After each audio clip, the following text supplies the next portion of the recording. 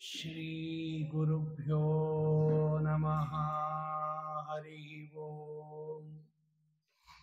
ಪರಮಗುರುಭ್ಯೋ ನಮಃ. ಹರಿ ಓಂ. ಶ್ರೀಮದಾನಂದತೀರ್ಥ ಭಗವತ್ಪಾದಾಚಾರ್ಯ ಗುರುಭ್ಯೋ ನಮಃ. ಹರಿ ಓಂ. ಶ್ರೀಮದ್ವಾಯು ಹನುಮದ್ಭೀಮ ಮಧ್ವಾಂತರ್ಗತ ರಾಮಕೃಷ್ಣ ವೇದವ್ಯಾಸಾತ್ಮಕ ಶ್ರೀಲಕ್ಷ್ಮೀ ಹಯಗ್ರೀವಾಯ ನಮಃ. ಹರಿ ಓಂ. ಕರೋತು ಮಮ ಕಲ್ಯಾಣಂ ಹರಿಃ ಹಯಮುಖಾವಿದಃ ಗುರುಶ್ಚ ಮಧ್ವನಾಮಾಮೇ ವರದೋಸ್ತು ನಿರಂತರಂ. ಆಪಾದಮೌಳಿಪರ್ಯಂತಂ ಗುರುಣಾಂ ಆಕೃತಿಂ ಸ್ಮರೇತ್ ತೇನ ವಿಘ್ನಾಃ ಪ್ರಣಶ್ಯಂತಿ ಸಿದ್ಧ್ಯಂತಿ ಚ ಮನೋರಥಾಃ. ಓಂ ಸೃಷ್ಟಿಸ್ಥಿತ್ಯಪ್ಯಯೇಹ ನಿಯತಿದೃಶಿತಮೋ ಬಂಧಮೋಕ್ಷಶ್ಚ ಯಸ್ಮಾತ್ ಅಸ್ಯ ಶ್ರೀ ಬ್ರಹ್ಮರುದ್ರ ಪ್ರಭೃತಿ ಸುರನರದ್ವೀಷ ಶತ್ರುತ್ಮಕಸ್ಯ ವಿಷ್ಣೋರ್ವ್ಯಸ್ತಾಃ ಸಮಸ್ತಾಃ ಸಕಲಗುಣನಿಧಿಃ ಸರ್ವದೋಷವ್ಯಪೇತಃ ಪೂರ್ಣಾನಂದೋ ವ್ಯಯೋ ಯೋ ಗುರುರಪಿ ಪರಮಶ್ಚಿಂತಯೇತಂ ಮಹಾಂತಂ. ಓಂ ಜನ್ಮಾದ್ಯಸ್ಯ ಯತೋನ್ಮಯಾದಿತರತಶ್ಚಾರ್ಥೇಷ್ವವಿಘ್ನಸ್ವರಾಟ್ ತೇನೇ ಬ್ರಹ್ಮಹೃದಾಯ ಆದಿಕವಯೇ ಮುಹ್ಯಂತಿ ಯಂ ಸೂರಯಃ ತೇಜೋ ವಾರಿಮೃದಾಂ ಯಥಾ ವಿನಿಮಯೋ ಯತ್ರ ತ್ರಿಸರ್ಗೋ ಮೃಷಾ ಧಾಮ್ನಾ ಸ್ವೇನ ಸದಾ ನಿರಸ್ತಕುಹಕಂ ಸತ್ಯಂ ಪರಂ ಧೀಮಹಿ. ಸ್ವಸ್ಯಸ್ತು ಅಶೇಷಸತಾಂ ಸನ್ಮಂಗಲಾನಿ ಭವಂತು. ಸಮ್ಯಕ್ ಶ್ಲೋಕೈಕಶ್ರವಣಪಠನಮಾತ್ರೇಣ ವಕ್ತುಶ್ಚ ಶ್ರೋತॄಣಾಂ ನಿಖಿಲಕಲಿಕೃತ ಕಲ್ಮಷ ಅಪನೋದನಪಟುತರೆ ಮೋಕ್ಷಾರ್ಥ ಸಾಧನೀಭೂತೆ ಶ್ರೀಮದ್ಭಾಗವತೆ ಮಹಾಪುರಾಣೇ ಪಂಚಮಸ್ಕಂಧೆ ಅದ್ಯ ಕಥಾ ಪ್ರಾರಂಭೆ ಸತಿ ಕಿಂಚಿತ್ ಪೂರ್ವಕಥಾನುವಾದಃ. ಶ್ರೀ ಗುರುಭ್ಯೋ ನಮಃ. ಹರಿ ಓಂ.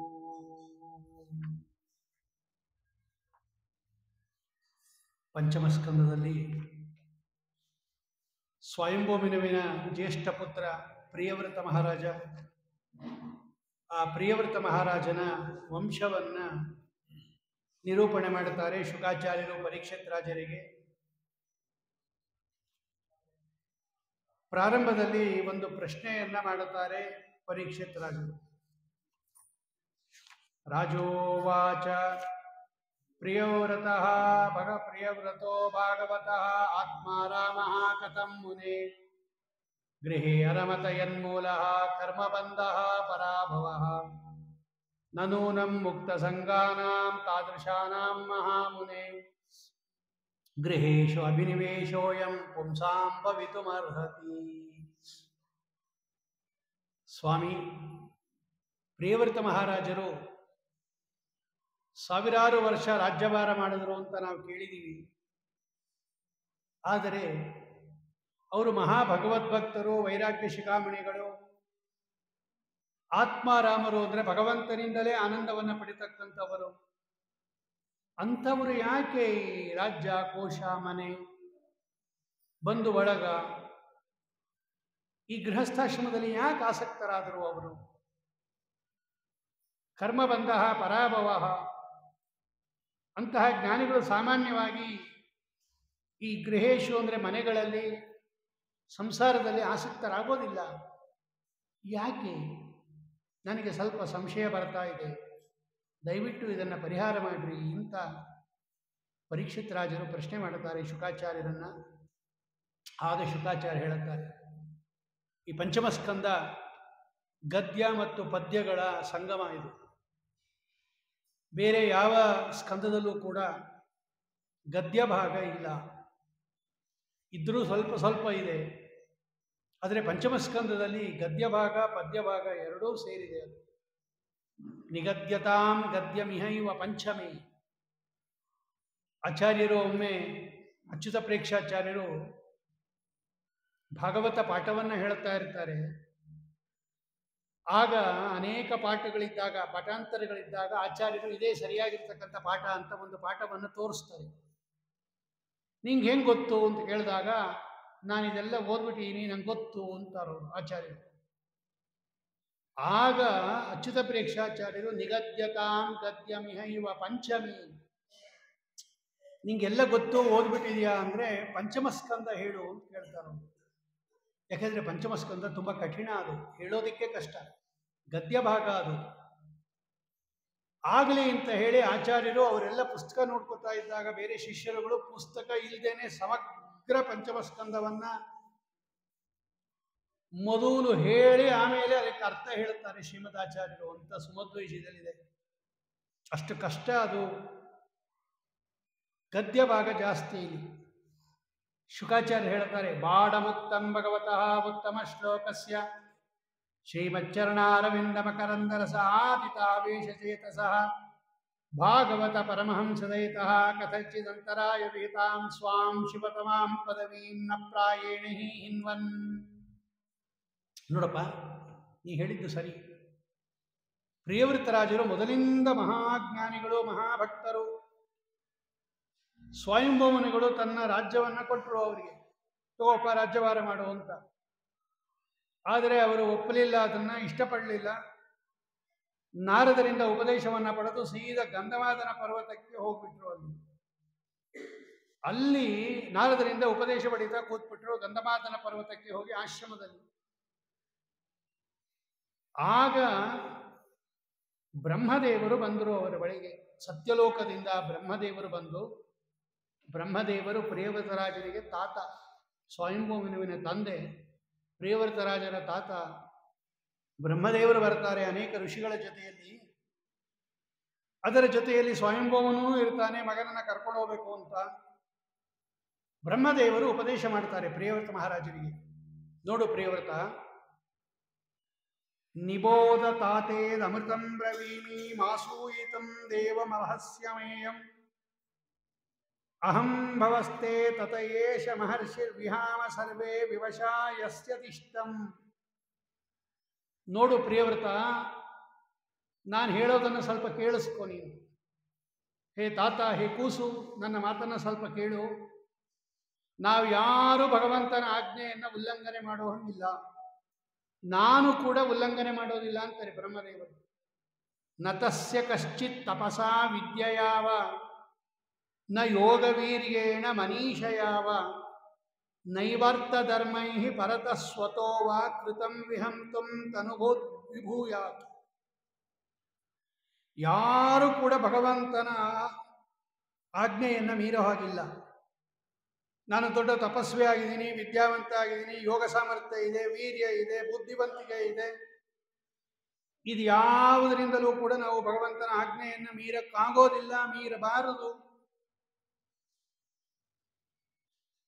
ಈ ದೇಹ ಇದೆಯಲ್ಲ, ಇದು ಭಗವಂತ ಕೊಟ್ಟಿರ್ತಕ್ಕಂಥ ಶರೀರ. ಇದು ಸುಖಾಯ ದುಃಖಾಯ ಚ ದೇಹ ಯೋಗಂ ಅವ್ಯಕ್ತದಿಷ್ಟಂ ಜನತಂಗದತ್ತೆ.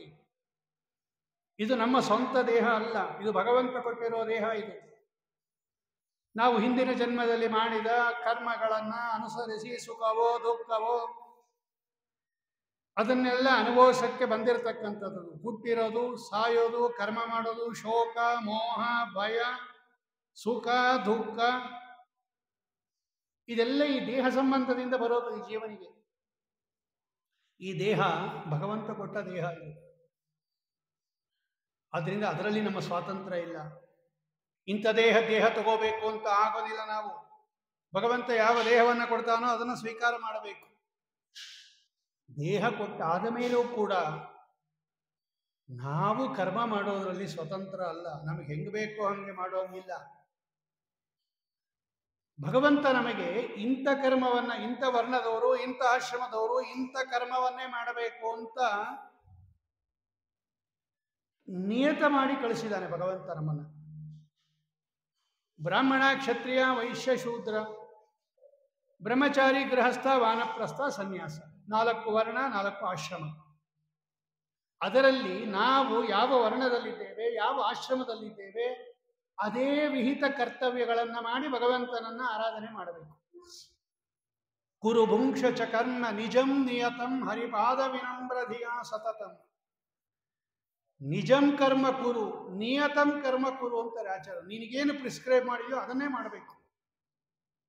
ಸ್ವಧರ್ಮೇ ನಿಧನಂ ಶ್ರೇಯ ಪರಧರ್ಮೋ ಭಯಾವಹ. ಕೃಷ್ಣ ಹೇಳುತ್ತಾನೆ, ನಿನ್ನ ಧರ್ಮವನ್ನು ನೀನು ಮಾಡಬೇಕು. ಎಲ್ಲವೂ ಭಗವಂತನನ್ನ ಆರಾಧನೆ ಮಾಡಕ್ಕೆ ಇರೋದು. ಆದರೆ ಭಗವಂತ ಪ್ರಿಸ್ಕ್ರೈಬ್ ಮಾಡ್ಬಿಟ್ಟಿಯಾನೆ. ಬ್ರಾಹ್ಮಣರು ಹಿಂಗೆ ನನ್ನನ್ನು ಪೂಜೆ ಮಾಡಬೇಕು, ಕ್ಷತ್ರಿಯರು ಹಿಂಗೆ ಪೂಜೆ ಮಾಡಬೇಕು, ಶೂದ್ರರು ಹಿಂಗೆ ಪೂಜೆ ಮಾಡಬೇಕು ಅಂತ ನಿಯತ ಅದು. ನಾವು ಅದೇ ಮಾರ್ಗದಲ್ಲಿ ಭಗವಂತನನ್ನ ಆರಾಧನೆ ಮಾಡಬೇಕೇ ಹೊರತು ನಮಗೆ ಹೆಂಗೆ ಬೇಕೋ ಹಂಗೆ ಮಾಡೋಕ್ಕಾಗೋದಿಲ್ಲ. ಬ್ರಹ್ಮದೇವರು ಹೇಳುತ್ತಾರೆ, ಯದ್ವಾಚಿತಂತ್ಯ ಗುಣಕರ್ಮ ನಾಮಭಿ ವಯೋ ಸ್ವಧಾಮವಿರ್ವತ್ಸ ವಯಂ ಸುಯೋಜಿತಾಃ ಸರ್ವೇ ವಹಾಮ ಬಲಿಮೀಶ್ವರಾಯ ಪ್ರೋತಾನಸೀವ ದ್ವಿಪದೇ ಚತುಷ್ಪದಃ. ಈ 4 ಕಾಲಿನ ಪ್ರಾಣಿಗಳಿದೆಯಲ್ಲ, ಎತ್ತು, ಇದನ್ನೆಲ್ಲ ಒಬ್ಬ ಕಂಟ್ರೋಲ್ ಮಾಡ್ತಾನವನು. 2 ಕಾಲಿನ ಮನುಷ್ಯ 4 ಕಾಲಿನ ಪ್ರಾಣಿಗಳನ್ನ ದ್ವಿಪದೇ ಚತುಷ್ಪದ, ಹಸುವನ್ನ ಮೂಗುದಾರ ಹಾಕೊಂಡು ಹಿಡ್ಕೊಂಡು ಬರ್ತೀವಿ. ಆ ಮೂಗುದಾರ ಹಾಕಿರ್ತಕ್ಕಂಥ ಹಸು ಅವನು ಯಾರು ಹಿಡ್ಕೊಂಡಿರ್ತಾನಲ್ಲ, ಅವನು ಎಲ್ಲಿಗೆ ಕರ್ಕೊಂಡು ಹೋಗ್ತಾನೋ ಅಲ್ಲಿಗೆ ಹೋಗಬೇಕು. ಎಲ್ಲಿಂದ್ರಲ್ಲಿ ಹೋಗಕ್ಕಾಗಲ್ಲ. ಮೂಗುದಾರ ಹಾಕಿ ಹಗ್ಗ ಹಿಡ್ಕೊಂಡ್ಬಿಟ್ಟು ಆ ಹಗ್ಗವನ್ನ ಯಾರು ಹಿಡ್ಕೊಂಡಿರ್ತಾರಲ್ಲ ಅವ್ನು ಎಲ್ಲಿ ಎಳ್ಕೊಂಡು ಹೋಗ್ತಾನೋ ಹಸು ಅಲ್ಲಿ ಬರುತ್ತೆ. ನಮಗೂ ಕೂಡ ಭಗವಂತ ಮೂಗುದಾರ ಹಾಕಿಬಿಟ್ಟು ಅದಕ್ಕೆ ಹಗ್ಗ ಕಟ್ಟಿ ಹಿಡ್ಕೊಂಡಿಯಾನವನು. ಯದ್ವಾಚಿತಂತ್ಯ ಗುಣಕರ್ಮ ನಾಮವಿಹಿ. ವೇದ ವಾಕ್ಯಗಳು ಅನ್ನೋದೇ ಮೂಗುದಾರ. ಆ ಗುಣ ಕರ್ಮ ಅನ್ನತಕ್ಕಂಥದ್ದು ಹಗ್ಗ. ಅದು ಇದೆ ಹಾಕಿಬಿಟ್ಟು ಭಗವಂತ ಹಿಡ್ಕೊಂಡಿದ್ದಾನೆ. ಅವನು ಏನು ಹೇಳಿದಾನೋ ಅದನ್ನು ಮಾಡಬೇಕೇ ಹೊರತು ನಾವು ಭಗವಂತನಿಗೋಸ್ಕರ ಇರೋದು. ಸರ್ವೇ ವಹಾಮೋ ಬಲಿಂ ಈಶ್ವರಾಯ. ನಮಗೆ ಹೆಂಗೆ ಬೇಕೋ ಹಂಗೆ ಮಾಡೋಕ್ಕಾಗೋದಿಲ್ಲ. ಯಾರು ಅರಿಷಡ್ವರ್ಗಗಳನ್ನು ಗೆದ್ದಿಲ್ಲ, ಆ ಅರಿಷಡ್ವರ್ಗಗಳನ್ನು ಗೆಲ್ಲದೇ ಇರತಕ್ಕಂಥವನು, ಇಂದ್ರಿಯ ನಿಗ್ರಹ ಇಲ್ಲದೇ ಇರತಕ್ಕಂಥವನು, ಕಾಡಲ್ಲಿದ್ರೂ ಒಂದೇ, ನಾಡಲ್ಲಿದ್ರೂ ಒಂದೇ. ಕಾಡು ಹೋದಾಕ್ಷಿಣ್ಯ ಏನು ಭಗವಂತನ ಅಪರೋಕ್ಷ ಆಗೇ ಆಗತ್ತೆ ಅಂತೇನಿಲ್ಲ. ಮೊದಲು ಅರಿಷಡ್ವರ್ಗಗಳನ್ನು ಗೆಲ್ಲಬೇಕು. ಅವ್ರು ಹೇಳ್ತಾರೆ, ಯಕ್ಷತ್ ಸಪತ್ನಾನ್ ವಿಜಿಗೀಷಮಾಣ. ನೀವು ಸಂಸಾರದಲ್ಲಿರಲಿ, ಸನ್ಯಾಸಿಯಾಗಿರಲಿ, ಈ ಒಳಗಡೆ ಇರ್ತಕ್ಕಂಥ ಕಾಮಕ್ರೋಧಾದಿಗಳು ಎಲ್ಲಿ ತನಕ ಗೆಲ್ಲೋದಿಲ್ಲ, ಅಲ್ಲಿ ತನಕ ಭಗವಂತನ ಅನುಗ್ರಹ ಆಗೋದಿಲ್ಲ. ನಮಗೆ ಏನ್ ಮಾಡಬೇಕು? ಭಗವಂತನ ಅನುಗ್ರಹ ಆಗಬೇಕಾದ್ರೆ, ಈ ಅರಿಷಡ್ವರ್ಗಗಳನ್ನು ಗೆಲ್ಲಬೇಕಾದ್ರೆ ಏನು ಮಾಡಬೇಕು? ಬ್ರಹ್ಮದೇವರು ಹೇಳುತ್ತಾರೆ, ಇವು ಶತ್ರುಗಳು. ಇವರು ಅರಿಷಡ್ವರ್ಗ, 6 ಜನ ಶತ್ರುಗಳು. ಇವರು ಶತ್ರುಗಳು ನಮ್ಮನ್ನು ಆಕ್ರಮಣ ಮಾಡಬಾರದು ಅಂದ್ರೆ ನಾವು ಭದ್ರ ಕೋಟೆ ಒಳಗಿರ್ಬೇಕು. ನೋಡಿ, ಕೋಟೆ ಒಳಗಿದ್ರೆ, ಕೋಟೆ ಬಾಗಿಲಾಕ್ಬಿಟ್ರೆ ಶತ್ರುಗಳು ಒಳಗೆ ಬರಲ್ಲ.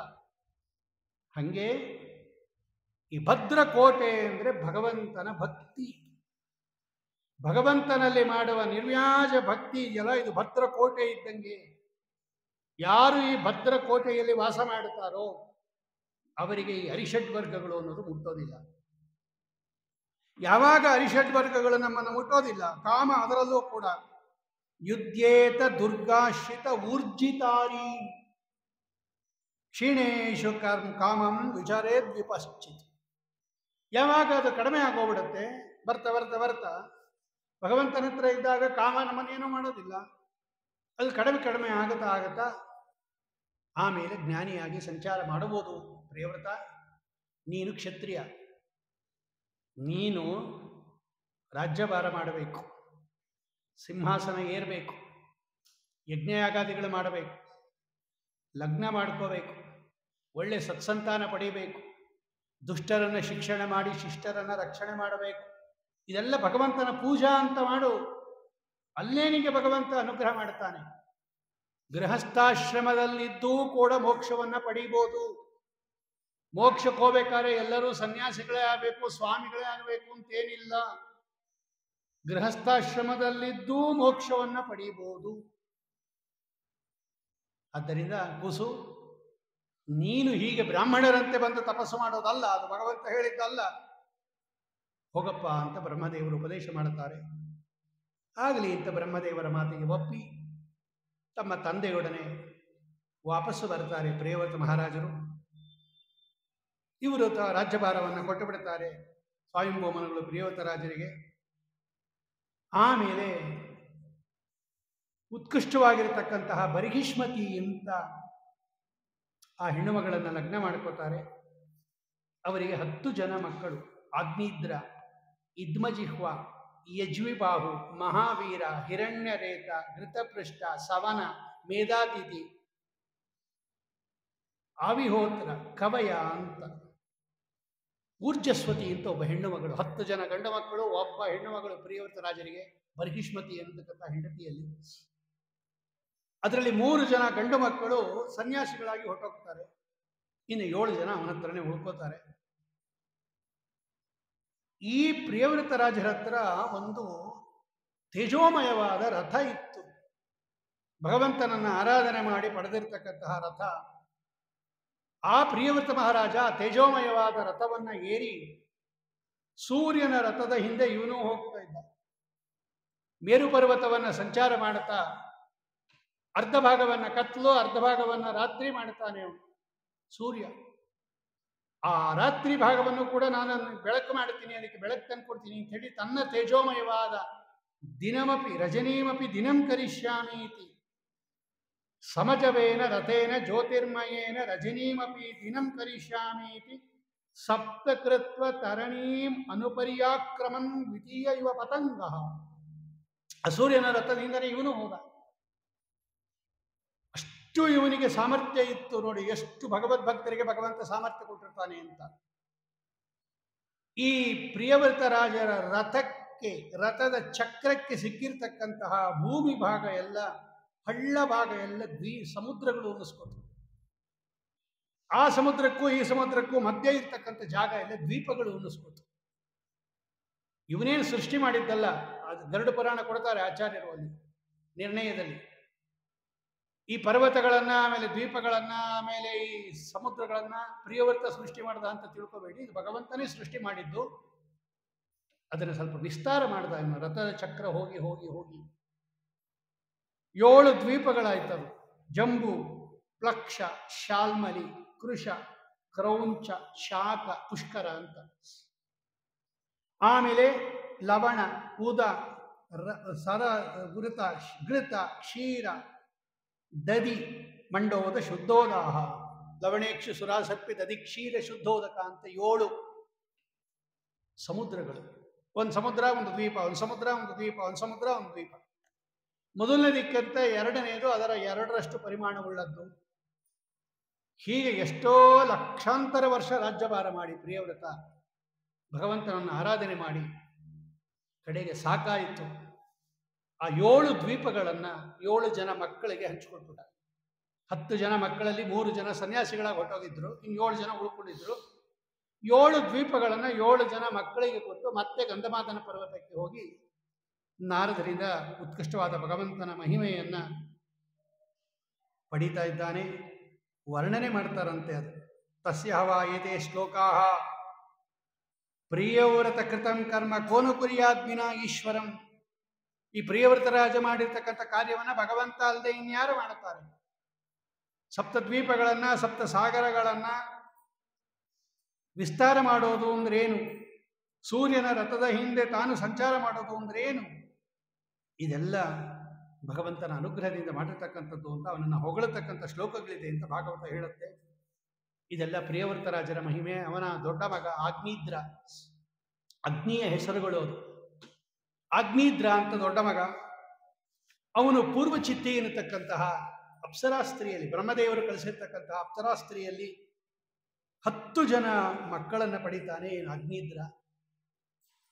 ನಾಭಿ, ಕಿಂಪುರುಷ, ಹರಿವರ್ಷ, ಇಳಾವೃತ, ರಮ್ಯಕ, ಹಿರಣ್ಮಯ, ಕುರು, ಭದ್ರಾಶ್ವ, ಕೇತುಮಾಲ ಅಂತ 9 ಜನ ಮಕ್ಕಳನ್ನು ಪಡಿತಾನೆ ಅವನು. ಇವತ್ತು ಅದೇ ಹೆಸರಲ್ಲೇ ಎಲ್ಲ ಖಂಡಗಳು, ವರ್ಷಗಳು ಅಂತ ಪ್ರಸಿದ್ಧವಾಗಿರ್ತಕ್ಕಂಥದ್ದು ಅವರ ಹೆಸರದು. ಅಂದರೆ ಆಗ್ನೇದ್ರನ ಮಕ್ಕಳ ಹೆಸರು 9, ಅವರ ಹೆಸರೇ ಬಂದ್ಬಿಡ್ತು ಅದಕ್ಕೆಲ್ಲ. ಆಗ್ನೇದ್ರನ ದೊಡ್ಡ ಮಗ ಆ ನಾಭಿರಾಜ. ಈ ನಾಭಿರಾಜನಿಗೆ ಮೇರುದೇವಿ ಅಂತ ಅವನ ಹೆಂಡತಿ. ಇವನಿಗೆ ಮಕ್ಕಳಿರಲಿಲ್ಲ. ಯಜ್ಞ ಮಾಡ್ದ. ಎಷ್ಟು ಚೆನ್ನಾಗಿ ಯಜ್ಞ ಮಾಡ್ದ ಅಂದರೆ ಶ್ರದ್ಧಾನುರೂಪಂ ಫಲಂ. ನಾವೆಷ್ಟು ಚೆನ್ನಾಗಿ ಯಜ್ಞ ಮಾಡ್ತೀವೋ ಬೇಗ ಭಗವಂತ ಅನುಗ್ರಹ ಮಾಡಿಬಿಡ್ತಾನೆ.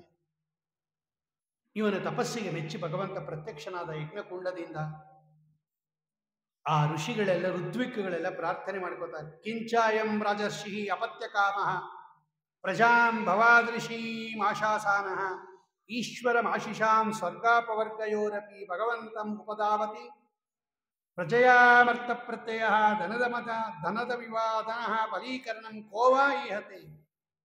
ಸ್ವಾಮಿ, ಈ ರಾಜ ನಿನ್ನಂತಹ ಒಬ್ಬ ಮಗ ಬೇಕು ಅನ್ನೋ ಅಪೇಕ್ಷೆಯಿಂದ ತಪಸ್ಸು ಯಜ್ಞ ಮಾಡ್ತಾ ಇದ್ದಾನೆ. ದಯವಿಟ್ಟು ಅವನಿಗೆ ನಿನ್ನಂತಹ ಒಬ್ಬ ಮಗನನ್ನು ಕರುಣಿಸುವಂತ ಋತ್ವಿಕ್ಗಳೆಲ್ಲ ಭಗವಂತನನ್ನ ಪ್ರಾರ್ಥನೆ ಮಾಡ್ತಾರೆ. ಆಗ ಭಗವಂತ ಹೇಳ್ತಾನೆ, ಅಲ್ಲ ಬ್ರಾಹ್ಮಣರ, ಎಂತ ಮಾತಾಡಿದ್ರಿ ನೀವು? ನನಗೆ ಸಮಾನನಾಗಿರ್ತಕ್ಕಂತಹ ಮಗ ಎಲ್ಲಿಂದ ತರಲಿ? ನನಗೆ ನಾನೇ ಸಮ, ಏಕಮೇವ ಅದ್ವಿತೀಯಂ ಬ್ರಹ್ಮ. ನನಗೆ ಸಮಾನಾಗಿರತಕ್ಕಂತಹ ಇನ್ನೊಬ್ಬ ಮಗ ಇಲ್ಲ, ಇನ್ನೊಬ್ಬ ವ್ಯಕ್ತಿ ಇಲ್ಲ. ಆದರೂ ಕೂಡ ನಿಮ್ಮ ಮಾತು ಸುಳ್ಳು ಮಾಡಬಾರದು. ಭಗವಂತ ಹೇಳ್ತಾನೆ, ಬ್ರಾಹ್ಮಣರ ಮಾತನ್ನ ನಾನು ಸುಳ್ಳು ಮಾಡೋದಿಲ್ಲ. ಬ್ರಹ್ಮವಾದೋ ನ ಮೃಷಾ ಭವಿತುಮರ್ಹತಿ ಮಮೈವ ಹಿ ಮುಖಂ ತದ್ವಿಜದೇವಕುಲಂ ಯದ್ವಿಜದೇವಕುಲಂ. ನನ್ನ ಮುಖದಿಂದ ಹುಟ್ಟಿದವರು ಬ್ರಾಹ್ಮಣರು. ಬ್ರಾಹ್ಮಣೋಸ್ಯ ಮುಖಮಾಸೀತ್. ನಾನು ಆಡೋದು ಒಂದೇ, ಬ್ರಾಹ್ಮಣರು ಹೇಳೋದು ಒಂದೇ. ನಿಮ್ಮ ಮಾತನ್ನ ನಾನು ಯಾವತ್ತೂ ಕೂಡ ಸುಳ್ಳು ಮಾಡೋದಿಲ್ಲ. ನನ್ನಂತಹವನು ಇನ್ನೊಬ್ಬ ಇಲ್ಲ, ಆದರೆ ನೀವು ನಿನ್ನಂತಹ ಮಗ ಬೇಕು ಅಂತ ಇದ್ದೀರ, ಅದಕ್ಕೆ ನಾನೇ ಅವತಾರ ಮಾಡಿಬಿಡ್ತೀನಿ ಇಂದ ಭಗವಂತ. ನಾನೇ ಈ ಅಗ್ನಿದ್ರನ ಹೆಂಡತಿಯಾಗಿರ್ತಕ್ಕಂಥ ಮೇರುದೇವಿಯಲ್ಲಿ ನಾನೇ ಅವತಾರ ಮಾಡ್ತೀನಿ. ಆತ್ಮತುಲ್ಯಂ ಅಲಭಮಾನ, ನನಗೆ ಸಮನಾಗಿರ್ತಕ್ಕಂಥವನು ಯಾರೂ ಇಲ್ಲ ಅಂತ ಹೇಳಿ ಭಗವಂತ ಋಷಭ ಅನ್ನೋ ರೂಪದಿಂದ ಮೇರುದೇವಿಯಲ್ಲಿ ಅವತಾರ ಮಾಡುತ್ತಾ ಇದ್ದಾನೆ. ಋಷಭ ಅಂದರೆ ಶ್ರೇಷ್ಠ ಅಂತ ಅರ್ಥ. ಅವನು ಎಲ್ಲದರಲ್ಲೂ ಶ್ರೇಷ್ಠ ಅವನು. ಆದ್ದರಿಂದ ಅವನಿಗೆ ಋಷಭ ಅಂತ ನಾಮಕರಣ ಮಾಡ್ತಾ ಇದ್ದಾನೆ. ಈ ಅಗ್ನಿದ್ರ ಓಜಸ ಬೃಹತ್ ಚೋಕೇನ ವರೀಯಸ ಬೃಹತ್ ಲೋಕೇನ ಓಜಸ ಬಲೇನ ಶ್ರಿಯ ಯಶಸ ವೀರ್ಯ ಶೌರ್ಯಾಭ್ಯಾಂ. ಯಾತಕ್ಕೆ ಭಗವಂತ ಈ ಋಷಭನಾಮಕ ಪರಮಾತ್ಮನಾಗಿ ಅವತಾರ ಮಾಡಿದ್ದು ಅಂದರೆ ಭಾಗವತ ಹೇಳುತ್ತೆ, ಧರ್ಮಾನ್ ದರ್ಶಯಿತು ಕಾಮಃ ವಾತರಶನಾನಾಂ ಶ್ರಮಣಾನಾಂ ಋಷೀಣಾಂ ಊರ್ಧ್ವಮಂತಿನಾಂ ಶುಕ್ಲಯ ತನ್ವಾವತಾರ.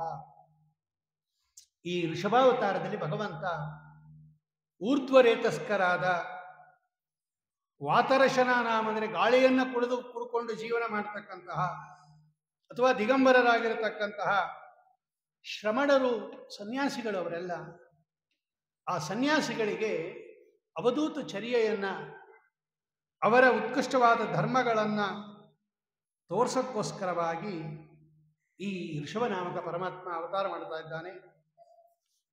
ಇವನು ರಾಜ್ಯಭಾರ ಮಾಡ್ತಾ ಇದ್ದಾಗ ಈ ಋಷಭನಾಮಕ ಪರಮಾತ್ಮ ಇಂದ್ರ ಪದವಿಯಲ್ಲಿ ಇದ್ದವನು ಯಜ್ಞನಾಮಕ ಪರಮಾತ್ಮ.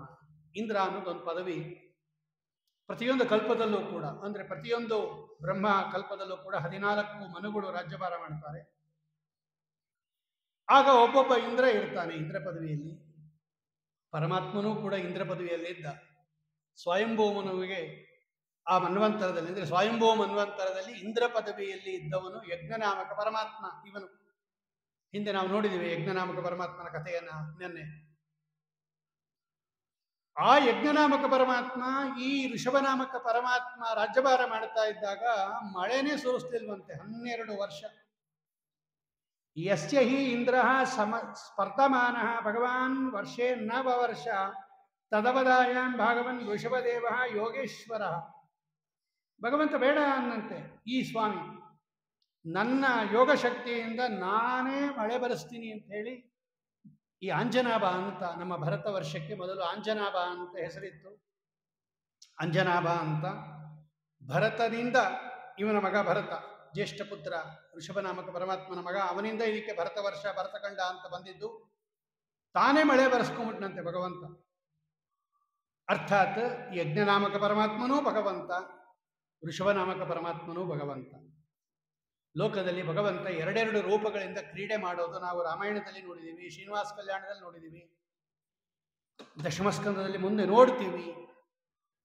ವೇದವ್ಯಾಸ ರೂಪದಿಂದ ಕೃಷ್ಣನ ಮನೆಗೆ ಭಗವಂತನೇ ಬರ್ತಾನೆ. ಬಂದಿರತಕ್ಕಂತಹ ವೇದವ್ಯಾಸ ದೇವರನ್ನ ಸ್ವಯಂ ಕೃಷ್ಣ ಪೂಜೆ ಮಾಡ್ತಾನೆ, ಆದರ ಮಾಡ್ತಾನೆ, ತನ್ನನ್ನು ತಾನೇ ಪೂಜೆ ಮಾಡ್ಕೋತಾನೆ ಭಗವಂತ. ಗೋಮಂತಕ ಪರ್ವತಕ್ಕೆ ಹೋದಾಗ ಪರಶುರಾಮ ದೇವರನ್ನ ಕೇಳುತ್ತಾನೆ, ಹೆಂಗೆ ಹೋಗೋದು ಗೋಮಂತಕ ಪರ್ವತಕ್ಕೆ, ದಾರಿ ಎಲ್ಲಿದೆ ಅಂತ. ತನ್ನನ್ನೇ ತಾನೇ ಕೇಳ್ಕೊತಾನೆ ಭಗವಂತ.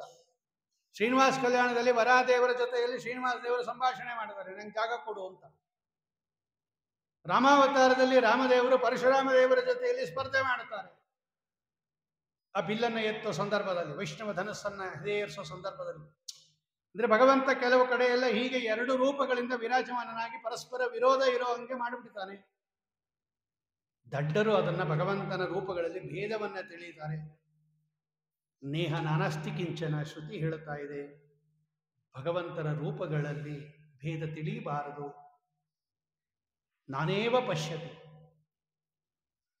ಬೆಟ್ಟದ ಮೇಲೆ ಬಿದ್ದಿರತಕ್ಕಂತಹ ನೀರು ಯಥಾ ಪರ್ವತೇಶು ವಿಧಾವತಿ, ಕೆಳಗಡೆ ಹರ್ಕೊಂಬಂದ್ಬಿಡುತ್ತಲ್ಲ, ಹಂಗೆ ಯಾರು ಭಗವಂತನ ರೂಪಗಳಲ್ಲಿ ಭೇದವನ್ನು ತಿಳಿತಾರೋ ಅವರು ಅಧೋಗತಿಗೆ ಹೋಗ್ತಾ ಇತ್ತು ಕಾಟಕೋಪನಿಷತ್ತು ಹೇಳ್ತಾ ಇದೆ. ಆದರೆ ಕೆಲವರೆಲ್ಲ ದೈತ್ಯರು ಅವನೇ ಬೇರೆ ಇವನೇ ಬೇರೆ ಅಂತ ತಿಳ್ಕೊಂಡು ಓಂ ನಸ್ತಾನತೋಪಿ ಪರಸ್ಯ ಉಭಯಲಿಂಗಂ ಸರ್ವತ್ರಹಿ ಅಂತ ಒಂದು ಸೂತ್ರ ಇದೆ. ಸೂತ್ರನೇ ಇದೆ ಇದಕ್ಕೆ. ಪರಸ್ಯ ಪರಮಾತ್ಮನ ಭಗವಂತನ ರೂಪಗಳಿಗೆ ಬೇರೆ ಇಲ್ಲ, ಉಭಯಲಿಂಗಂ ಅಂದರೆ ಭೇದ ಇಲ್ಲ ಅಂತ ಅರ್ಥ. ಇಲ್ಲೂ ಕೂಡ ಅಂತಹ ಒಂದು ಅವಕಾಶ ಇದೆ. ಸಜ್ಜನರು ಅದನ್ನ ತಪ್ಪು ತಿಳಿಯಬಾರದು. ಇಂದ್ರದೇವರು ಇಂದ್ರ ಪದವಿಯಲ್ಲಿದ್ದವನು ಯಜ್ಞನಾಮಕ ಪರಮಾತ್ಮ, ಅವನು ಮಳೆ ಸುರಿಸ್ಲಿಲ್ಲ. ಭಗವಂತ ಹೇಳ್ದ ನಾನೇ ಮಳೆ ಬರೆಸ್ಕೋತೀನಿ ಬೇಡ ನೀನು ಅಂತೇಳಿ ತಾನೇ ತನ್ನ ಅಂಜನಾಭ ಭರತ ವರ್ಷದ ಪೂರ್ತಿ ಮಳೆ ಸುರಿಸ್ಕೊಂಡ ಭಗವಂತ ಋಷಭನಾಮಕ ಪರಮಾತ್ಮ. ಅವನು ಇವನು ಒಂದೇ. ಆದರೆ ನೋಡೋರಿಗೆ ಬೇಡ ಇವನೇನು ಅಂತ ಭೇದ ಕಣ್ಣಂಗೆ ಕಾಣುತ್ತೆ, ಹಂಗೆ ತಗೋಬೇಡ್ರಿ ಅಂತ ಹೇಳುತ್ತಾರೆ ಆಚಾರ್ಯ ಬರೆದಿದ್ದಾರೆ ಅಲ್ಲಿ. ಈ ಋಷಭನಾಮಕ ಪರಮಾತ್ಮ ಜಯಂತಿ ಎನ್ನತಕ್ಕಂತಹ ಲಕ್ಷ್ಮೀದೇವಿಯನ್ನು ಲಗ್ನ ಮಾಡಿಕೊಂಡ. ಇಂದ್ರದತ್ತ ಜಯಂತಿ ಎನ್ನತಕ್ಕಂತಹ ಲಕ್ಷ್ಮೀದೇವಿ ಒಂದು ರೂಪ, ಅದು ಜಯಂತಿ ಎನ್ನುವುದು. ಅಲ್ಲಿ ಭಗವಂತನಿಗೆ 100 ಜನ ಮಕ್ಕಳು ಋಷಭನಾಮಕ ಪರಮಾತ್ಮನಿಗೆ. ಅದರಲ್ಲಿ ಮೊದಲನೆಯವನೇ ಭರತ, ಪರಮಾತ್ಮನ ಮಗ ಅವನು ಭರತ. ಅವನು ಇನ್ನೊಬ್ಬ ಭರತ, ಅವನು ದುಷ್ಯಂತ ಶಕುಂತಲೆಯರ ಭರತ, ಅವನು ಜೀವ. ಈ ಭರತ ಪರಮಾತ್ಮನ ಮಗ ಇವನು. ಇವನಿಂದಲೇ ಈ ಅಂಜನಾಭ ಅನ್ನತಕ್ಕಂತಹ ಈ ನಮ್ಮ ವರ್ಷಕ್ಕೆ, ನಮ್ಮ ಭರತ ವರ್ಷಕ್ಕೆ ಭರತ ಅಂತ ಹೆಸರು ಬಂದಿದ್ದು ಅಂತ ಭಾಗವತನೇ ಹೇಳುತ್ತೆ. ಆಮೇಲೆ ಇವನನ್ನ ಅನುಸರಿಸಿ ಮೊದಲನೆಯವನು ಭರತ, ಆಮೇಲೆ ಕುಶಾವರ್ತ, ಇಳಾವರ್ತ, ಬ್ರಹ್ಮಾವರ್ತ, ಆರ್ಯಾವರ್ತ, ಮಲಯಕೇತು, ಭದ್ರಸೇನ, ಇಂದ್ರಸ್ಪೃಕು, ವಿದರ್ಭ, ಕೀಕಟ ಅಂತ 9 ಜನ ಅವ್ರ ಹೆಸರದು. ಆಮೇಲೆ ಕವಿಹಿ, ಹರಿಹಿ, ಅಂತರಿಕ್ಷ, ಪ್ರಬುದ್ಧ, ಪಿಪ್ಪಲಾಯನ, ಆವಿಹೋತ್ರ, ದ್ರುಮಿಳ, ಚಮಸ, ಕರವಾಜನ ಅಂತ ಅವರು 9. ಅಲ್ಲಿಗೆ 1, 9, 10, 19. ಇನ್ನ 81 ಜನರು ಕೂಡ ಮಹಾಜ್ಞಾನಿಗಳು, ಮಹಾಶೀಲವಂತರು, ಮಹಾಶ್ರೋತ್ರಿಯರು, ಯಜ್ಞಶೀಲರು, ಕರ್ಮಶ್ರದ್ಧರು, ಪಿತೃ ಆದೇಶಕರ, ಎಲ್ಲರೂ ಭಗವಂತನ ಮಕ್ಕಳೆಲ್ಲ ಜ್ಞಾನಿಗಳು. ಒಂದು ದಿವಸ ಈ ಪರಮಾತ್ಮ ಋಷಭನಾಮಕ ಪರಮಾತ್ಮ ತನ್ನ 100 ಜನರನ್ನ ಮಕ್ಕಳನ್ನ ಬ್ರಹ್ಮಾವರ್ತ ಅನ್ನತಕ್ಕಂತಹ ಪ್ರದೇಶದಲ್ಲಿ ಕೂಡಿಸ್ಕೊಂಡು ಉಪದೇಶ ಮಾಡುತ್ತಾನೆ. ಇದಕ್ಕೆ ಋಷಭೋಪಾಖ್ಯಾನ ಅಂತ ಕರೀತಾರೆ. ನಿನ್ನೆ ಕಪಿಲೋಪಾಖ್ಯಾನ ನೋಡಿದ್ವಿ.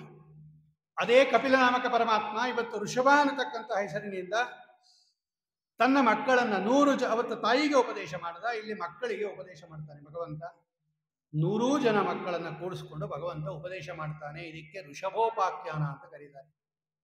ನಾಯಂ ದೇಹೋ ದೇಹವಾಜಂ ಹೃಲೋಕೆ ಕಸ್ತತ್ ಕಾಮಾನ್ ಅರ್ಹತಿ ವಿಡ್ಭುಜಾಯೇ ತಪೋ ದಿವ್ಯಂ ಹ್ಯರ್ಹತಯೇನ ಸತ್ವಂ ಶುದ್ಧೇದ್ಯಸ್ಮಾತ್ ಬ್ರಹ್ಮಸುಖಂ ಅನಂತಂ ಹಿ ಅನಂತಂ. ಭಗವಂತ ಹೇಳ್ತಾನೆ, ನಮಗೋಸ್ಕರನೇ ಹೇಳಿರೋದು.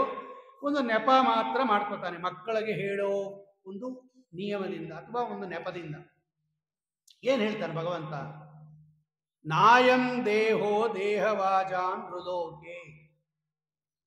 ಈ ಮನುಷ್ಯ ಜನ್ಮ ಇದೆಯಲ್ಲ, ಇದು ಬಹಳ ಅಪರೂಪ ಬರೋದು. ಮೇಲಿಂದ ಮೇಲೆ ಮೇಲಿಂದ ಮೇಲೆ ಬರಲ್ಲ. ಅದೆಷ್ಟು ಕಡೆ ಬಂದಿದೆಯೋ ಭಾಗವತದಲ್ಲಿ ಈ ವಿಷಯ. ದುರ್ಲಭಂ ಮಾನುಷೋ ದೇಹ ದೇಹಿನಾಂ ಕ್ಷಣಭಂಗುರ ತತ್ರಾಪಿ ದುರ್ಲಭಂ ಮಧ್ಯೆ ವೈಕುಂಠ ಪ್ರಿಯ ದರ್ಶನಂ. ಪ್ರಹ್ಲಾದರಾಜರು ಹೇಳುತ್ತಾರೆ, ಮನುಷ್ಯ ದೇಹ ಬರೋದು ಬಹಳ ದುರ್ಲಭ. ಅದು ತದಪಿ ಅಧ್ರುವಂ ಅರ್ಥದಂ. ಮನುಷ್ಯ ಜನ್ಮ ಬರೋದೇ ದುರ್ಲಭ ಅಂದಮೇಲೆ ಬ್ರಾಹ್ಮಣ ಜನ್ಮ ಇನ್ನೂ ದುರ್ಲಭ. ಅದರಲ್ಲಿ ವೈಷ್ಣವ ಜನ್ಮ ಇನ್ನೂ ದುರ್ಲಭ. ಅತೀ ಪುಣ್ಯ ಪದದಿಂದ ಬಂದಿರೋದಿದು. ನಾವೆಲ್ಲ ಹಿಂದೆ ಬೇಕಾದಷ್ಟು ಪುಣ್ಯ ಮಾಡಿರೋದ್ರಿಂದ ಮನುಷ್ಯರಾಗಿ, ಬ್ರಾಹ್ಮಣರಾಗಿ, ವೈಷ್ಣವರಾಗಿ ಬಂದಿರೋದು. ಅತುಲಂ ವರ ವೈಷ್ಣವಂ ಸುಜನ್ಮ ಅಚ್ಯುತ ದತ್ತಂ ಕೃಪಯಾ ತ್ವಯಾಪ್ಯವಾಪ್ಯ ಕ್ಷಣಜೀವ್ಯಪಿ ಕಲ್ಪಕತ್ವ ಬುದ್ಧ ಪಶು ಚಂಡಾಲ ಪದೇವ ಸಂಚರಾಮಿ ಅಂತ ವಿಜೇಂದ್ರ ಸ್ವಾಮಿಗಳು ಬರೀತಾರೆ. ಅತುಲಂ ಮ್ಯಾಚ್ಲೆಸ್, ಅದು ಇನ್ನೊಂದು ಸರಿಸಮಾನದ ಜನ್ಮ ಇಲ್ಲ ವೈಷ್ಣವ ಜನ್ಮಕ್ಕೆ. ವರವೈಷ್ಣವಂ ಸುಜನ್ಮ ಅಚ್ಯುತ ದತ್ತಂ, ಭಗವಂತ ಕೊಟ್ಟಿರೋದದು. ಹಾಳು ಮಾಡ್ಕೋಬೇಡಿ ಅಂತಾರೆ ವಿಜೇಂದ್ರ ಸ್ವಾಮಿಗಳು ಪಾಪ ವಿಮೋಚನ ಸ್ತೋತ್ರದಲ್ಲಿ. ದುರಿತಾಪರ ಸ್ತೋತ್ರ ಅಂತ ಕರೀತಾರೆ ಅದಕ್ಕೆ. ಭಾಗವತ ಹೇಳಿದ್ದನ್ನೇ ಅವರು ಹೇಳುತ್ತಾರೆ. ಭಗವಂತ ಹೇಳ್ತಾನೆ, ನಾಯಂ ದೇಹೋ ದೇಹ ಬಾಜಾಂ ನೃಲೋಕೆ. ಈ ದೇಹ ಬಂದಿರೋದೇ ಅಪರೂಪ. ಆದರೆ ಈ ದೇಹ ಏನೋ ಶಾಶ್ವತವಾಗಿರಲ್ಲ. ನಮಗೆ ಎಷ್ಟು ದಿವಸ ಬೇಕೋ ಅಷ್ಟು ದಿನ ಇರಲ್ಲ. ನಮಗೆ ಇನ್ನೂ ಸ್ವಲ್ಪ ದಿನ ಇರಬೇಕು ಅನ್ನತ್ತೆ, ಆದರೆ ಇರಲ್ಲ ಅದು. ಅಂತಹ ಅಪರೂಪದ ಜನ್ಮ ಬಂದು ಅಷ್ಟು ಅಶಾಶ್ವತವಾದದ್ದು ಬಂದಾಗ, ನೀರ ಮೇಲಿನ ಗುಳ್ಳೆ ನಿಜವಲ್ಲ ಹರಿಯೇ, ಯಾರಿಗೆ ಯಾರುಂಟು ಎರವಿನ ಸಂಸಾರ ಅಂತಾರೆ ದಾಸರಾಯ. ಅಂತಹ ದುರ್ಲಭವಾದ ಮನುಷ್ಯ ಜನ್ಮ ಬಂದಾಗ, ಅದು ಶಾಶ್ವತ ಅಲ್ಲ ಅಂದಾಗ ಯಾರದನ್ನ ಹಾಳು ಮಾಡ್ಕೋತಾರೆ? ಕಸ್ತತ್ಕಾಮಾನ್ ಅರ್ಹತಿ ವಿಡ್ಭುಜಾಯಿ. ವಿಡ್ಭುಜ ಅಂದ್ರೆ ನಾಯಿ ನರಿಗಳಂತೆ, ನಿಷಿದ್ಧ ಪದಾರ್ಥಗಳನ್ನು ತಿನ್ನತಕ್ಕಂತಹ ನಾಯಿ ನರಿಗಳಂತೆ ನಾವು ಕೂಡ ಬದುಕ್ಬಿಟ್ರೆ ವೇಸ್ಟ್ ಆಗ್ಬಿಡುತ್ತಲ್ವ ಈ ಮನುಷ್ಯ ಜನ್ಮ. ಏನ್ ಮಾಡ್ಬೇಕಾದರೆ? ತಪೋ ದಿವ್ಯಂ ಹ್ಯರ್ಹತಯೇನ ಸತ್ವಂ. ಒಳ್ಳೆ ತಪಸ್ಸು ಮಾಡಕ್ಕೆ ಬಂದಿರತಕ್ಕಂತಹ ಜನ್ಮ ಇದು ಮನುಷ್ಯ ಜನ್ಮ. ತಪ ಸಂತಾಪೇ ತಪ ಆಲೋಚನೆ. ಒಂದು ಸದಾಚಾರ, ಸದ್ವಿಚಾರ, ಎರಡು ತಪಸ್ಸು. ಸ್ವಾಧ್ಯಾಯ ಪ್ರವಚನಾಭ್ಯಾಂ ನ ಪ್ರಮದಿತವ್ಯಂ ತದ್ದಿತಪಃ ತದ್ದಿತಪಃ. ಅದೇ ತಪಸ್ಸು. ನಾಕೋಮೌದ್ಗಲ್ಯ ತದ್ದಿತಪಃ ತದ್ದಿತಪಃ ವೇದ ಹೇಳುತ್ತಾ ಇದೆ. ಒಂದು ತಪಸ್ಸು ಮಾಡಕ್ಕೆ ಬಂದಿರೋದು. ಒಳ್ಳೆ ಕರ್ಮಾಚರಣೆ ಇರಬೇಕು, ಅದೊಂದು ತಪಸ್ಸು. ಒಂದು ಆಚಾರ ವಿಚಾರ ಇರಬೇಕು, ಅದೊಂದು ತಪಸ್ಸು, ಆಲೋಚನೆ. ತಪಸ್ಸು ಮಾಡಕ್ಕೆ ಬಂದಿರೋದು. ಭಗವಂತ ಹೇಳ್ತಾನೆ, ತಪೋದಿವ್ಯಂ ಹ್ಯರ್ಹತಯೇನ ಸತ್ವಂ. ಪರಮಾತ್ಮನನ್ನ ಪ್ರೀತಿಗೊಳಿಸಕ್ಕೆ ಬಂದಿರತಕ್ಕಂತಹ ಜನ್ಮ ಇದು. ಹಾಗಾದ್ರೆ ನಮಗೇನು ಸುಖನೇ ಇಲ್ವಾ ಬ್ರಾಹ್ಮಣರಿಗೆ? ಎಲ್ಲ ಪದಾರ್ಥ ಬಿಟ್ಟು ಬಿಡಬೇಕು, ಏನು ತಿನ್ನಬಾರ್ದು, ಅದು ತಿನ್ನಬಾರ್ದು, ಇದು ತಿನ್ನಬಾರ್ದು, ನಾಳೆಯಿಂದ ವ್ರತ, ಶಾಖವ್ರತ, ದಧಿವ್ರತ, ಕ್ಷೀರವ್ರತ, ದ್ವಿದಳ ವ್ರತ, ಆ ಪದಾರ್ಥ ಬಿಡಬೇಕು, ಈ ಪದಾರ್ಥ ಬಿಡಬೇಕು. ಅಕಸ್ಮಾತ್ ತಗೋಬೇಕೋ ಇಲ್ವೋ ಅಂತ ಡೌಟ್ ಬಂದಾಗ ಬಿಟ್ಬಿಡ್ಬೇಕಂತೆ. ಅದು ತಗೋಬೋದಾ, ಇದು ತಗೋಬೋದಾ ಅಂತ ಶಾಸ್ತ್ರದಲ್ಲಿ ಅಥವಾ ವ್ರತದಲ್ಲಿ ಏನಾದರೂ ಡೌಟ್ ಬಂದ್ರೆ ಬಿಟ್ಬಿಡು ಅಂತಾರೆ ಅವರು ಶಾಸ್ತ್ರದವರು. ತಗೋಬೇಡ, ಬಿಟ್ಬಿಡು. ಯಾಕೆಂದ್ರೆ ಬಿಡಕ್ಕೆ ಅದು ವ್ರತ ಇರೋದು. ಪರಿತ್ಯಾಗ ಮಾಡೋ ಅರ್ಥದಲ್ಲೇ ವ್ರತ ಅಂತಿರೋದು. ಬೇಡ, ಬಿಟ್ಬಿಡು ನಿಮ್ಗೆ ಡೌಟ್ ಬಂದಾಗ. ಹೀಗೆ ಎಲ್ಲಾ ಪದಾರ್ಥಗಳನ್ನ ಬಿಡಿಸೋದು ಯಾಕೆ? ಹಾಗಾದ್ರೆ ಎಲ್ಲ ನಾವೇನು ತಿನ್ನೋದೇ ಬೇಡವಾ? ಎಲ್ಲ ಬಿಡು ಬಿಡು ಅಂತೀರಾ? ಭಗವಂತ ಹೇಳುತ್ತಾನೆ, ಬ್ರಾಹ್ಮಣ ಜನ್ಮ ಬಂದಿರೋದು ಸಾಧನೆ ಮಾಡೋದಕ್ಕೆ. ನಿನಗೆ ಅಲ್ಲಿ ತುಂಬ ದೊಡ್ಡ ಸುಖ ಇದೆ. ಬ್ರಹ್ಮ ಸುಖಂ ಅನಂತಂ. ಇದು ಲೌಕಿಕ ಸುಖ. ಅದು ಸ್ವರೂಪ ಸುಖ, ಭಗವಂತನ ಅನುಗ್ರಹದಿಂದ ಬಂದಿರತಕ್ಕಂಥ ಸುಖ. ಅದು ಅನಂತಂ, ಇದು ಶಾಶ್ವತ ಅಲ್ಲ. ನಿಮಗೆ ಒಳ್ಳೆ ಸುಖ ಕೊಡ್ತೀನಿ ನಾನು, ಯಾಕೆ ಯೋಚನೆ ಮಾಡ್ತೀಯ? ಎಲ್ಲರೂ ಊಟ ಮಾಡಿಕೊಂಡು ಮಲಗಿರ್ತಾರೆ, ಪರೀಕ್ಷೆ ಕಟ್ಟಿದವನು ಮಾತ್ರ ರಾತ್ರಿ ಹಗಲು ರಾತ್ರಿ ಓದ್ತಾ ಇರ್ತಾನೆ. ಇವರೆಲ್ಲ ಮ್ಯಾಚ್ಗೆ ಹೋಗ್ತಾರೆ, ಇವರೆಲ್ಲ ಬೇರೆ ಕಡೆ ಹೋಗ್ತಾರೆ, ಆಟ ಅಂತಾರೆ, ಕ್ರೀಡೆ ಅಂತಾರೆ, ಎಂಟರ್ಟೈನ್ಮೆಂಟ್ ಅಂತಾರೆ, ಮನೋರಂಜನೆ ಅಂತಾರೆ, ಅಲ್ಲಿ ಹೋಗ್ತಾರೆ. ಇವನು ಮಾತ್ರ ಎಲ್ಲೂ ಹೋಗಲ್ಲ, ಹಗಲು ರಾತ್ರಿ ಓದ್ತಾನೆ. ಅವರೆಲ್ಲ ಸುಖ ಪಡ್ತಾ ಇದ್ರೆ ಇವನು ಕಷ್ಟಪಡ್ತಾನೆ. ಯಾಕೆಂದ್ರೆ ಇವನಿಗೆ ಮುಂದೆ ಸುಖ ಇದೆ. ಪರೀಕ್ಷೆಯಲ್ಲಿ ಚೆನ್ನಾಗಿ ಬರೆದು ಹೆಚ್ಚು ಅಂಕಗಳನ್ನು ತಗೊಂಡು ಒಳ್ಳೆ ಕೆಲಸ ತಗೊಂಡು ಒಳ್ಳೆ ಸಂಬಳ ತಗೊಂಡು ಆಮೇಲೆ ಬೇಕಾದಂಗೆ ಮೆರಿತಾನೆ. ನೋಡಿ, ಇವನ ಲೋಕದಲ್ಲೂ ಉಂಟದು. ಈಗ ಸ್ವಲ್ಪ ಕಷ್ಟಪಡು, ಮುಂದೆ ನೀನು ಬೇಕಾದಂಗೆ ಒಳ್ಳೆ ಆಫೀಸರ್, IAS ಆಫೀಸರ್ ಆದಾಗ, ಮುಂದೆ ಒಳ್ಳೆ ಕೆಲಸ ಸಿಕ್ಕಿದಾಗ, ಅವನು DC ಆದಾಗ ಇವನು ಹಿಂಗೆ ಇರ್ತಾನೆ, ಬರೀ ಓದ್ಕೊಂಡು. ನೋಡಿ ಅವನು ಎಷ್ಟು ಮೇಲೆ ಹೋಗ್ತಾನೆ. ಭಗವಂತ ಹೇಳ್ತಾನೆ, ನಿಮಗೆ ಒಳ್ಳೆ ಸುಖ ನಾ ಕೊಡ್ತೀನಿ, ಯೋಚನೆ ಮಾಡಿಬಿಡ್ರಿ. ಮಹತ್ ಸೇವಾಂ ದ್ವಾರವಾಹುರು ವಿಮುಕ್ತೇ ತಮೋದ್ವಾರಂ ಯೋಷಿತಾಂ ಸಂಗಿ ಸಂಗಂ. 2 ದ್ವಾರ, ಒಂದು ಮೋಕ್ಷಕ್ಕೊಂದು ಬಾಗಿಲು, ನರಕಕ್ಕೊಂದು ಬಾಗಿಲು. ದೊಡ್ಡವರ ಸೇವೆ ಮಾಡೋದು ಮೋಕ್ಷಕ್ಕೆ ಬಾಗಿಲು, ದುಷ್ಟ ಶಾಸ್ತ್ರಗಳನ್ನು ಅಧ್ಯಯನ ಮಾಡೋದು ನರಕಕ್ಕೆ ಬಾಗಿಲು. ನೀವೆಲ್ಲ ಬೇಕನ ಹೋಗಿ. ದೊಡ್ಡವರು ಯಾರು? ಮಹಾಂತಸ್ತೆ ಸಮಚಿತ್ತಾ ಪ್ರಶಾಂತಾ ವಿಮನ್ಯವ ಸುಹೃದ ಸಾಧಬೋಯೇ. ನಿನ್ನೇನು ಹೇಳಿದ್ದ, ಇವತ್ತು ಹೇಳ್ತಾನೆ ಭಗವಂತ. ಕಪಿಲೋಪಾಖ್ಯಾನದಲ್ಲೂ ಹೇಳ್ತಾನೆ, ತಿತಿಕ್ಷವ ಕಾರುಣಿಕ ಸುಹೃದ ಸರ್ವದೇಹಿನ ಅಜಾತ ಶತ್ರವ ಶಾಂತ ಸಾಧವ ಸಾಧುಭೂಷಣ. ನಿನ್ನೆ ಹೇಳಿದ್ದ, ಇವತ್ತು ಹೇಳ್ತಾನೆ ಭಗವಂತ. ಯಾರು ಸಮಚಿತ್ತರಾಗಿರ್ತಾರೆ, ಕಷ್ಟ ಬರಲಿ ಸುಖ ಬರಲಿ, ದುಃಖ ಬರಲಿ ಸುಖ ಬರಲಿ, ಮಾನ ಆಗಲಿ ಅಪಮಾನ ಆಗಲಿ, ಲಾಭ ಆಗಲಿ ನಷ್ಟ ಆಗಲಿ, ಸಮಚಿತ್ತ ಮನಸ್ಸು ಯಾರಿಗೆ ಏರಿಳಿತ ಆಗೋದಿಲ್ಲ, ಇವರು ಮಹಾಂತರಿವರು. ಪ್ರಶಾಂತ ಅಂದರೆ ಭಗವನ್ನಿಷ್ಠವುಳ್ಳವರು. ವಿಮನ್ಯವ ಕೋಪ ಇರೋದಿಲ್ಲ. ಸುಹೃದ ಎಲ್ಲರಿಗೂ ಹಿತವನ್ನ ಬಯಸ್ತಕ್ಕಂಥವು, ಇವರೆಲ್ಲ ಸಾಧುಗಳು. ಭಗವಂತ ಹೇಳುತ್ತಾನೆ, ಹರೋ ಗುರೋ ಮಯಿ ಭಕ್ತ್ಯಾನವೃತ್ಯ ವಿತೃಷ್ಣಯ ದ್ವಂದ್ವ ತಿತಿಕ್ಷಯ ಚ. ಗುರುಗಳಲ್ಲಿ ಭಕ್ತಿ ಮಾಡಬೇಕು, ಭಗವಂತನಲ್ಲಿ ಭಕ್ತಿ ಮಾಡಬೇಕು, ಸದಾಚಾರ ಸಂಪನ್ನರಾಗಿರಬೇಕು. ಸಚ್ಶ್ರದ್ಧಯ ಬ್ರಹ್ಮಚರ್ಯೇಣ ಶಶ್ವತ್ ಅಸಂಪ್ರಮಾದೇನ ಜಯೇನ ವಾಚ ಸರ್ವತ್ರ ಮದ್ಭಾವ ವಿಚಕ್ಷಣೇನ ಜ್ಞಾನೇನ ವಿಜ್ಞಾನ ವಿರಾಜಿತೇನ. ಎಲ್ಲ ಕಡೆ ಭಗವಂತ ಇದ್ದಾನೆ ಅನ್ನೋ ಜ್ಞಾನ ಬರಬೇಕು ನಮಗೆ. ನಮ್ಮ ಗುರುಗಳು ಸದಾ ಹೇಳುತ್ತಿರ್ತಾರೆ, ಸರ್ವತ್ರ ಮದ್ಭಾವ ವಿಚಕ್ಷಣೇನ ಜ್ಞಾನೇನ ವಿಜ್ಞಾನ ವಿರಾಜಿತೇನ. ಈ ಶ್ಲೋಕ ನಮ್ಮ ಗುರುಗಳಿಗೆ ಬಹಳ ಇಷ್ಟ. ಮೇಲಿಂದ ಮೇಲೆ ಹೇಳ್ತಾ ಇರ್ತಾರೆ, ಸರ್ವತ್ರ ಮದ್ಭಾವ ವಿಚಕ್ಷಣೇನ. ಎಲ್ಲ ಕಡೆ ಭಗವಂತ ಇದ್ದಾನೆ ಅಂತ ತಿಳ್ಕೊಳ್ರಿ. ಫಸ್ಟ್ ಫೋರ್ಮೋಸ್ಟ್ ಅದು. 2, ಎಲ್ಲ ಕಡೆ ಭಗವಂತ ಇದ್ದಾನೆ ಅಂತ ತಿಳ್ಕೊಬೋದು. 1, ನಾವು ಆಡುವ ಮಾತುಗಳೆಲ್ಲ ಭಗವಂತನನ್ನು ಹೇಳುತ್ತೆ ಅಂತ 1. ಸರ್ವತ್ರ ವ್ಯಾಪ್ತ ಸರ್ವಶಬ್ದ ವಾಚ್ಯ. ಇದು 2 ತಿಳ್ಕೊಳ್ಳೇಬೇಕು ಅವಶ್ಯಕವಾಗಿ ಪ್ರತಿಯೊಬ್ಬರು. ಈ ನಾನಿನ್ನ ಹೊರಡ್ತೀನಿ ಅಂತ ಹೇಳಿ ಬೇಕಾದಷ್ಟು ಉಪದೇಶ ಮಾಡಿ, ನನ್ನ ಜಾಗದಲ್ಲಿ ಜ್ಯೇಷ್ಠ ಪುತ್ರ ಭರತ ಇರ್ತಾನೆ, ಅವನನ್ನು ಎಲ್ಲರೂ ಅನುಸರಿಸ್ರಿ ಅಂತ ಉಪದೇಶ ಮಾಡಿ ಭಗವಂತ ಹೊರಡ್ತಾ ಇದ್ದಾನೆ. ಅವಧೂತ ಚರ್ಯೆಯನ್ನು ತೋರಿಸ್ತಾ ಅವನು ಬಂದದ್ದೇ ಅದು. ಅವಧೂತರು ಹೇಗಿರಬೇಕು? ಇಂಥ ಆಶ್ರಮಕ್ಕೆ ಸೇರಿದವರು ಅಂತಾನೆ ಗುರುತಿರಲ್ಲ ಅವರು. ಅಲಕ್ಷಲಿಂಗೋ ನಿಜಲಾವತುಷ್ಟ ಮೃತಶ್ಚ ಬಾಲೈ ಅವಧೂತ ವೇಷ. ಅವ್ರು ನೋಡಿದ್ರೆ ಇಂಥ ಆಶ್ರಮಕ್ಕೆ ಸೇರಿದ್ದಾರೆ ಅಂತಾನೆ ಗೊತ್ತಾಗಲ್ಲ, ಹಂಗಿರ್ತಾರೆ ಅವಧೂತರು. ಆ ಥರ ಎಲ್ಲ ಕಡೆ ಸಂಚಾರ ಮಾಡ್ತಾ, ಒಂದೇ ಕಡೆ ಕೂತ್ಕೋತಾ, ಬಾಯಲ್ಲಿ ಕಲ್ಲುಗಳನ್ನೆಲ್ಲ ಹಾಕ್ಕೋತಾ, ಎಷ್ಟು ಕಷ್ಟವನ್ನು ತೋರಿಸಿ ಭಗವಂತ ಕಡೆಗೆ ಆ ಅವತಾರವನ್ನು ಪರಿಸಮಾಪ್ತಿ ಮಾಡ್ತಾ ಇದ್ದಾನೆ. ಇವನ ಚರ್ಯೆಯನ್ನು ತಪ್ಪು ತಿಳ್ಕೊಂಡಿರತಕ್ಕಂಥದ್ದೇ ಅದು ಆ ಇನ್ನೊಂದು ಮತ, ದುಷ್ಟ ಮತ.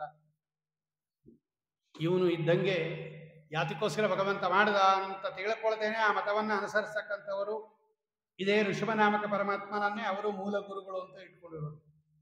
ಆದರೆ ಅವರು ಮಾಡತಕ್ಕಂಥದ್ದೆಲ್ಲ ಭಗವಂತ ಅವ್ರನ್ನ ತಪ್ಪುದಾರಿ ಎಳಿಬೇಕು ಅಂತಾನೆ ಭಗವಂತ ಈ ಮಾತನ್ನು ಮಾಡಿ ಯೋಗಿ ಜ್ಞಾನಿಗಳಿಗೆ ವಿಶೇಷ ಅನುಗ್ರಹವನ್ನು ಮಾಡಿಯಾನೆ ಅಂತ ಹೇಳಿ ಇವನ ಮಗ ಭರತ ಜ್ಯೇಷ್ಠ ಪುತ್ರ, ಇವನು ರಾಜ್ಯಭಾರಕ್ಕೆ ಬಂದ. ಋಷಭನಾಮಕ ಪರಮಾತ್ಮ ಹೋದ ಮೇಲೆ, ಪರಂಧಾಮಕ್ಕೆ ಹೋದ ಮೇಲೆ, ಅವತಾರವನ್ನು ಪರಿಸಮಾಪ್ತಿ ಮಾಡಿದ ಮೇಲೆ ಅವನ ಮಗ ಭರತಸ್ತು ಮಹಾಭಾಗವತಃ ಯಥಾ ಭಗವತ ಅವನಿತಲ ಪರಿಪಾಲನಾಯ ಸಂಚಿತ. ಭಗವಂತ ಹೇಳ್ದ, ನೀನು ರಾಜ್ಯಭಾರ ಮಾಡು ಭರತ. ಆಯಿತು ಅಂದ. ಪಂಚಜನಿ ಎನ್ನತಕ್ಕಂತಹ ವಿಶ್ವರೂಪನ ಮಗಳನ್ನು ಲಗ್ನ ಮಾಡಿಕೊಂಡ. ಇವನಿಗೆ 5 ಜನ ಮಕ್ಕಳು: ಸುಮತಿ, ರಾಷ್ಟ್ರಭೃತ, ಸುದರ್ಶನ, ಆವರಣ, ಧೂಮ್ರಕೇತು ಅಂತ 5 ಜನ ಮಕ್ಕಳು. ಇವನಿಂದಲೇ ನೋಡಿ, ಅಂಜನಾಭಂ ನಾಮ ಏತದ್ ವರ್ಷಂ ಭರತಮಿತಿ ಯಥಯಾರಭ್ಯ ಉಪದಿಶಂತಿ. ಇವನು ರಾಜ್ಯಭಾರ ಮಾಡಕ್ಕೆ ಶುರು ಮಾಡಿದಾಗಿಂದ ಭರತ ವರ್ಷ ಅಂತ ಆಗೋಯ್ತು. ಅಂಜನಾಭ ಅಂತಿದ್ದು. ಬೇಕಾದಷ್ಟು ಯಜ್ಞಯಾಗಗಳು ಮಾಡಿದ ಇವನು. ಭಗವಂತನನ್ನ ವಿಶೇಷ ಕ್ರತುಬಿಹಿ, ಇವನಿಗೆ ಯಜ್ಞಯಾಗಾದಿಗಳಲ್ಲಿ ಮಾಡೋದು ಆಹಿತಾಗ್ನಿ, ಅಗ್ನಿಹೋತ್ರ, ದರ್ಶಯಾಗ, ಪೂರ್ಣಮಾಸ ಯಾಗ, ಚಾತುರ್ಮಾಸ ಯಾಗ, ಪಶುಯಾಗ, ಸೋಮಯಾಗ, ಪ್ರಕೃತಿಯಾಗ, ವಿಕೃತಿಯಾಗ, ಭಾರೀ ಯಜ್ಞಗಳು ಮಾಡ್ದ ಇವನು. ಇವನಿಗೂ ಸಾಕಾಯಿತು ಎಷ್ಟು ದಿವಸ ರಾಜ್ಯಭಾರ ಮಾಡೋದು ಅಂತೇಳಿ. ಇವನಿಗೂ ವೈರಾಗ್ಯ ಬಂದು ತನ್ನ ಮಕ್ಕಳಿಗೆ ರಾಜ್ಯವನ್ನ ಹಂಚಿಕೊಟ್ಬಿಟ್ಟು ಸೀದಾ ಇವನು ಗಂಡಕಿ ತೀರಕ್ಕೆ ಹೋದ. ಕುಲಹಾಶ್ರಮ, ಸಾಲಿಗ್ರಾಮ ನದಿ ಅದು ಗಂಡಕಿ ನದಿ. ಅಲ್ಲಿ ಹೋಗಿ ಆ ಗಂಡಕಿ ನದಿಯಲ್ಲಿ ಪ್ರತಿದಿನ ಸ್ನಾನ ಮಾಡೋದು, ಆ ಗಂಡಕಿ ನದಿಯ ನೀರಿನಲ್ಲಿ ಮುಳುಗೋದು ಕಂಠಪರಿ ಅಂತ. ಸೂರ್ಯಾಂತರ್ಗತ ಭಗವಂತನನ್ನ ಆರಾಧನೆ ಮಾಡೋದು. ಭಗವಂತಂ ಸೂರ್ಯಾರ್ಚಾಂ ಭಗವಂತಂ ಹಿರಣ್ಮಯಂ ಪುರುಷಂ ಉದ್ದಿಹಾನೆ ಸೂರ್ಯಮಂಡಲೆ ಅಭ್ಯುಪತಿಷ್ಠನ್ನೇತದುವಾಚ ಪರೋರಜಾ ಸವಿತರ್ಜಾತ ವೇದಃ ವೇದಸ್ಯ ಗರ್ಭೋ ಮನಸೇದಂ ಜಜಾನ ಸ್ವರೇತಸಾದಃ ಪುನರಾವಿಶ್ಯ ಚಷ್ಟೇ ಹಂಸಂ ಗೃದ್ರಾಣಾಂ ಋಷಭಂ ಸಂಗೃಣೀಮಃ. ಇದು ಮಂತ್ರ ಅದು. ಹೀಗೆ ಒಂದು ದಿವಸ ಗಂಡಕಿ ನದಿಯಲ್ಲಿ ಕೂತು ಸ್ತೋತ್ರ ಮಾಡ್ತಾ ಇದ್ದಾನೆ. ಒಂದು ಜಿಂಕೆ ಮರಿ, ಜಿಂಕೆ, ಹೆಣ್ಣು ಗರ್ಭಿಣಿ ಜಿಂಕೆ ಬಂತು. ತುಂಬು ಗರ್ಭಿಣಿ ಅದು, ಇನ್ನೇನು ಪ್ರಸವ ಆಗಬೇಕು ಅಂತಹ ಒಂದು ಅವಸ್ಥಾ, ನೀರು ಕುಡಿಬೇಕು ಅಂತ ಅದೇ ಗಂಡಕಿ ನದಿಗೆ ಇವನು ಎಲ್ಲಿ ಧ್ಯಾನ ಮಾಡ್ತಾ ಇದ್ದಾನೆ ಅಲ್ಲೇ ಬಂತದು. ಇನ್ನೇನು ನೀರು ಕುಡಿಬೇಕು ಅಂದಾಗ ಸಿಂಹ ಧ್ವನಿ ಕೇಳಿಸ್ಬಿಡ್ತು. ಅದಕ್ಕೆ ಸಿಂಹ ಗರ್ಜನೆ ಮಾಡಿಬಿಡ್ತು. ಮಹಾಭಯ ಈ ಜಿಂಕೆಗೆ ಸಿಂಹವನ್ನು ಕಂಡ್ರೆ. ಆ ಸಿಂಹದಿಂದ ತಪ್ಪಿಸ್ಕೋಬೇಕು ಅಂತ ಹೇಳಿ ಆ ಗಂಡಕಿ ನದಿಯ ಎಲ್ಲಿ ಬಂದು ನೀರು ಕುಡಿತಾ ಇತ್ತು ಅದನ್ನು ಹಾರು ಬಿಟ್ಟು ಆ ಕಡೆ ಹೋಗೋಣ ಅಂತ ಹಾರ್ತದೆ. ಆ ಹಾರೋ ಸಮಯಕ್ಕೆ ಸರಿಯಾಗಿ ಅದಕ್ಕೆ ಭಯದಿಂದ ಪ್ರಸವ ಆಗೋಯ್ತು. ಆ ಗರ್ಭ ಬಿದ್ದೋಯ್ತು ಕೆಳಗಡೆ. ತುಂಬು ಗರ್ಭಿಣಿ ಅದು, ನೀರಲ್ಲಿ ಬಿದ್ದೋಯ್ತದು. ಇವನು ಎಲ್ಲಿ ತಪಸ್ಸು ಮಾಡ್ತಾ ಇದ್ದಾನೆ, ಧ್ಯಾನ ಮಾಡ್ತಾ ಇದ್ದಾನೆ, ಅಲ್ಲಿ ಹರ್ಕೊಂಬಂತು ಅದು. ಆ ಜಿಂಕೆ ಮರಿ ಏಣ ಕುಣಕ ಅಂತ ಕರೀತಾರೆ ಅದಕ್ಕೆ. ಆ ತಾಯಿ ಜಿಂಕೆ ಆ ಕಡೆ ಹೋಯ್ತು. ಅದಕ್ಕೆ ಆಯಾಸ, ಭಯ, ಆಮೇಲೆ ಈ ಮರಿ ಹಾಕಿರ್ತಕ್ಕಂಥ ಪ್ರಸವ ವೇದನೆ ಇದೆಲ್ಲ ಸೇರ್ಕೊಂಡು ಸತ್ತೋಯ್ತು. ಗರ್ಭಸ್ರಾವ ಎಲ್ಲ ಆಗಿ ಇವನೆಲ್ಲ ನೋಡ್ತಾ ಇದ್ದ. ಇವನು ಎಂತಹ ವ್ಯಾಮೋಹ ಹಾಕಿಬಿಡ್ತಾನೆ ಭಗವಂತ ಅಂದ್ರೆ. ಎಲ್ಲವನ್ನ ಬಿಟ್ಟು ದೊಡ್ಡ ಭರತ ವರ್ಷಕ್ಕೆ ಚಕ್ರವರ್ತಿ ಅವನು. ಒಂದು ರಾಜ್ಯ ಅಲ್ಲ, ಒಂದು ದೇಶ ಅಲ್ಲ, ಇಡೀ ಭರತ ವರ್ಷಕ್ಕೆ ಚಕ್ರವರ್ತಿ ಆದವನು. ಎಲ್ಲ ಮನೆ ಮಠ ಎಲ್ಲ ಮಕ್ಕಳನ್ನ ಬಿಟ್ಟು ಬಂದವನು ವೈರಾಗ್ಯ ತಾಳಿ ನೋಡಿ. ಆ ಜಿಂಕೆ ಮರಿ ಮೇಲೆ ಇವನಿಗೆ ಆಸಕ್ತಿ ಬಂದ್ಬಿಡ್ತು. ಯಾರ ಮೇಲೆ ಮಮತೆ ಹಾಕ್ತಾನೆ, ಯಾರ ಮೇಲೆ ಮೋಹ ಕೊಡ್ತಾನೆ ಅನ್ನೋದು ಭಗವಂತ ಹೇಳಕ್ಕಾಗಲ್ಲ. ಅವನ ಮೇಲೆ ಹಾಕ್ಬಿಟ್ಟ. ತಂತು ಏಣ ಗುಣಕಂ ಕೃಪಣಾಂ ಸ್ರೋತಸಾಂಚಾಹ್ಯಮಾನಾಂ ವೀಕ್ಷ ಬಂದುಂ ಬಂದುರಿವ. ಅದರ ಮೇಲೆ ಅಪಾರ ಅನುಕಂಪ ಬಂದ್ಬಿಡ್ತು ಅವನಿಗೆ. ಅದನ್ನು ತಗೊಂಬಂದ, ಆಶ್ರಮಕ್ಕೆ ತಗೊಂಬಂದ. ಒಂದು ತಾಯಿ ಬೇರೆ ಇಲ್ಲ, ಇನ್ಯಾರಿದ್ದಾರೆ, ನಾನೇ ನೋಡ್ಕೋಬೇಕು, ದಿಕ್ಕಿಲ್ಲ ಅಂತ ಹೇಳಿ ಅದಕ್ಕೊಂದು ವ್ಯವಸ್ಥೆ ಮಾಡ್ದ. ಅದಕ್ಕೆ ಆಹಾರದ ವ್ಯವಸ್ಥೆ ಮಾಡ್ದ, ಅದಕ್ಕೆ ಪಾಲನ, ಪ್ರೀಣನ, ಲಾಲನ, ಪೋಷಣ, ಹಿಂಗೆ ಅದರ ಮೇಲೆ ಗಮನ ಬಂದ್ಬಿಡ್ತು ಅವನಿಗೆ. ಬರ್ತಾ ಬರ್ತಾ ಬರ್ತಾ ಬರ್ತಾ ಸಂಗಾತ್ ಸಂಜಾಯತೆ ಕಾಮಹ. ಒಂದು ಪದಾರ್ಥದ ಸಂಘ ಮಾಡಿದರೆ ಅದರಲ್ಲಿ ಅಭಿರುಚಿ ಜಾಸ್ತಿ ಬಂದ್ಬಿಡುತ್ತಂತೆ. ಆ ಜಿಂಕೆ ಮರಿ ಮೇಲೆ ಜಾಸ್ತಿ ಮಮತಾ ಬಂದ್ಬಿಡ್ತು ಇವನಿಗೆ. ಬರ್ತಾ ಬರ್ತಾ ಬರ್ತಾ ಅದು ಕೂಡ ಇವನನ್ನ ಜಾಸ್ತಿ ಹಚ್ಕೊಂಡ್ಬಿಡ್ತು. ತಲೆ ಮೇಲೆ ಹತ್ತೋದು, ಮೈ ಮೇಲೆ ಹತ್ತೋದು, ಮುದ್ದು ಮಾಡೋದು. ಆವಾಗ ಹೋಗಿ ನೋಡ್ಕೊಂಬರ್ತಾ ಇದ್ದಾನೆ. ಅದಕ್ಕೆ ಏನೂ ಆಗಿಲ್ಲ ತಾನೆ, ಯಾವುದು ತೋಳ ಬಂದಿಲ್ಲ, ಹುಲಿ ಬಂದಿಲ್ಲ, ಸಿಂಹ ಬಂದಿಲ್ಲ, ತಿಂದಿಲ್ಲ ತಾನೆ, ಚೆನ್ನಾಗಿದೆ ತಾನೆ ಅಂತ ನೋಡ್ಕೊಂಬರೋದು. ಇವನಿಗೆ ಭಗವಂತನ ಮೇಲೆ ಕಡಿಮೆ ಆಗ್ತಾ ಬರ್ತು. ಏಕಾಗ್ರಚಿತ್ತತೆ ಕಡಿಮೆ ಆಗ್ತಾ ಬಂತು. ಅದರ ಮೇಲೆ ಜಿಂಕೆ ಮೇಲೆ ಬರಕ್ಕೆ ಶುರು ಆಯ್ತು. ಜಿಂಕೆ ಮರಿ ಮೇಲೆ ಹೂವು ತರಕ್ಕೆ ಹೋದಾಗ, ದರ್ಬೆ ತರಕ್ಕೆ ಹೋದಾಗ, ಸಮಿತ್ತು ತರಕ್ಕೆ ಹೋದಾಗ ಅದನ್ನೂ ತಗೊಂಡು ಹೋಗೋನು, ಅದನ್ನೂ ಕರ್ಕೊಂಡು ಹೋಗೋನು. ಹಿಂಗೆ ಅದರ ಮೇಲೆ ಪ್ರೀತಿ ಬಂದ್ಬಿಡ್ತು. ಬರ್ತಾ ಬರ್ತಾ ಬರ್ತಾ ಸಾಧನ ಕಡಿಮೆ ಆಗೋಯ್ತು. ಸಾಯೋ ಕಾಲ ಬಂದ್ಬಿಡ್ತು ಭರತ ಚಕ್ರವರ್ತಿಗೆ. ಮಲಕ್ಕೊಂಬಿಟ್ಟಿದ್ದಾನೆ ಅವನು. ಅದು ಕೂಡ ಕಾಲ ಹತ್ರ ನಿಂತ್ಕೊಂಡು ನೋಡ್ತಾ ಇದೆ, ದುಃಖ ಪಡ್ತಾ ಇದೆ. ಸಾಯೋ ಕಾಲಕ್ಕೆ ಅದನ್ನೇ ನೋಡಿ ಪ್ರಾಣ ಬಿಟ್ಟ. ಯಾರು ಅಂತ್ಯಕಾಲದಲ್ಲಿ ಯಾರನ್ನ ಸ್ಮರಣೆ ಮಾಡ್ತಾ ಕಳೇಬರವನ್ನ ಬಿಡುತ್ತಾರೆ ಅದೇ ಜನ್ಮ ಅಂತ ಭಗವಂತನು ಹೇಳುತ್ತಾನೆ ಭಗವದ್ಗೀತೆಯಲ್ಲಿ. ಮುಂದಿನ ಜನ್ಮದಲ್ಲಿ ಜಿಂಕೆಯಾಗಿ ಹುಟ್ಟದ ಭರತ ಚಕ್ರವರ್ತಿ. ಪರಮಾತ್ಮನ ಮಗ ಅವನು, ಸಾಮಾನ್ಯ ಅಲ್ಲ. ಅಂತಹ ದೊಡ್ಡ ಪರಮಾತ್ಮನ ಮಗನಾದ ಭರತ ಚಕ್ರವರ್ತಿಗೆ ಮುಂದಿನ ಜನ್ಮದಲ್ಲಿ ಜಿಂಕೆ ಜನ್ಮ ಬಂತು ಅಂದ್ರೆ ಅಸ್ಮದಾಗಿ ಇನ್ನೇನು ಹೇಳಬೇಕು? ನಮ್ಮಂಥವ್ರ ಗತಿ ಏನು? ನಾವೆಲ್ಲ ಲೆಕ್ಕಕ್ಕೆ ಇಲ್ಲ. ಆದರೆ ಅವನು ಹಿಂದಿನ ಜನ್ಮದಲ್ಲಿ ಮಾಡಿದ ಭಗವಂತನ ಆರಾಧನೆಯ ಫಲವಾಗಿ, ಯಜ್ಞಯಾಗಾದಿಗಳ ಫಲವಾಗಿ ಅವನಿಗೆ ಹಿಂದಿನ ಜನ್ಮದ ಸ್ಮರಣೆ ಇತ್ತು, ಜಿಂಕೆ ಆಗಿದ್ದಾಗಲೂ ಕೂಡ. ಆಗ ಅವನು ಅನ್ಕೊಂಡಂತೆ ಎಂತಹ ದೊಡ್ಡ ಜನ್ಮ. ಈಗ ತಾನೇ ನಾವು ಹೇಳಿದ್ವಿ, ಮನುಷ್ಯ ಜನ್ಮ ಬರೋದೇ ಬಹಳ ದುರ್ಲಭ. ಬಂದಾಗ ಭಗವಂತನ ಮಗ ಆದವನು ನಾನು, ಡಿಮೋಷನ್ ಅದು. ಕೆಳಗ ತಿರಿಯಜ್ಞೋನಿ ಪ್ರಾಣಿ ಜಿಂಕೆ ಜನ್ಮ ಬಂದ್ಬಿಡ್ತಲ್ಲ. ಛೇ, ಆ ಜಿಂಕೆ ಮರಿ ಸಹವಾಸ ಮಾಡಿದ್ದಕ್ಕೆ ಇದಾಗಿತ್ತು. ಆ ಸಹವಾಸದ ಫಲ ಅದು. ಅದಕ್ಕೆ ಯಾರ ಸಹವಾಸನೇ ಮಾಡಬಾರ್ದು ಅಂತ ಹೇಳಿ ಆ ಜಿಂಕೆ ಇನ್ನೊಂದು ಪ್ರಾಣಿ ಜೊತೆ ಸೇರ್ಕೊಳ್ಳೇ ಇಲ್ಲ. ಅದೊಂದೇ ಜಿಂಕೆ. ಯಾವ ಜಿಂಕೆ ಜೊತೆನೆ ಬೆರೀದೇನೆ. ಅಲ್ಲಿ ಇಲ್ಲಿ ಬಿದ್ದಂತಹ ಹುಲ್ಲು ಹಣ್ಣುಗಳನ್ನು ತಿನ್ಕೊಂಡು ಜೀವನ ಮಾಡಿ ಅದೇ ಗಂಡಕಿ ನದಿ ತೀರದಲ್ಲಿ ಕಾಲ ಕಳೆದು ಅದರ ಆಯುಸ್ ಮುಗಿಯೋ ಸಂದರ್ಭದಲ್ಲಿ ಅದೇ ಗಂಡಕಿ ನದಿಯಲ್ಲಿ ಹಾರಿ ಪ್ರಾಣ ಬಿಟ್ಬಿಟ್ಟ ಅವನು, ಜಿಂಕೆ ಆಗಿದ್ದಾಗ. ಈ ಸಲ ಅವನು ಒಬ್ಬ ಬ್ರಾಹ್ಮಣನ ಮಗನಾಗಿ ಹುಟ್ಟಿದ. ಅಂಗೀರಸ ಗೋತ್ರದಲ್ಲಿ ಉತ್ಪನ್ನನಾಗಿರ್ತಕ್ಕಂತಹ ಒಳ್ಳೆ ಸದಾಚಾರ ಸಂಪನ್ನನಾದ ಒಬ್ಬ ಬ್ರಾಹ್ಮಣ. ಅವನಿಗೆ 2 ಹೆಂಡತಿಯರು. ಮೊದಲನೇ ಹೆಂಡತಿಯಲ್ಲಿ 9 ಜನ ಗಂಡು ಮಕ್ಕಳು, ಎರಡನೇ ಹೆಂಡತಿಯಲ್ಲಿ 1 ಗಂಡು 1 ಹೆಣ್ಣು. ಅವನು ಆ ಗಂಡು ಭರತ. ಅವನು ಹಿಂದಿನ ಜನ್ಮದ ಸ್ಮರಣೆ ಇತ್ತು. ಈಗಲೂ ಅಷ್ಟೇ, ಇನ್ನೊಬ್ಬರ ಸಹವಾಸನೆ ಬೇಡ. ಅವರು ನನ್ನ ಹತ್ರ ಬರೋದು ಬೇಡ, ನಾನು ಅವ್ರ ಹತ್ರ ಹೋಗೋದು ಬೇಡ. ಇವನೇನೋ ಅವ್ರ ಹತ್ರ ಹೋಗಲ್ಲ, ಅವ್ರು ಇವನ ಹತ್ರ ಬರ್ಬೋದಲ್ವಾ? ಅದಕ್ಕೆ ಇವನು ಹುಚ್ಚನಂತೆ, ಬದಿರನಂತೆ, ಮೂಕನಂತೆ, ಜಡದಂತೆ, ದಡ್ಡನಂತೆ ತೋರಿಸ್ಕೊಂಡ್ಬಿಟ್ಟ. ಅದಕ್ಕೆ ಅವನಿಗೆ ಜಡ ಭರತ ಅಂತಾನೆ ಹೆಸರು. ಜ್ಞಾನ ಇಲ್ಲದೆ ಇರೋನಂತೆ ತೋರಿಸ್ಕೊಂಡ್ಬಿಟ್ಟ. ಯಾರೇನು ಹೇಳಿದ್ರು ಕೇಳ್ತಾ ಇರಲಿಲ್ಲ, ಯಾರೇನು ಕೇಳಿದ್ರು ಇಲ್ಲ. ಅವರಪ್ಪ ಉಪನಯನ ಮಾಡಿದ, ಸಂಧ್ಯಾವನೆ ಹೇಳ್ಕೊಟ್ಟ, ಏನು ಮಾಡಿದ್ರು ಹೇಳಲೇ ಇಲ್ಲ. ಇವನೆಲ್ಲ ಗೊತ್ತಿತ್ತು. ಆಮೇಲೆ ಅವನು ಸತ್ತೋದ ಅವರಪ್ಪ. ಆಮೇಲೆ ಅವ್ರ ಅಣ್ಣಂದ್ರು ನೋಡಿದ್ರು, ಇವನೇನು ಪ್ರಯೋಜನ ಇಲ್ಲ ಇವನು ಅಂತ ಹೇಳಿ ಮನೆಯಿಂದ ಹೊರಗೆ ಕಳಿಸ್ಬಿಟ್ರು. ಆಯ್ತು ಅಂದ, ನಂಗೆ ಅದೇ ಬೇಕಾಗಿರೋದು ಅಂದ. ನಿಮ್ಮ ಸಹವಾಸನೆ ಬೇಡ ಅಂದ. ಯಾರು ಏನು ಹೇಳ್ತಾರೋ ಆ ಕೆಲಸ ಮಾಡೋದು, ಯಾರು ಏನು ಕೊಟ್ಟರೆ ಅದನ್ನು ತಿನ್ನೋದು. ಈ ಅನ್ನ ಇದೆಯಲ್ಲ, ಆಹಾರ, ಇದು ಸಾಧನೆಯನ್ನು ಕಿತ್ಕೊಂಡ್ಬಿಡುತ್ತೆ. ಅದಕ್ಕೆ ನಾವು ಇಂಥ ಪದಾರ್ಥಕ್ಕೆ ಅಡಿಕ್ಟ್ ಆಗಬಾರದು. ಅವ್ರು ಹೇಳ್ತಾರೆ, ಅವರು ಯದಾತ ಭರತಾಹಾರಂ ಕರ್ಮ ವೇತನತ ಈಹಮಾನಃ ಸ್ವಾವೃತ್ತಿ ಅಪಿ ಕೇದಾರ ಕರ್ಮಣಿ. ಹೊಲ ಕಾಯೋದು ಅವನು. ಯಾರು ಏನು ಕೊಡ್ತಾರೋ ಅದನ್ನು ತಿನ್ನೋದು.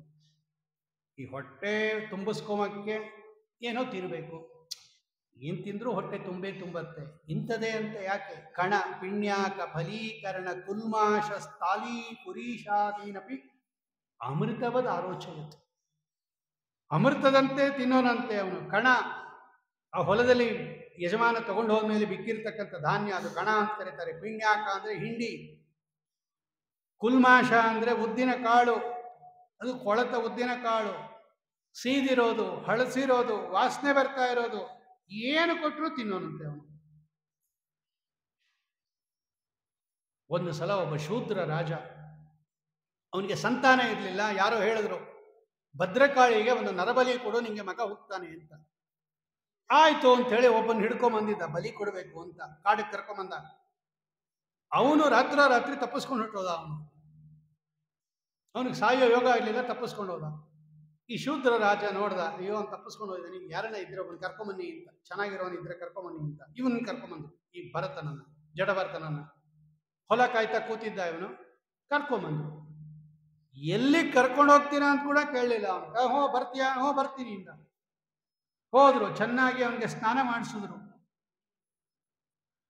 ವಾಸಾಂಸಾಚ್ಛಾಯ, ಒಳ್ಳೆಯ ವಸ್ತ್ರಗಳು ಉಡಿಸಿದ್ರು, ಅಲಂಕಾರ ಮಾಡಿದ್ರು, ತಿಲಕ ಹಚ್ಚಿದ್ರು, ರಕ್ತದ ತಿಲಕ, ಆ ನಿಂಬೆಹಣ್ಣಿನ ಸರ, ಬೇವಿನ ಹಣ್ಣಿನ ಸರ ಎಲ್ಲ ಹಾಕಿದ್ರು. ಅವನಿಗೆ ಒಳ್ಳೆ ಊಟ ಹಾಕಿದ್ರು, ಧೂಪ ದೀಪ ಎಲ್ಲ ಮಾಡಿದ್ರು, ಮಂಗಾರತಿ ಮಾಡಿದ್ರು, ಮೆರವಣಿಗೆ ಮಾಡಿ ಕರ್ಕೊಂಡು ಹೋದ್ರು. ಎಲ್ಲಿ ಕರ್ಕೊಂಡು ಹೋಗ್ತಾ ಇದ್ದೀರಾ ಅಂತನೂ ಕೇಳಲ್ಲ, ಅವನು ಏನು ಮಾಡ್ತಾ ಇದ್ದೀರಾ ಅಂತನೂ ಕೇಳಿಲ್ಲ. ಅಂತಹ ಅವನು ಜಡಭರತ ಮಹಾಭಕ್ತ. ದೊಡ್ಡ ಭದ್ರಕಾಳಿ ವಿಗ್ರಹ ಅದರ ಮುಂದೆ ನಿಲ್ಲಿಸಿದ್ರು. ಅದರ ಮುಂದೆ ಒಂದು ಅರ್ಧ ಚಂದ್ರಾಕಾರ ಬಲಿಪೀಠ, ಅದ್ರಲ್ಲಿ ಕೂತ್ಕೊಂಡು ತಲೆ ಇಡು ಅಂದ್ರು, ಇಟ್ಟ. ಆ ಪುರೋಹಿತರು ಹೇಳಿದ್ರು, ರಾಜ ತಗೋ, ಇದು ಮಂತ್ರಪೂತವಾಗಿರ್ತಕ್ಕಂಥ ಕತ್ತಿ, ಕತ್ತರಿಸು ಇವನನ್ನ ಅಂದ್ರು. ಅವನು ತಗೊಂಡ, ಅವನು ಆ ರಾಜ.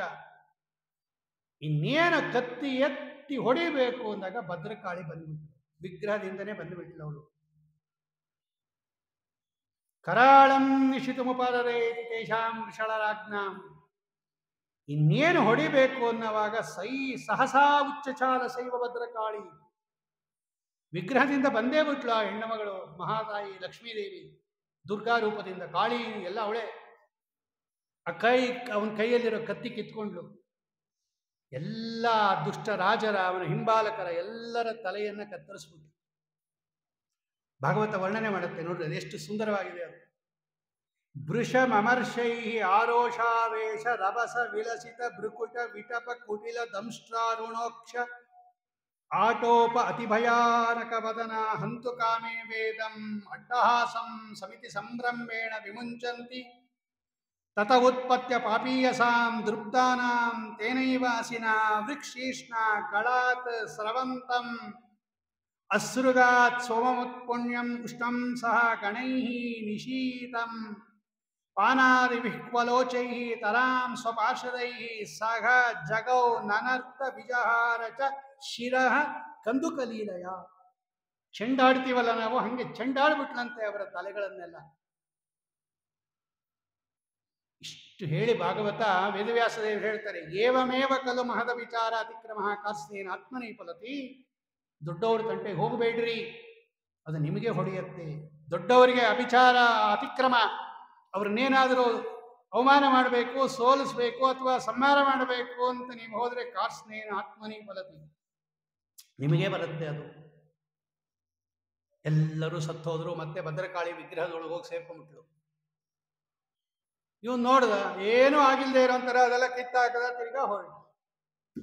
ಮೂಕ ಬದಿರಾರಂತಿಪ್ಪಾರೋ ನೋಳ್ಪ ಜನಕ್ಕೆ, ಕಾಕುಯೋ ಕೂತಿಗಳನ್ನು ತಾರಾರೋ ಮನಕ್ಕೆ. ಇವನೇ ಭಾಗವತದಲ್ಲಿ ಏನಾದ್ರೂ ಮಾಡ್ರಿ, ಭಗವಂತನ ಇಚ್ಛೆಯಿಂದ ಹೋದ. ಸಿಂಧು ಸೌವೀರ ಒಂದು ದೇಶ ಅದು, ಅದರ ದೊರೆ ರಹುಗಣ ಅಂತ ಒಬ್ಬ ರಾಜ. ಅವನು ಕಪಿಲರೂಪಿ ಪರಮಾತ್ಮನ ಹತ್ರ ತತ್ವೋಪದೇಶ ಪಡಿಬೇಕು ಅಂತ ಹೋಗ್ತಾ ಇದ್ದಾನೆ. ಅವನಿಗೆ ಶಿಬಿಕ ಪಲ್ಲಕ್ಕಿ ಹೊರಕ್ಕೆ ಒಂದಷ್ಟು ಜನ ಬೇಕಾಗಿತ್ತು. ಯಾರನ್ನ ಇದ್ರೆ ತಗೊಳ್ರಿ ಇಂದ ಸೇವಕರಿಗೆ. ಇವನು ಕೂತಿದ್ದ, ಒಳ್ಳೆ ದಷ್ಟಪುಷ್ಟವಾಗಿದ್ದ ಅವನು ಜಡಭರತ. ಪಲ್ಲಕ್ಕಿ ಹೊರಿತೀಯ ಅಂದ, ಹ್ಞೂ ಅಂತ ಕರ್ಕೊಂಬಂದ ಅವನು. ತಗೋ ಪಲ್ಲಕ್ಕಿ ತಗೊಂಡ. ಇವನು ಯಾವಾಗಲೂ ಭಗವಂತನನ್ನ ಚಿಂತನೆ ಮಾಡ್ತಾ ಇರ್ತಕ್ಕಂಥವ್ರು ಇವರೆಲ್ಲ. ನಗುವಾರೋ, ರೋಧಿಸುವರೋ, ನಾಟ್ಯವಾಡುವರೋ, ಬಗೆಯಾರೋ, ಬಡತನ ಭಾಗ್ಯ ಭಾಗವತರು. ಇದ್ದಕ್ಕಿದ್ದಂತೆ ನಗುತ್ತಾರೆ, ಇದ್ದಕ್ಕಿದ್ದಂತೆ ಅಳುತ್ತಾರೆ, ಇದ್ದಕ್ಕಿದ್ದಂತೆ ಎಗರುತ್ತಾರೆ, ಕುಣಿತಾರೆ. ಎಲ್ಲರೂ ನಿಧಾನಕ್ಕೆ ಹೋಗ್ತಾ ಇದ್ರೆ ಇವನು ಬೇಗ ಹೋಗೋದು. ಇವನಿಗೆ ಖುಷಿ, ಆನಂದ. ಇವನಿಗೆ ಭಗವಂತನನ್ನ ಚಿಂತನೆ ಮಾಡ್ತಾ ಇದ್ದ. ಯಾವುದೋ ಅವತಾರ ಜ್ಞಾಪಿಸ್ಕೊಂಡ, ಇದ್ದಕ್ಕಿದ್ದಂತೆ ಎಗರು ಬಿಡೋದು, ಇದ್ದಕ್ಕಿದ್ದಂತೆ ನರ್ತನ ಮಾಡೋದು, ಇದ್ದಕ್ಕಿದ್ದಂತೆ ಆನಂದ. ನಿಂತ್ಕೊಂಡ್ಬಿಡೋದು ಇದ್ದಕ್ಕಿದ್ದಂತೆ. ಇವ್ರು 3 ಜನ ಹೋಗೋದು, ಅವನು ನಿಂತ್ಕೊಂಡ್ಬಿಡೋದು. ಇವ್ರು ನಿಂತಿರೋವಾಗ ಅವನು ಹೋಗೋದು. ಇವ್ರು 3 ತರ ಹೋದ್ರೋರು ಬೇರೆ, ಅವನು ಹೊರೋದೇ ಬೇರೆ. ಪಲ್ಲಕ್ಕಿ ಹಿಂಗೆ ಹೋಗ್ತಾ ಇದೆ. ಅದು ವಿಷಮಗತಿಯಾಂ ಶಿವಿಕಾಯಂ ಭಾಗವತ ಹೇಳುತ್ತೆ. ಅದು ತಲೆ ಮೇಲೆ ಹಿಂಗೆ ಬಂದಿರುತ್ತಲ್ಲ, ಅದು ಅವನಿಗೆ ತಲೆ ತಾಕ್ತಾ ಇದೆ. ಅದು ಒಬ್ಬೊಬ್ರು ಒಂದೊಂದು ತರ ಹೊರದ್ರೆ ಹಿಂಗೆ ಹೊಡಿತಾ ಇದೆ ಅವನಿಗೆ. ಅವನು ಹೇಳಿದರೆ, ಸರಿಯಾಗಿ ಹೋದ್ರಪ್ಪ, ಇದೇನಿದು ಹಿಂಗೆ ಹೋಗ್ತಾ ಇದ್ದೀರಾ ಅಂತ. ಮತ್ತೆ ಹಂಗೆ ತಿರ್ಗಾ ಕೇಳ್ದ ಇವನು, ನೀನು ನನ್ನ ಆಜ್ಞೆ ಉಲ್ಲಂಘನೆ ಮಾಡಿ ಹಿಂಗೆ ಹೊರ್ತಾ ಇದ್ದೀರಾ? ಆಗ ಅವ್ರು ಹೇಳಿದ್ರು, ನಾವೆಲ್ಲ ಸರಿಯಾಗಿ ಹೊರ್ತಾ ಇದೀವಿ. ಇವನು ಹೊಸದಾಗಿ ಬಂದಿಯಾನಲ್ಲ, ಇವಂದು ಇದು ನಮ್ದಲ್ಲ ಸ್ವಾಮಿ, ನಾವೆಲ್ಲ ಸರಿಯಾಗಿ ಹೊರ್ತಾ ಇದ್ದೀವಿ. ಇವಂದು ಮತ್ತೆ ಹೋಯ್ತು ಹಂಗೆ ಹಂಗೆ ಹಂಗೆ. ಈ ಸಲ ಅವನು ಕೋಪವನ್ನು ಹಿಡಿದು ಪಲ್ಲಕ್ಕಿಯಿಂದ ಹಾಕಿ ನೋಡ್ತಾನೆ. ಅವನು ಕೇಳ್ತಾನವನು, ಏನು ತುಂಬಾ ದೂರದಿಂದ ಹೊತ್ಕೊಂಡ್ಬಿಟ್ಟಿದ್ಯಾ ಅಂತ ಕಾಣತ್ತೆ. ಅಹೋ ಕಷ್ಟ ಪ್ರಾತವ್ಯಮ್ಮರು ಪರಿಶ್ರಾಂತ ದೀರ್ಘಮತ್ವಾನನ್ಯೇಕ ಏವ ಊಹ್ಯಂ. ನೀನೊಬ್ಬನೇ ಹೊತ್ತಿದ್ಯಾ ಅಂತ ಕಾಣತ್ತೆ, ತುಂಬಾ ದೂರದಿಂದ ಹೊತ್ತು ಬಂದ್ಯಾ ಅಂತ ಕಾಣತ್ತೆ, ತುಂಬಾ ಸಣ್ಣಗಿದ್ಯಾ ಅಂತ ಕಾಣತ್ತೆ. ಸರಿಯಾಗಿ ಹೊರು. ನನ್ನ ಆಜ್ಞೆಯನ್ನ ಕದರ್ತೀಕೃತ್ಯ, ನನ್ನ ಆಜ್ಞೆಯನ್ನೇ ತಿರಸ್ಕಾರ ಮಾಡಿದ್ಯಾ. ನಾನು ಯಾರು? ನರದೇವ. ದಂಡಪಾಣಿಮಿವ ಚಿಕಿತ್ಸಾಂ ಕರೋಮಿ, ನಿಂಗೆ ತಕ್ಕ ಶಿಕ್ಷೆ ಮಾಡ್ತೀನಿ ಯಮಧರ್ಮರಾಜರಂತೆ ಅಂತ ಇಷ್ಟು ಬೈದ್ಬಿಟ್ಟ ಅವನು ಬಹುಗುಣ ಜಡಭರ್ತರಿಗೆ. ಇಷ್ಟ ತನಕ ಸುಮ್ಮನೆ ಇದ್ದ ನೋಡ್ರಿ ಆ ಬ್ರಾಹ್ಮಣ. ಈಗ ಮಾತಾಡಕ್ಕೆ ಶುರು ಮಾಡ್ದ. ತ್ವಯೋದಿತಂ ವ್ಯಕ್ತಮ ವಿಪ್ರಲಬ್ಧಂ ಭರ್ತು ಸಮೇ ಸ್ಯಾತ್ ಯದಿ ವೀರಭಾರ. ನಾನೇನಾದರೂ ಸ್ವತಂತ್ರವಾಗಿ ಹೊತ್ತಿದ್ದಿದ್ರೆ, ನೀನೇನಾದರೂ ಸ್ವತಂತ್ರವಾಗಿ ಕೂತಿದ್ದಿದ್ರೆ ನೀನು ನನ್ನನ್ನು ಶಿಕ್ಷೆ ಮಾಡ್ಬೋದಾಗಿತ್ತು. ನಾನು ಸ್ವತಂತ್ರವಾಗಿ ಹೊತ್ತಿಲ್ಲ, ನೀನು ಸ್ವತಂತ್ರವಾಗಿ ಕೂತಿಲ್ಲ. ತಿಳ್ಕೊ. ನನ್ನನ್ನು ನೀನು ತುಂಬ ಸಣ್ಣಗಿದೆಯಾ ಅಂತ ಹೇಳಿದೆಯಲ್ಲ, ಯಾರು ಹೇಳಿದ್ ನೀನು? ಪೀವೇತಿ ಚಾಸೌನಮಿದಂ ಪ್ರವಾದ ಸ್ಥೌಲ್ಯಂ ಕಾರ್ಶ್ಯಂ ವ್ಯಾದಯ ಆದಯಶ್ಚ ಕ್ಷುಟ್ರಂಭಯಂ ಕಲಿರಿಚ್ಚಾಜರಾಚ ನಿದ್ರಾರತಿ ಮನ್ಯೋರ್ಹಶ್ಚದಂಬ ದೇಹೇನ ಜಾತಸ್ಯ ಹಿಮೇನ ಸಂತಿ. ನಾನ ದಪ್ಪಗಿರೋದು ಸಣ್ಣಗಿರೋದು ಕಪ್ಪಗಿರೋದು ಕೆಂಪಗಿರೋದು ಕುಳ್ಳಗಿರೋದು ಎತ್ತರ ಇರೋದು ದೇಹ ನಾವಲ್ಲ. ಎಲ್ಲ ದೇಹ ಜೀವನು ಇಷ್ಟೇ ಇರೋದು. ಅವನು ಜೀವಿ. ಓಂ ಅಣುಶ್ಚ ಓಂ ಓಂ ಅಣವಶ್ಚ ಓಂ ಶ್ರೇಷ್ಠಶ್ಚ ಓಂ ಸೂತ್ರ ಹೇಳುತ್ತೆ. ಹರಿಕಥಾಮೃತದಲ್ಲಿದೆ ಜೀವನ ಪರಿಮಾಣ ಎಷ್ಟದು. ಒಂದು ಕುದುರೆಯ ಬಾಲದ ಒಂದು ಕೂದಲನ್ನ 1000 ಭಾಗ ಮಾಡಿ ಅದನ್ನ ತಿರ್ಗಾ ತುಂಡು ಮಾಡಿದ್ರೆ ಎಷ್ಟಾಗತ್ತೋ ಅಷ್ಟೇ ಇರೋದು. ಬ್ರಹ್ಮದೇವರಿಂದ ಹಿಡಿದು ನಮ್ಮ ತನಕ ಅಷ್ಟೇ ಪರಿಮಾಣ ಎಲ್ಲ ಜೀವರದು. ದಪ್ಪ ಸಣ್ಣ ಅಂತ ಹಂಗೇನಿಲ್ಲ, ಎಲ್ಲ ಒಂದೇ ತರ ಇರೋದು. ಆದರೆ ನಮ್ಮ ದೇಹ ದಪ್ಪ ಇರುತ್ತೆ, ಸಣ್ಣ ಇರುತ್ತೆ, ಕಪ್ಪಗಿರುತ್ತೆ, ಕೆಂಪಗಿರುತ್ತೆ, ಕುಳ್ಳಗೆ, ಎತ್ತರ, ಬಿಳಿ, ಕಪ್ಪು. ನಾನಲ್ಲ, ತಾನಲ್ಲ, ತನದಲ್ಲ, ಅದು ನಂದಲ್ಲ. ಶರೀರ ಅದು. ಶರೀರ ಬೇರೆ, ನಾ ಬೇರೆ. ನೀ ಶರೀರಕ್ಕೆ ತಾನೇ ಬೈಕೊಂಡು ಹೋಗ್ತಾ ಇರೋದು. ಬೈಕೊಂಡು ಹೋಗಿ ನನಗೇನಾಗಬೇಕು? ಹೆಂಗಿದ್ರೇನದು? ಸಾಧನೆಗೆ ಏನು ತೊಂದರೆ ಮಾಡೋದಿಲ್ಲ, ಬಣ್ಣ ಗಿಣ್ಣ ಎಲ್ಲ. ನಮ್ಗೆ ಅಭಿಮಾನ ಜಾಸ್ತಿ. ದೇಹದ ಮೇಲೆ ನಮಗೆ ಅಭಿಮಾನ ಇರೋದ್ರಿಂದ ಯಾರಾದರೂ ನಮ್ಮ ದೇಹವನ್ನು ಹೊಗಳಿದ್ರೆ ನಮಗೆ ಖುಷಿ ಆಗ್ಬಿಡುತ್ತೆ. ಏನ್ ಚೆನ್ನಾಗಿದ್ದೀರಾ, ಒಳ್ಳೆ ಬೆಳ್ಪುರಿ, ಹಾಲಿದ್ದಂಗಿದ್ದೀರಾ ಅಂದ್ರೆ ಖುಷಿ ಬಿಟ್ಬಿಡ್ತಾನೆ. ಏನ್ ಕಪ್ಪಗಿದ್ದೀರ ರೀ, ಇದ್ಲ ಮುಟ್ಟೆ ತರ ಅಂದ್ರೆ ಅಳಕ್ ಶುರು ಹೋಗ್ಬಿಡ್ತಾನೆ. ಯಾಕೆ? ನಾವೆಲ್ಲ ಕಪ್ಪಗಿರೋದು, ನಮ್ಮ ದೇಹ ಕಪ್ಪಗಿರೋದು. ಆದರೆ ಅದರ ಮೇಲೆ ಅಭಿಮಾನ ನಮಗೆ. ಇವನು ಹೇಳ್ತಾನೆ ಜಡಭರತ, ನನಗೇನು ದೇಹದ ಮೇಲೆ ಅಭಿಮಾನ ಇಲ್ಲ, ಅದನ್ನ ಏನಾದರೂ ಬೈಕು. ಅದರಿಂದ ಏನು ತೊಂದರೆ ಏನು? ದೇಹದ ಬಣ್ಣದಿಂದ ಸಾಧನೆಗೆ ಏನು ಅನುಕೂಲ ಅನಾನುಕೂಲ ಹೇಳು? ಈಗ ಮನೆಗೆ ಪೇಂಟ್ ಹೊಡಿರ್ತೀರ, ಕೆಂಪು ಹೊಡೆದ್ರೇನು, ನೀಲಿ ಹೊಡೆದ್ರೇನು, ಆ ಕಲರ್ಗೆ ಏನು ಮಾಡುತ್ತದೋ? ಎಂಥದೋ ಒಂದು ಡಿಸ್ಟೆಂಪರ್ ಹೊಡಿಸಿರ್ತೀರಪ್ಪ. ಒಬ್ಬನಿಗೆ ಹಸಿರು ಇಷ್ಟ ಆಗುತ್ತೆ, ಒಬ್ಬನಿಗೆ ನೀಲಿ ಇಷ್ಟ ಆಗುತ್ತೆ, ಒಬ್ಬನಿಗೆ ಕೆಂಪು ಇಷ್ಟ ಆಗುತ್ತೆ. ಅದರಿಂದ ಏನು ಬಂತು ನಿಂಗೆ? ಹಂಗೆ ನಮ್ಮ ದೇಹದ ಬಣ್ಣ. ನೀನೇನು ನನಗೆ ಚಿಕಿತ್ಸೆ ಮಾಡ್ತೀನಿ ಇದೆಯಲ್ಲ, ನೀನೇನು ದೊಡ್ಡ ಯಜಮಾನನ ನೀನೇನು ಈಶನ, ನೀನು ನಿಯಾಮಕನ? ಎಲ್ಲರಿಗೂ ಈಶ. ಅವನ ಅವ್ಯವಚರಿತ ಈಶತ್ವ ಭಗವಂತನದು. ಎಂದೂ ಅವನ ಈಶತ್ವ ಹೋಗೋದಿಲ್ಲ. ಅವನು ಯಾವಾಗಲೂ ಈಶ. ಅನಾದಿ ಕಾಲದಿಂದ ಅನಂತ ಕಾಲದವರೆಗೆ ಭಗವಂತ ಈಶ ಅವನು. ಆದರೆ ನಿನ್ನ ಈಶ ಇದೆಯಲ್ಲ, ಏನೋ ಈ ಜನ್ಮದಲ್ಲಿ ನೀನು ರಾಜ ಆಗಿರ್ಬೋದು, ನಾನು ಸೇವಕ ಆಗಿರ್ಬೋದು, ಮುಂದಿನ ಜನ್ಮದಲ್ಲಿ ರಿವರ್ಸ್ ಆಗ್ಬಿಡುತ್ತದು. ನಾನು ಪಲ್ಲಕ್ಕಿಲ್ಲಿ ಕೂತ್ಕೋತೀನಿ, ನೀನು ಹೊರಬೇಕಾಗತ್ತೆ. ನಿನ್ನ ಈಶತ್ವ ಕ್ವಯೀಶ್ವರಸ್ತತ್ರ ಕಿಮೀಶಿತವ್ಯಂ ಅತಾಪಿ ರಾಜನ್ ಕರವಾಮ ಕಿಂತೆ. ಅವನು ನಿಜವಾಗಲೂ ಈಶ್ವರ, ಭಗವಂತ ಅವನು. ಇಷ್ಟು ಯಾವಾಗ ಹೇಳ್ದ, ಈ ರಾಜನಿಗೆ ಭಯ ಆಗೋಯ್ತು.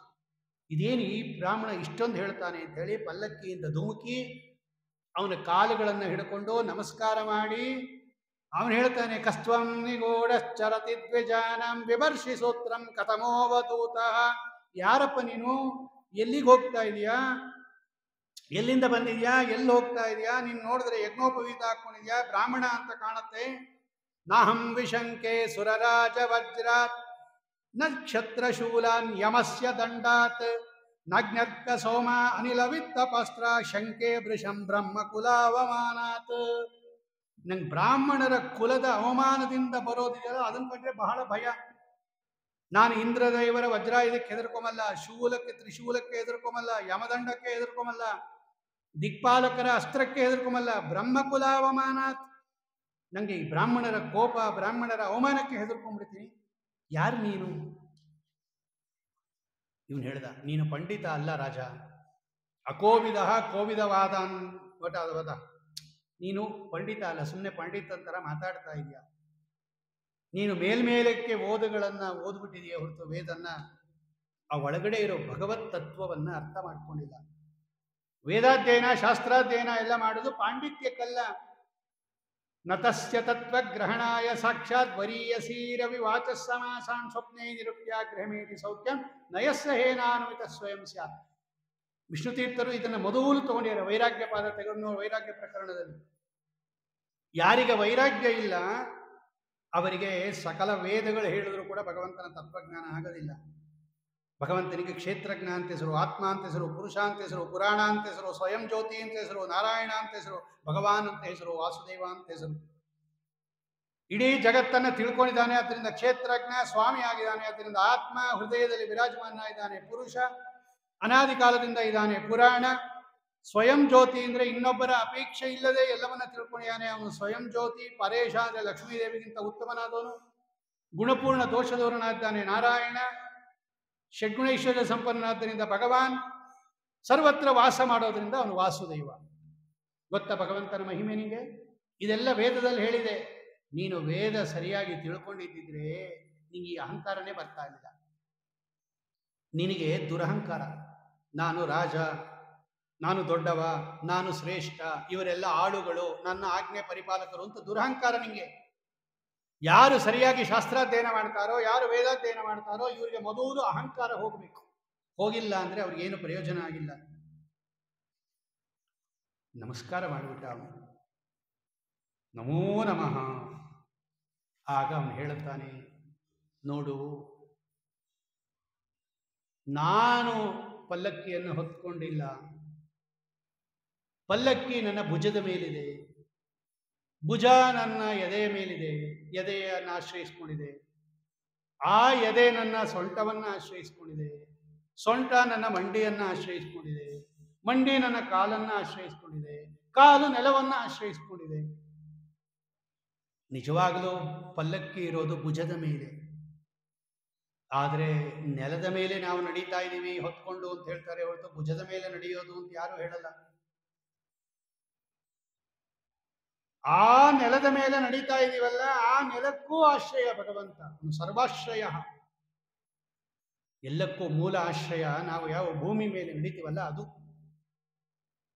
ಯದ್ಯಪಿ ಪಲ್ಲಕ್ಕಿ ಭುಜದ ಮೇಲೆ ಹೊತ್ತಿದ್ರೂ ಕೂಡ ಆ ಪಲ್ಲಕ್ಕಿಗೆ ಆಧಾರವಾದ ಭುಜ ಇನ್ನೊಂದನ್ನು ಆಧರಿಸಿದೆ, ಕಡೆಗೆ ನೆಲವನ್ನು ಆಶ್ರಯಿಸಿದ್ವಿ ನಾವು. ಆ ನೆಲಕ್ಕೂ ಆಶ್ರಯ ಭಗವಂತ, ಸರ್ವಾಶ್ರಯ ಅವನು. ಗೊತ್ತ ನಿಂಗೆ? ನೋಡು ರಹುಗುಣ, ಈ ಸಂಸಾರ ಇದೆಯಲ್ಲ, ಇದೊಂದು ದೊಡ್ಡ ಅರಣ್ಯ ಇದ್ದಂಗೆ. ಭಾಗವತ ಹೇಳುತ್ತೆ, ಗೊಂಡಾರಣ್ಯ ಇದು. ನಾವು ವ್ಯಾಪಾರಿಗಳಿದ್ದಂಗೆ, ಯಾವುದೋ ಒಂದು ಹಿಂದಿನ ಜನ್ಮದ ಕರ್ಮದ ನಿಮಿತ್ತವಾಗಿ ಪುಣ್ಯ ಪಾಪಗಳನ್ನು ಅನುಭವಿಸಕ್ಕೆ ಬಂದ ವರ್ತಕರು ನಾವು. ಈ ವರ್ತಕರು ವ್ಯಾಪಾರ ಮಾಡ್ತಾ ಮಾಡ್ತಾ ಮಾಡ್ತಾ ಮಾಡ್ತಾ ಎಲ್ಲೋ ಗೊಂಡಾರಣ್ಯ ಕೊಟ್ಟೋಗ್ತಾರೆ ದಾರಿ ತಪ್ಪಿ. ನಾವು ಹಂಗೆ ಇಲ್ಲಿ ಸುತ್ತಾಗ್ತಾ ಇದ್ದೀವಿ ಗೊಂಡಾರಣ್ಯದಲ್ಲಿ. ಭಯ, ನಮಗೆ ದಾರಿ ಗೊತ್ತಿಲ್ಲ ಎಲ್ಲಿ ಹೋಗ್ಬೇಕು ಅಂತ. ಅಲ್ಲಿ ಹೇಗೆ ನರಿಗಳು ನಮ್ಮನ್ನ ಲೂಟಿ ಮಾಡುತ್ತೋ, ನಮ್ಮ ಹತ್ರ ಬರುತ್ತೋ, ಇಲ್ಲೂ ಬಂದವರೆಲ್ಲ ಬಂದವರೆಲ್ಲ ನರಿಗಳು ಅನ್ನತ್ತಿರು. ಗೋಮಾಯವಹ ಯತ್ರ ಹರಂತಿ ಸಾರ್ಥಿಕಂ. ಬಂಧುಗಳ ರೂಪದಲ್ಲಿ ಇರ್ತಕ್ಕಂಥವರು 6 ಜನ ಕಳ್ಳರು. ನೋಡಿ, ಕಾಡಿನಲ್ಲಿ ಕಳ್ಳರಿರ್ತಾರೆ, ನರಿ ಇರುತ್ತೆ, ಗೋಮಾಯ ಅಂದ್ರೆ ನರಿಗಳಿರುತ್ತೆ, ವೃಕಾಹ ಯಥ ಊರಣಂ, ಕುರಿ ಎಳ್ಕೊಂಡು ಹೋಗುತ್ತೆ ತೋಳ ಕುರಿಯನ್ನ. ಪಿಶಾಚಿಗಳು, ಕೊಳ್ಳಿ ದೆವ್ವಗಳು ಇಲ್ಲೂ ಇರುತ್ತೆ, ಅಲ್ಲೂ ಇದೆ. ಕಲ್ಲು ಮುಳ್ಳುಗಳು ಇಲ್ಲೂ ಇದೆ, ಅಲ್ಲೂ ಇದೆ. ನಿದ್ರೆ, ಈ ಹೆಬ್ಬಾಗುವುದು. ಹೀಗೆ ಸಂಸಾರ ಅಂತಕ್ಕಂಥದ್ದು ಒಂದು ಗೊಂಡಾರಣ್ಯ. ಇದರಲ್ಲಿ ಸುತ್ತಾಗ್ತಾ ಇದ್ದೀವಿ. ಇದರಿಂದ ಆಚೆಗೆ ಬರ್ಬೇಕು ತಾನೆ ನಾವು. ಭಗವಂತನನ್ನು ಆರಾಧನೆ ಮಾಡು ಅಂತ ಹೇಳಿ ಬೇಕಾದಷ್ಟು ಉಪದೇಶವನ್ನ ಮಾಡಿ ಆಗ ಅವನು ಹೇಳ್ತಾನೆ, ಎಂತಹ ಜನ್ಮ ಇದು, ಇದು ಮನುಷ್ಯ ಜನ್ಮ. ಅಹೋ ನೃಜನ್ಮ ಅಖಿಲ ಜನ್ಮ ಶೋಭನಂ. ಮನುಷ್ಯ ಜನ್ಮ ಎಲ್ಲ ಜನ್ಮಗಳಿಗಿಂತ ಶ್ರೇಷ್ಠ. ಯಾಕೆ ಅಂದರೆ ಯಾವತ್ತೋ ಒಂದು ದಿವಸ ಜ್ಞಾನಿಗಳ ಸಮಾಗಮ ಆಗುತ್ತೆ. ಬೇರೆ ಪ್ರಾಣಿಗಳಿಗೂ ಮನುಷ್ಯನಿಗೂ ಒಂದು ವ್ಯತ್ಯಾಸ ಏನು ಅಂದರೆ, ಆ ಪ್ರಾಣಿಗಳು ಹುಟ್ಟಿ ಪ್ರಾಣಿಗಳಾಗೇ ಸತ್ತೋಗುತ್ತೆ. ಒಂದು ದಿವಸ ಅವರಿಗೆ ಉಪದೇಶ ಆಚರಣೆ ಯಾವುದು ಬರಲ್ಲ. ಆದರೆ ಮನುಷ್ಯಂಗೆ ಹಂಗಲ್ಲ. ಯಾವತ್ತೋ ಒಂದು ದಿವಸ ಭಗವಂತನ ಅನುಗ್ರಹ ಆದರೆ ಒಬ್ಬ ಜ್ಞಾನಿಗಳನ್ನು ನಮ್ಮ ಹತ್ರ ಕಳಿಸ್ಕೊಡ್ತಾನೆ, ತತ್ವೋಪದೇಶ ಮಾಡಿಸ್ತಾನೆ. ಅದಕ್ಕೆ ಎಲ್ಲ ಜನ್ಮಗಳಲ್ಲಿ ಮನುಷ್ಯ ಜನ್ಮ ಶ್ರೇಷ್ಠ. ಅದು ನಯದೃಷಿಕೇಶ ಯಸಕ್ತಾತ್ಮನಾಂ ಸಹ ಮಹಾತ್ಮನಾಂ ವಾ ಪ್ರಚುರ ಸಮಾಗಮ. ನಿಮ್ಮ ಹತ್ರ ಒಂದು ಮುಹೂರ್ತ ಕಾಲ ಇದ್ದಿದ್ದಕ್ಕೆ ನನಗೆ ಎಷ್ಟು ಅನುಗ್ರಹ ಮಾಡಿರಿ, ತಪ್ಪಾಯಿತು ಅಂತ ಹೇಳಿ ಭರತ ಚಕ್ರವರ್ತಿ ಹೇಳ್ತಾರೆ, ನಾನು ಇಡೀ ಭರತ ವರ್ಷಕ್ಕೆ ರಾಜ ಆಗಿದ್ದೆ, ನೀನು ಬರೀ ಒಂದು ದೇಶಕ್ಕೆ, ಸಿಂಧು ಸೋವೀರ ದೇಶದ ದೊರೆ ನೀನು. ನಾನು ಕೂಡ ಜಿಂಕೆಯ ಸಹವಾಸವನ್ನ ಮಾಡಿ ಜಿಂಕೆ ಆಗಿಬಿಟ್ಟೆ. ಅದಕ್ಕೆ ಯಾರ ಸಹವಾಸ ಮಾಡಬಾರ್ದು ಅಂತ ಹೇಳಿ ಯಾರಿಗೂ ಗೊತ್ತಿಲ್ಲದೆ ಇರೋಂಗೆ ಈ ಗೂಢನಾಗಿ ಸಂಚಾರ ಮಾಡ್ತಾ ಇದ್ದೇನೆ. ಭಗವಂತನಲ್ಲಿ ಭಕ್ತಿ ಇಟ್ಟಿರೋ ದುರಹಂಕಾರಗಳು ಹೋಗುತ್ತೆ ಅಂತ ಉಪದೇಶ ಮಾಡಿ, ಇದಕ್ಕೆ ಜಡಭರತ ಉಪಾಖ್ಯಾನ ಅಂತಾನೆ ಕರೀತಾರೆ. ಅತ್ಯದ್ಭುತವಾದ ಭಾಗ ಅದು ಪಂಚಮಸ್ಕಂದದಲ್ಲಿ. ಅದೇ ಪ್ರಿಯವ್ರತ ರಾಜರ ವಂಶದಲ್ಲಿ ಮುಂದೆ ಗಯಾ ಅಂತ ಒಬ್ಬ ರಾಜ ಬರ್ತಾನೆ. ಅತ್ಯದ್ಭುತವಾಗಿರ್ತಕ್ಕಂತಹ ಯಜ್ಞವನ್ನ ಮಾಡಿದವನವನು. ಸ್ವಯಂ ಭಗವಂತ ಉಪಸ್ಥಿತಿ ಇರ್ತಾನೆ ಅವರ ಯಜ್ಞದಲ್ಲಿ. ಇಂದ್ರಾದಿ ದೇವತೆಗಳೆಲ್ಲ ಬಡಿಸ್ತಾ ಇರ್ತಾರೆ. ಅಂತಹ ಶ್ರೇಷ್ಠವಾದ ಯಜ್ಞವನ್ನ ಮಾಡಿದವನು ಗಯಾ ಅಂತಕ್ಕಂಥ ಮಹಾರಾಜ. ಅವನೊಂದಿಗೆ ಈ ಪ್ರಿಯವ್ರತ ರಾಜರ ವಂಶವನ್ನೆಲ್ಲ ಮುಕ್ತಾಯ ಮಾಡ್ತಕ್ಕಂಥವರಾಗಿ ಭೂಗೋಳ ಖಗೋಳ ವರ್ಣನೆಯನ್ನ ಮಾಡ್ರಿ ಅಂತ ಕೇಳುತ್ತಾರೆ ಪರೀಕ್ಷಿತ್ ರಾಜರು. ಈ ನಮ್ಮ ಭೂಮಿ ಹೆಂಗಿದೆ, ಸಪ್ತದ್ವೀಪಗಳ ವರ್ಣನೆ ಇದೆ ಭಾಗವತದಲ್ಲಿ. ಜಂಬೂ ದ್ವೀಪ, ಪ್ಲಕ್ಷ, ಶಾಲ್ಮಲಿ, ಕುಚ, ಕ್ರೌಂಶ, ಶಾಖ, ಪುಷ್ಕರ, ದಧಿಕ್ಷೀರ, ಶುದ್ಧೋದಕಾದಿ ಸಮುದ್ರಗಳು. ಅದೆಲ್ಲ ಹೇಳಕ್ಕಾಗಲ್ಲ ಅಂತಾರೆ ಶುಕಾಚಾರ್ಯರು. ಈ ಭೂಮಂಡಲ ಹೆಂಗಿದೆ, ಜಗತ್ ಹೆಂಗಿದೆ ಅನ್ನೋದನ್ನ ದೇವತೆಗಳ ಆಯಸ್ಸು ಕೊಟ್ಟರೂ ವರ್ಣನೆ ಮಾಡಕ್ಕಾಗಲ್ಲ. ಬಹುಚಿತ್ರ ಜಗತ್ ಬಹುದಾಕರಣಾತ್ ಪರಶಕ್ತಿರನಂತ ಗುಣ ಪರಮಃ. ಏನ್ ಅದ್ಭುತ ಸೃಷ್ಟಿ ಮಾಡಿದ್ದಾನೆ ಭಗವಂತ. ಒಂದೊಂದು ಖಂಡದಲ್ಲಿ, ಒಂದೊಂದು ವರ್ಷದಲ್ಲಿ ಅತ್ಯದ್ಭುತ ಸೃಷ್ಟಿ ಭಗವಂತನದು. ಆದರೆ ನಮ್ಮ ಜಂಬೂದ್ವೀಪದ ಮಾತ್ರ ನಾನು ಹೇಳ್ತೀನಿ, ಅದು ಹೇಳಕ್ಕಾಗಲ್ಲ ಪೂರ್ತಿ ಅಂತಾರೆ ಅವರು. ಮಧ್ಯದಲ್ಲಿ ಸುಂದರವಾದ ಪರ್ವತ, ಮೇರು ಪರ್ವತ, ಬಂಗಾರದ ಪರ್ವತ. ಅದು 1,00,000 ಯೋಜನ ಎತ್ತರವಾದ ಪರ್ವತ. ಅದು 1,00,000 ಯೋಜನ ಬಂಗಾರದ ಪರ್ವತ. ಒಳಗಡೆ 16,000 ಯೋಜನ ಇದೆ. ಭೂಮಿಯ ಮೇಲೆ 84,000 ಯೋಜನ ಎತ್ತರ ಇರ್ತಕ್ಕಂಥದ್ದು. ಅದರ ಸುತ್ತಲೂ ಮರ್ಯಾದಾಗಿರಿಗಳು ಅಂತ ಮಂದರ, ಮೇರುವಂದರ, ಸುಪಾರ್ಶ್ವ, ಕುಮುದ, ಅದರ ಸುತ್ತಲೂ ಕೂಡ ಉತ್ಕೃಷ್ಟವಾಗಿರ್ತಕ್ಕಂತಹ ಪರ್ವತಗಳು. ಅದರ ಹತ್ರ ಒಂದೊಂದು ದಿಕ್ಕಿನಲ್ಲಿ ಒಂದೊಂದು ಕಾಂಡಗಳು, ಭದ್ರಾಶ್ವ, ಕೇತುಮಾಲ, ಕಿಂಪುರುಷ, ನಮ್ಮ ಭಾರತ, ಹಿರಣ್ಮಯ, ಎಲ್ಲ ಖಂಡಗಳು. ಒಂದೊಂದರಲ್ಲೂ ಭಗವಂತನ ವಿಭೂತಿ ರೂಪಗಳು ಅತ್ಯದ್ಭುತವಾದ ವರ್ಣನೆ ಮಾಡುತ್ತಾರೆ. ಈ ಭೂಗೋಳದ ಮೇಲೆ ಖಗೋಳ, ಅಂತರಿಕ್ಷ ಲೋಕ, ಅದರಲ್ಲೇ ಗ್ರಹ, ನಕ್ಷತ್ರ, ಚಂದ್ರ, ತಾರಾದಿಗಳು, ಉಲ್ಕಾಮುಖಗಳು, ಧ್ರುವ ನಕ್ಷತ್ರ, ಈ ಎಲ್ಲ ಜ್ಯೋತಿರ್ಕಾಯಗಳನ್ನ ತನ್ನ ಬಾಲದ ಮೇಲೆ, ತನ್ನ ಅವಯವಗಳ ಮೇಲೆ ಇಟ್ಕೊಂಡು ಚಲನೆ ಮಾಡಿಸ್ತಾ ಇರ್ತಕ್ಕಂಥವನೇ ಶಿಂಶುಮಾರ ಅಂತ ಭಗವಂತನ ರೂಪ. ಅತ್ಯದ್ಭುತವಾಗಿರ್ತಕ್ಕಂಥ ಭಗವಂತನ ರೂಪ. ಒಂದೊಂದು ಖಂಡದಲ್ಲೂ ಕೂಡ ಭಗವಂತ ಒಂದೊಂದು ರೂಪದಿಂದ ಇದ್ದಾನೆ. ಅದನ್ನ ವರ್ಣನೆ ಮಾಡ್ತಾರೆ. ಕಿಂಪುರುಷ ಖಂಡದಲ್ಲಿ ರಾಮರೂಪದಿಂದ ಇದ್ದಾನೆ, ಹರಿವರ್ಷ ಖಂಡದಲ್ಲಿ ನರಸಿಂಹ ರೂಪದಿಂದ ಇದ್ದಾನೆ, ನಮ್ಮ ಭರತ ಖಂಡದಲ್ಲಿ ನರನಾರಾಯಣ ರೂಪದಿಂದ ಇದ್ದಾನೆ. ನಾರದರು ಸ್ತೋತ್ರ ಮಾಡ್ತಾ ಇದ್ದಾರೆ. ಯಾವ್ಯಾವ ಖಂಡದಲ್ಲಿ ಯಾವ ರೂಪ ಇದೆ, ಭಗವಂತ ಯಾವ ರೀತಿಯಿಂದ ಇದ್ದಾನೆ ಅಂತ ಅದನ್ನೆಲ್ಲ ನಿರೂಪಣೆ ಮಾಡಿ ಕಡೆಗೆ ನರಕ ಎಲ್ಲಿದೆ ಅಂತ ಕೇಳ್ತಾನೆ ಪರೀಕ್ಷಿತ್ ರಾಜ. ನರಕ ಅಂತ ಒಂದು ಲೋಕ ಇದೆಯಲ್ಲ, ಅದು ಎಲ್ಲಿದೆ? ಅದು ಅದೇನು ಬೇರೆ ಲೋಕನ, ನಮ್ಮ ಭೂಲೋಕಕ್ಕೆ ಸಂಬಂಧಪಟ್ಟದ? ಅದು ಎಲ್ಲಿದೆ ಅಂತ ಕೇಳಿದಾಗ, ನರಕ ಲೋಕ ಅಂತಾನೆ ಒಂದು ಪ್ರತ್ಯೇಕವಾಗಿಲ್ಲಪ್ಪ, ನಮ್ಮ ಭೂಮಿಯಲ್ಲೇ ಇದೆ. ಅದು ಕೆಳಗೆ, ಭೂಮಿಯ ಕೆಳಗಡೆ ದಕ್ಷಿಣ ಭಾಗದಲ್ಲಿ, ಆ ಘನೋದಕದ ಮೇಲೆ ಈ ದಕ್ಷಿಣ ಭಾಗದಲ್ಲಿ ಇದೆ ಅದು. ಅಲ್ಲಿ ಯಮಧರ್ಮರಾಜರಿರ್ತಾರೆ. ಅವರ ಆಜ್ಞಾವರ್ತಿಗಳಾಗಿ ಪಿತೃಗಣಗಳಿರ್ತಾರೆ, ಅಂಗೀರಸಾದಿ ಪಿತೃಗಣಗಳಿರ್ತಾರೆ. ಯಾರು ಈ ಭೂಮಿಯಲ್ಲಿ ಪಾಪವನ್ನ ಮಾಡಿ ಪ್ರಾಯಶ್ಚಿತ್ತವನ್ನ ಮಾಡ್ಕೊಳ್ಳೋದಿಲ್ಲ, ಅವರೆಲ್ಲ ಈ ನರಕಕ್ಕೆ ಹೋಗ್ತಾರೆ. ಅಂತರಾಳೇ ಏವ ತ್ರಿಜಗತ್ಸು ದಿಶಿ ದಕ್ಷಿಣಂ ಅಧಸ್ತಾಮದ್ ಭೂಮೇಃ ಉಪರಿಷ್ಟಾತ್ ಅಂಡಜಲಾಶಯಸ್ಯ ಯಸ್ಯಾಹ ಅಗ್ನಿಶ್ವಾತ್ತಾದಯಃ ಪಿತೃಗಣಾಃ ದಿಶಿ ಸ್ವಾನಾಂ ಗೋತ್ರಾಣಾಂ ಪರಮೇಣ ಸಮಾಧಿನ ಸತ್ಯ ಏವ ಆಶಿಷ ಆಶಾಸತಾ ನಿವಸಂತಿ. ಪಿತೃರಾಜ ವೈವಸ್ವತಃ. ಯಮಧರ್ಮರಾಜರು ನರಕಕ್ಕೆ ಅಭಿಮಾನಿ, ನಿಯಾಮಕರವರು. ಇವ್ರಿಗೇನು ಕೆಲಸ? ಯಾರು ಭೂಮಿಯಲ್ಲಿ ಪಾಪ ಮಾಡಿ ಪ್ರಾಯಶ್ಚಿತ್ತ ಮಾಡಿಕೊಳ್ಳದೆ ಸತ್ತೋಗ್ತಾರೆ, ಇವರವರ ಪಾಪಕ್ಕೆ ತಕ್ಕಂತೆ ಅವರಿಗೆ ಶಿಕ್ಷೆ ಕೊಡೋದಿಷ್ಟೇ ಯಮಧರ್ಮರಾಜರು.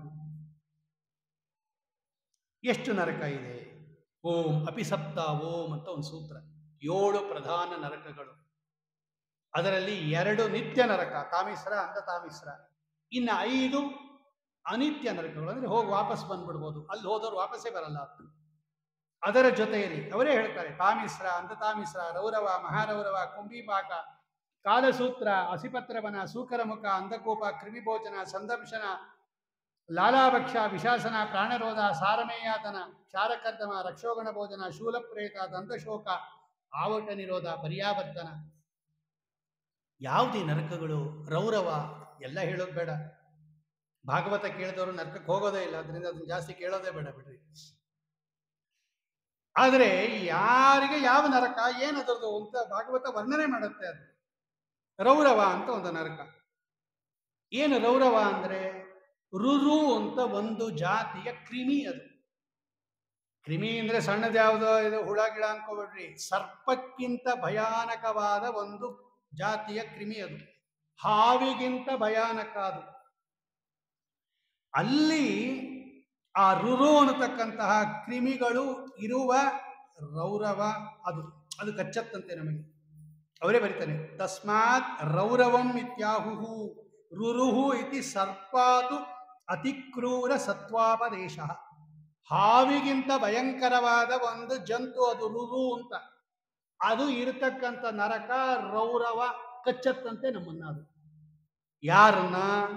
ಯಾರು ಈ ರೌರವ ನರಕಕ್ಕೆ ಹೋಗ್ತಾರೆ ಅಂದ್ರೆ ಇನ್ನೊಂದು ಕುಟುಂಬವನ್ನ ಹಾಳು ಮಾಡಿ ನಮ್ಮ ಕುಟುಂಬವನ್ನ ಯಾರು ಪೋಷಣೆ ಮಾಡ್ಕೋತಾರಲ್ಲ ಇವರೆಲ್ಲ ರೌರವ ನರಕಕ್ಕೆ ಹೋಗ್ತಾರೆ. ಇನ್ನೊಬ್ಬರ ಮನೆ ಏನಾದ್ರೂ ಹಾಳಾಗೋಲಿ, ನಮ್ಮದು ಚೆನ್ನಾಗಿರ್ಬೇಕು ಅಂತ ಹೇಳಿ ಇನ್ನೊಬ್ಬರ ಭೂತದ್ರೋಹ ಅಂತ ಕರೀತಾರೆ. ಇನ್ನೊಬ್ಬರನ್ನ ಹಾಳು ಮಾಡಿ ನಮ್ಮನ್ನ ಯಾರು ಪುಷ್ಣಾತಿ ಅವ್ರು ಹೋಗ್ತಾರಂತೆ. ಅದರಲ್ಲೇ ಒಂದು ಸ್ವಲ್ಪ ಸೂಪರ್ ಸ್ಪೆಷಾಲಿಟಿ ಅದು ಮಹಾರೌರವ ಅಂತ. ರೌರವದಲ್ಲೇ ಇನ್ನು ಸ್ವಲ್ಪ ದೊಡ್ಡ ಆಸ್ಪತ್ರೆ ಇದ್ದಂಗೆ. ಇದು ಯಾರು ಹೋಗ್ತಾರೆ ಅಂದ್ರೆ ಯತ್ರ ನಿಪತಿತಂ ಪುರುಷಂ ಕ್ರವ್ಯಾದ ಸ್ವರಸಂ ದ್ರವ್ಯೇಣ ಕಾದಂತಿ.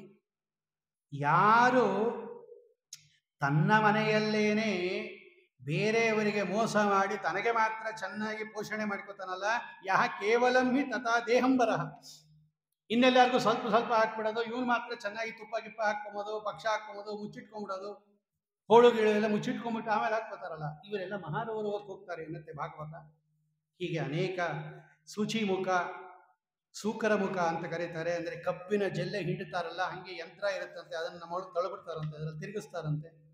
ರಾಜರು ಅಥವಾ ರಾಜಭಟರು ನಿರಪರಾಧಿಗಳಿಗೆ ಶಿಕ್ಷೆ ಕೊಟ್ಟರೆ ಸೂಕರ ಮುಖದಲ್ಲಿ ಹೋಗ್ತಾರೆ ಅಂತ ಅನೇಕ ಉತ್ಕೃಷ್ಟವಾಗಿರ್ತಕ್ಕಂತಹದ್ದು. ತಂದೆ ತಾಯಿಗಳ ದ್ರೋಹ ಮಾಡಿದವರು ಪಿತೃಮಾತೃ ಬ್ರಹ್ಮದೃಕ್, ಅದನ್ನ ಮಾತ್ರ ಜ್ಞಾಪಕ ಇಟ್ಕೊಂಡಿರ್ಬೇಕು. ಯಾರು ತಂದೆ ತಾಯಿಗಳಿಗೆ ಬ್ರಾಹ್ಮಣರಿಗೆ ದ್ರೋಹ ಮಾಡ್ತಾರಲ್ಲ ಇವರಿಗೆ ಕಾಲಸೂತ್ರ ಅಂತ ಒಂದು, ಅದು ಏನು 10,000 ಯೋಜನ ಇರ್ತಕ್ಕಂಥ ಒಂದು ತಾಮ್ರದ ತಗಡು. ಅದು ಕೆಳಗಡೆ ಒಲೆ ಉರಿ ಹಾಕ್ಬಿಟ್ಟಿರ್ತಾರಂತೆ, ಮೇಲೆ ಸೂರ್ಯ ಆಗುತ್ತೆ, ಕೆಂಪು ಕಾದಿರುತ್ತಂತೆ, ಅದರ ಮೇಲೆ ಎಳಿತಾರಂತೆ ನಮ್ಮನ್ನ. ಅದು ಒಂದು 10,000, ಅದು ಎಲ್ಲೋದ್ರೂ ಅದು ಇದ್ದೇ ಇರುತ್ತೆ ನೋಡಿ. ವರ್ಷ ಸಹಸ್ರಾಣಿ, 1,000 ವರ್ಷ ಪಶುರೋಮಾಣಿ ಯಾವಂತಿ.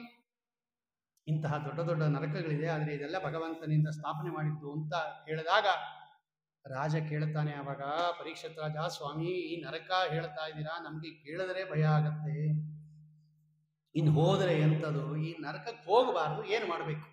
ಅದು ನೇಹ ಮಹಾಭಾಗ ಯತೈವ ನರಕಾನ್ನರಹ ನಾನೋಗ್ರ ಯಾತನೀಯ ತನ್ನೇ ವ್ಯಾಖ್ಯಾತು ಮಾಡದು. ಏನು ಮಾಡಿದ್ರೆ ನಾವು ನರಕಕ್ಕೆ ಹೋಗಲ್ಲ.